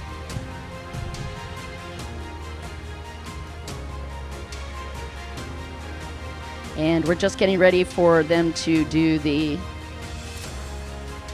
World Cup and then the Asia Cup as well. เริ่มต้นจากอันดับที่ 5 ครับ Pro Ski Stock World Cup ครับ So 3 separate awards will be given out today. This is the World Cup, and again, now the presentation to Naratip Tong Yu from Thailand, sponsored by OTS Racing, and then Salim Al Mutawa, และอันดับ beautiful ที่ racer from Kuwait, riding for Pro Rider. And 3rd goes to Tanawin Mo Lee. The twins up on the podium yet again from Thailand, sponsored by Flamingo Race Team. And here's Tanawid Mo Lee in 2nd, getting his award for Pro-Am Ski Stock 2nd. และแชมเปี้ยน World And your Cup champion from Thailand on the T Triple Ace Racing Team, Natawat Singrai. คุณนันทวัฒน์สิงห์อุไร And the champion Somehow for I the feel like Art Pro says that Ski with a lot Stock, more panache. Singrai. Tanawat Singrai from Thailand. Those guys are so much fun, and just a huge acknowledgement of the talent coming out of that live announcing tower. They are on point all week, and they've been entertaining the crowds. Yes, they do an absolutely fabulous job up there. And Getting now our the crowd national anthem.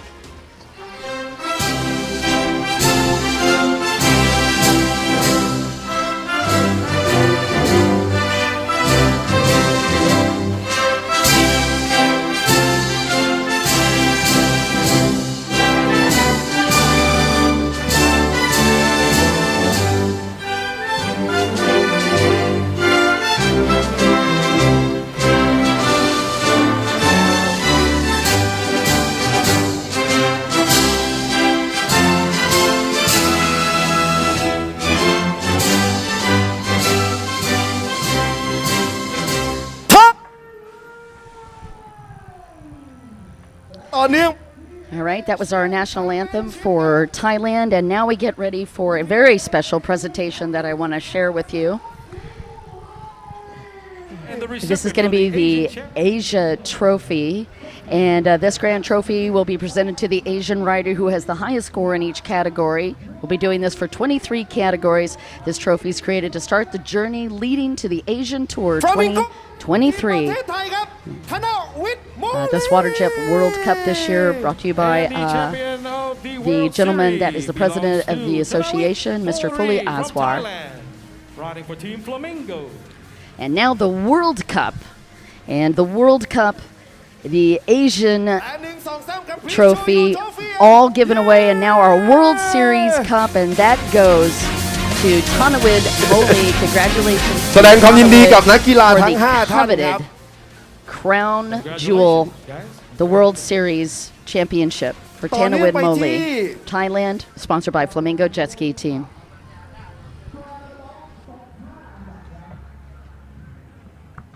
Pro-Am Runabout Stock. In 5th position, from the United States, Juan Cruz Liscano. And in 4th is Abdul Fadel Al Fadel from Kuwait. อันดับที่ 3 And we're on to the next Pro-Am Runabout Stock Awards. Khalid Al Mohammadi. We've got Juan Cruz Lozano from the U.S. Abdullah Fadel El Fadel from Kuwait. Chayaput Kumthayai from Thailand. Khalid Al Mohanadi from Qatar, and Natakan Phupakdi. Mr. Khalid in the second press.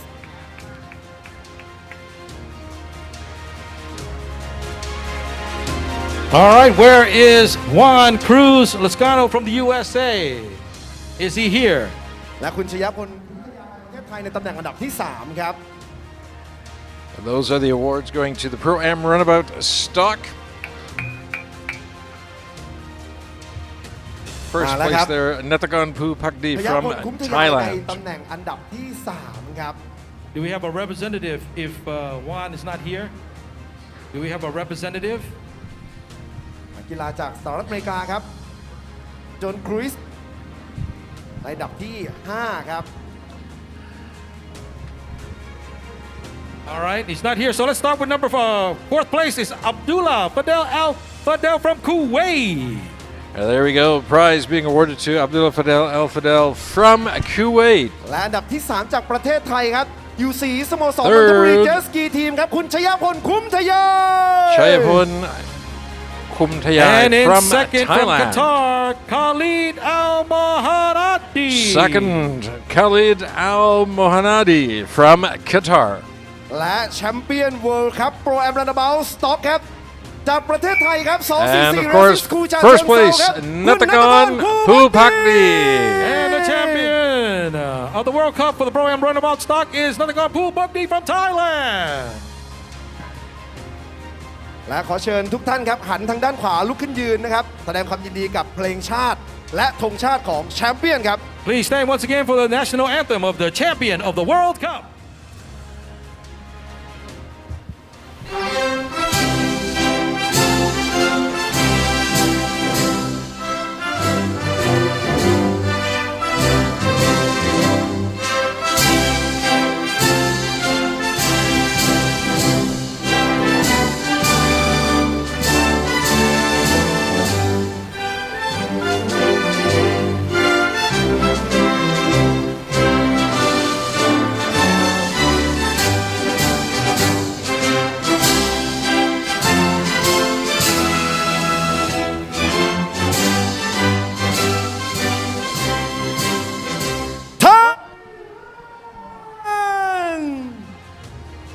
และรางวัลพิเศษครับเอเชียนแชมเปี้ยนชิพครับนัตกรภูภักดี Of course, the Asian award going to Natakan Phupakdi.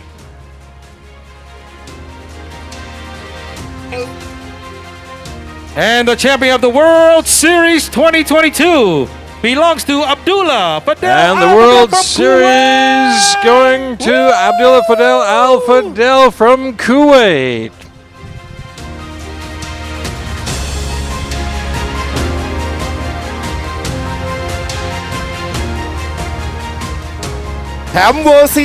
Those were the awards for the Pro Am Runabout Stock. Congratulations to all the winners.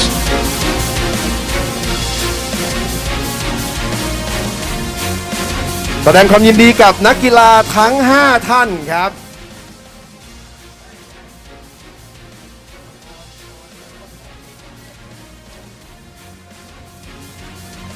And next up, we will have the Pro Am Ski Lights และรุ่นถัด Awards ไปครับ ceremony.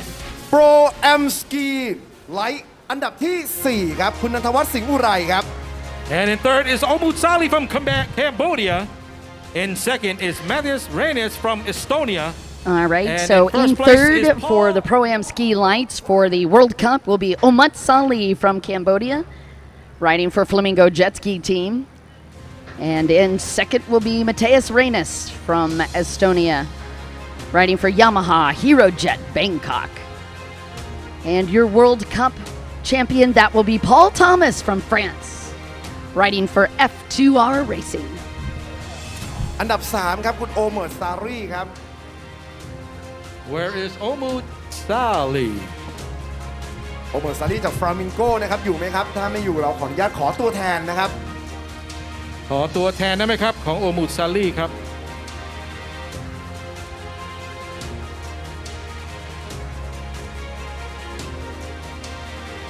Again, your top four: Nandawat Singharai in fourth, Omut Sali in third from Cambodia, Mateus Reynes in เริ่ม second ต้น from จากอันดับ Estonia, ที่4ครับโปรแอมสกีไลท์ครับประเทศ and ไทยค Paul รับที่ Thomas, 111 your และ champion from France.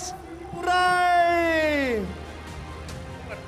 And there is the award to Nandawat Singharai. Estonia, Mateus Reynes. Riding for Yamaha HeroJet Bangkok. And giving second place to Mateo Reynes And the from champion Estonia. of the World Cup And here is from your French France, rider and your World Cup champion, Paul Thomas. Category.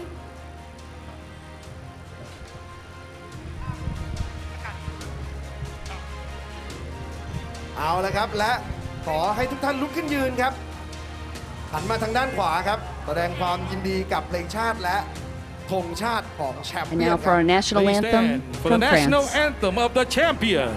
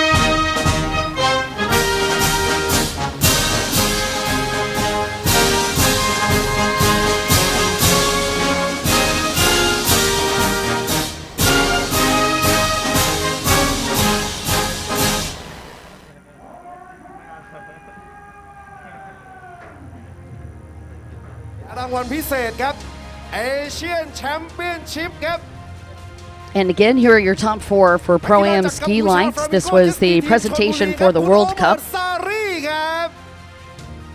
ซึ่งคุณโอเมิร์ดป่วยแล้วครับไม่ได้ขึ้นมาเข้าสู่พิธีรับมอบรางวัลด้วยครับเราต่อกันไปที่แชมป์โลก And now our presentation for the Asian Cup, and that goes to Omut Sali from Cambodia, sponsored by the Flamingo Jet Ski team. Belongs to France, Paul Thomas. And then right after that, we are going to the World Series Championship, and that is Paul Thomas as the champion for your World Series. Congratulations to this rider from France. Congratulations for the Pro-Am ski light category.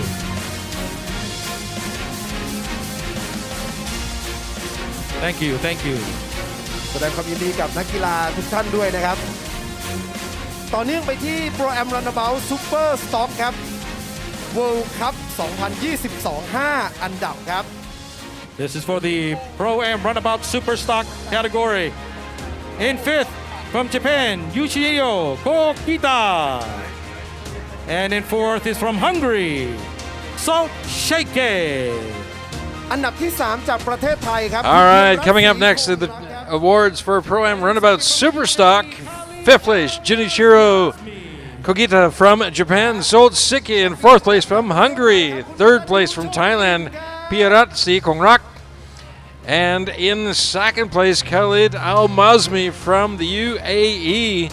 And first place, Gatanyu Chom Im from Thailand. Those are the winning riders from the Pro-Am Runabout Superstock. เริ่มต้นจากอันดับที่ 5 จากประเทศญี่ปุ่นครับ Our in fifth position is Japan, Junichiro Kokita. Rider from Japan, Junichiro And in Kokita. fourth is from Hungary, Solseke. From Hungary, Solseke. อันดับที่ 3 ครับกาลาดคอมพลีทยามาฮ่าโฟร์เจ็ตเรซซิ่งทีมประเทศไทยครับ คุณเพียรรัตน์ศรีคงรักครับ And from And Thailand, in second from the Pianrat UAE, Si Kongrak. Khalid Al-Mazmi. From the UAE, Khalid Al-Mazmi. และแชมเปี้ยน And ครับ the champion here, World Cup Katanyun. โปรแกรม Runabout Superstock ครับจากประเทศไทยกาลา World ดคอม Cup พลีทยามาฮ่าโฟ Show ร์ me เจ็ต 'em. เรซซิ่งทีมครับ คุณกตัญญูชมอิม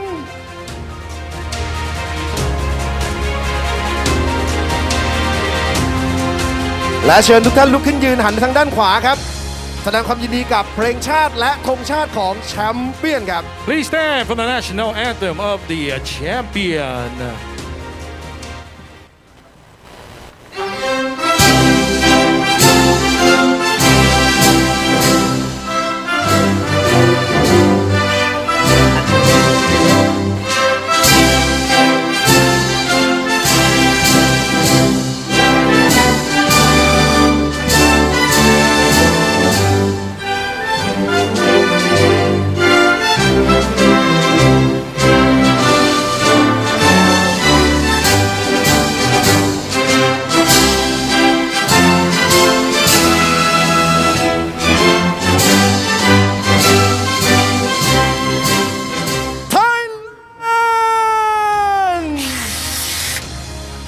และรางวัลเอเชียนแชมเปี้ยนชิพครับ And the Asian Cup going to Thai, Katanyu Katanyu Chomim Chomim. from Thailand. And also the recipient of the Asian Champions Cup. และต่อเนื่องไปที่รางวัลแชมป์โลก World Series ประจำปีนี้ครับ And for the Pro Am Runabout Superstock, the champion of the World Series belongs to And the Khalid World Series champion, Al-Mazmi from the Khalid UAE. Al-Mazmi from the UAE.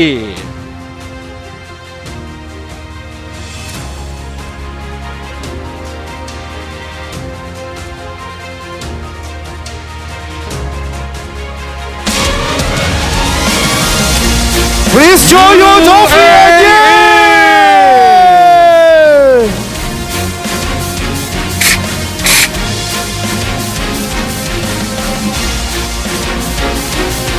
All right, thank you very much, guys. Congratulations once again.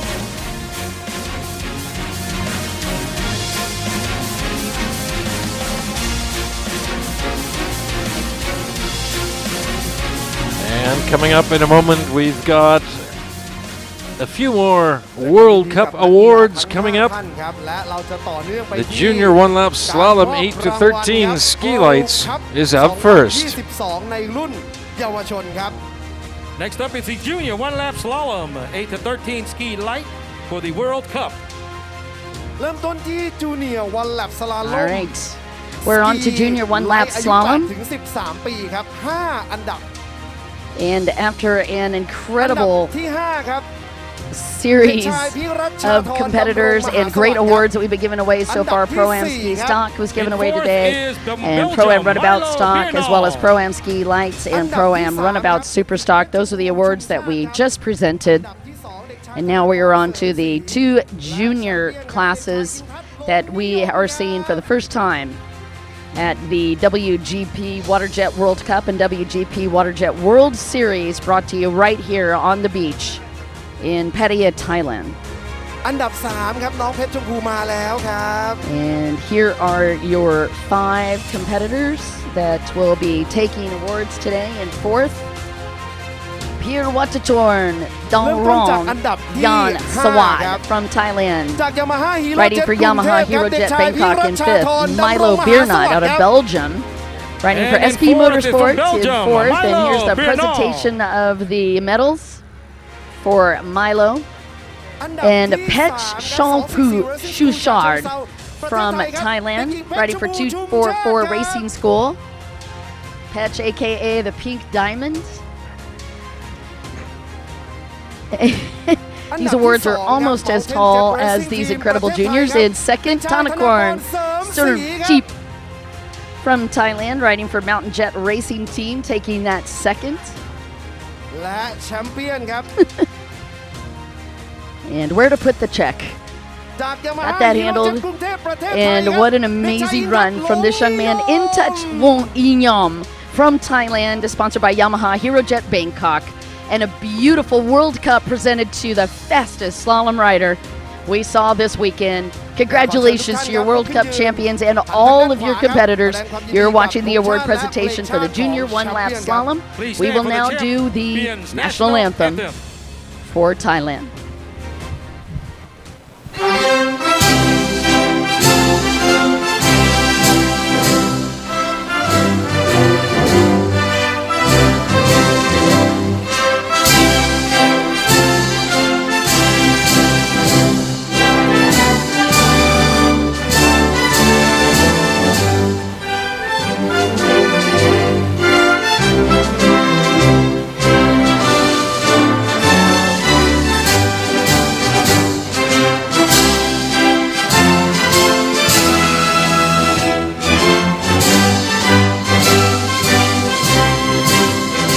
Thailand และรางวัลพิเศษครับ And now we'll be presenting the Asia Cup เด็กไทย to In Touch Long Yin Nam. Congratulations to In Touch for taking the Asia Cup for the Junior One Lap Slalom division. และ First time we've been able to award this division, and it's a very special moment. Put your trophy up. Put your trophy up. Okay, thank you guys. Congratulations. แสดงความยินดีกับนักกีฬาทั้ง 5 ท่านแหละครับ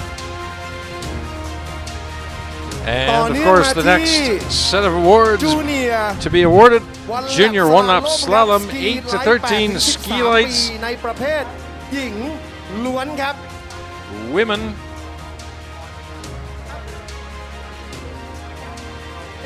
All right. In third. And for these in third position from Belgium, Lenny. Awards, we have 3 participants.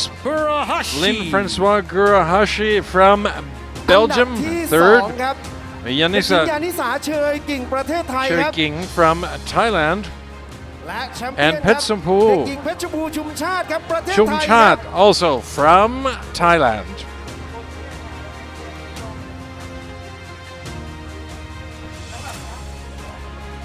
Oh, นักกีฬาเบลเยียมลินนี่ตัวเล็กมากครับ In third is from Belgium, Lenny Francois Kuriashi. อันดับที่ 2 PTT Lubricant and Wife Rayong Jet Ski Racing Team ประเทศไทยครับเด็กหญิงยานิสาเชยกิ่งครับ The World Cup, of course, going. And the champion. Champu และ Chumchat แชมป์ from ครับจูเนีย Thailand. ร์สลาลอมสกีไลท์ประเภทหญิงล้วนอายุ 8-13 ปีครับ 244 Racing School ฉะเชิงเทราประเทศไทยครับเด็กหญิงเพชรบูรณ์ชุมชาติครับและ1 2 3ครับ Please show your trophy and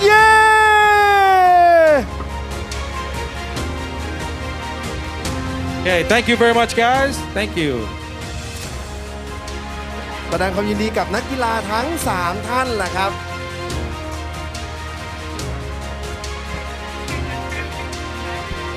ต่อมาที่จูเนียร์สลาลอม And the next award, Junior One Lap Slalom 8 to 13 Okay, we're Spark looking at the Junior Standard. One Lap Slalom 8 to 13 Spark Standard.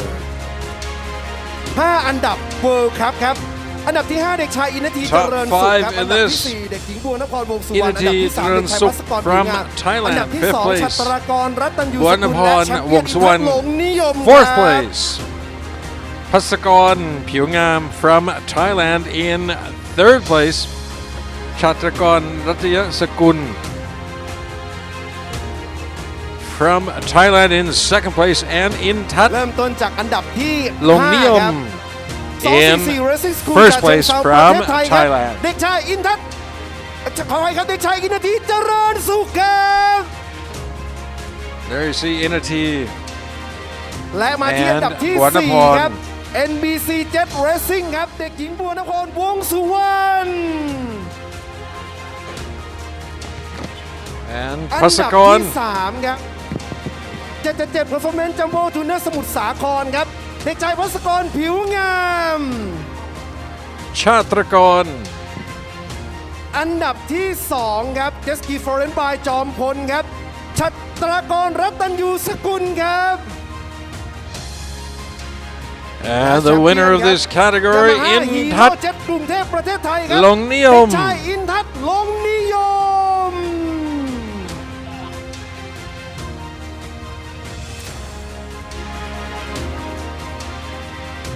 และขอเชิญทุกท่านลุกขึ้นยืนครับแสดงความยินดีกับเพลงชาติและธงชาติของแชมเปี้ยนครับ Please stand for the national anthem of the champion in this category.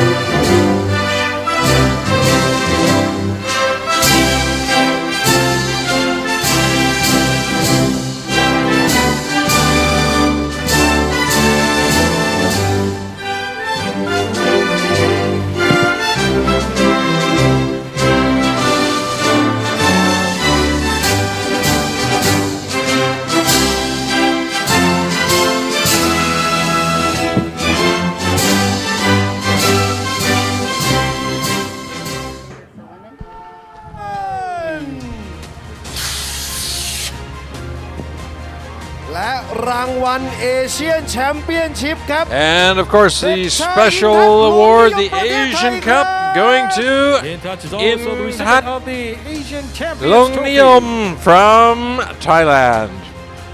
และ1 2 3ครับพรีโชยูโทฟีเย้ ชูหน่อยครับชูหน่อย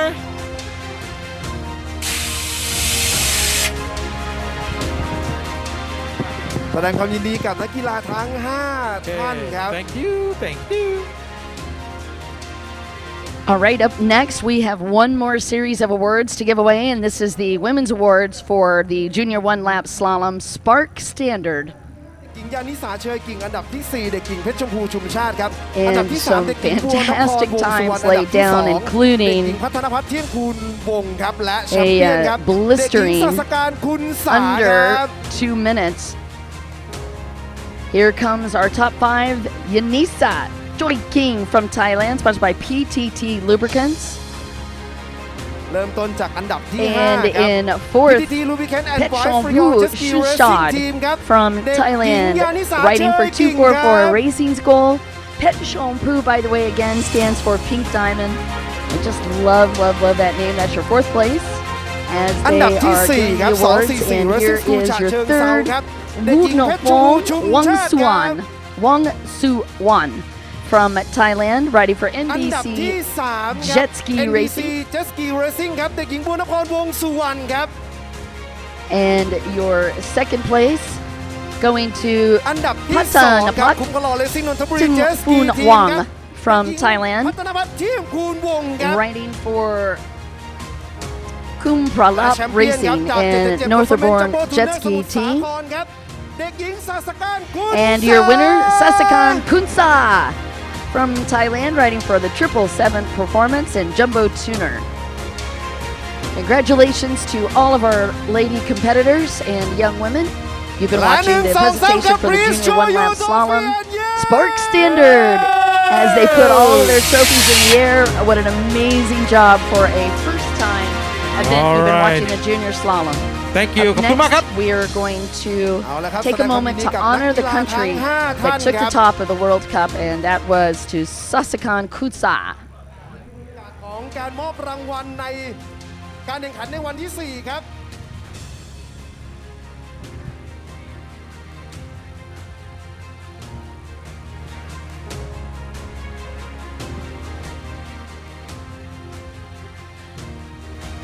ขอบคุณครับ All right, พิ you ธีกร guys, ภาคสนาม as you know, this has been an amazing day. As we hit the weekend, Ken, only one more day to go. We've got a lot of very high-speed racing coming at you tomorrow, so get up early, plan your day accordingly, as we cap it with our finale tomorrow morning right here on the beach at Jomtien Beach in Pattaya, Thailand, the finale of an amazing World Series this year. Do come and join us. This is, of course, round 3, the final round. And as we've seen the last 2 days, there's been a lot of exciting stuff going on the water. And so that's your job for tomorrow, is to wake up early, grab your coffee, join us in the grandstands, and cheer on all the fabulous racers for the racing tomorrow. Thank you very much for joining us today. See you soon. Thank you so much, Ken. I'm Dawn Dawson with Ken Stratgore and CK. It's time for ties to encourage each other.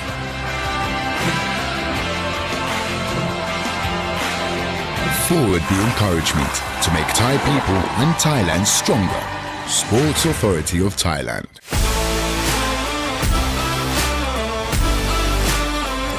National Sport Development Funds. WGP 1 World Championship.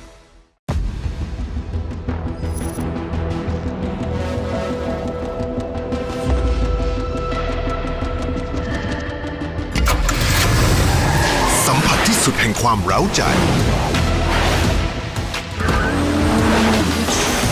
ปลดปล่อยจิตวิญญาณแห่งจีออในตัวคุณ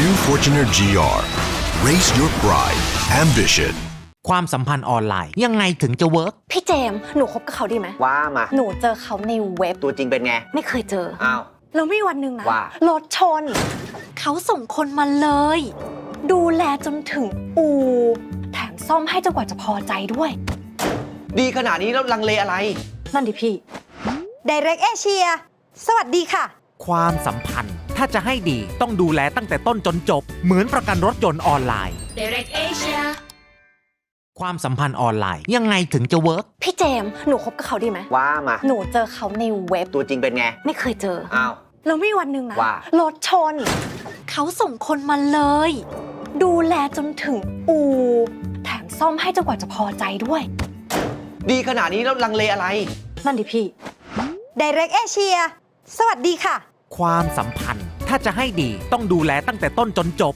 เหมือนประกันรถยนต์ออนไลน์ Direct Asia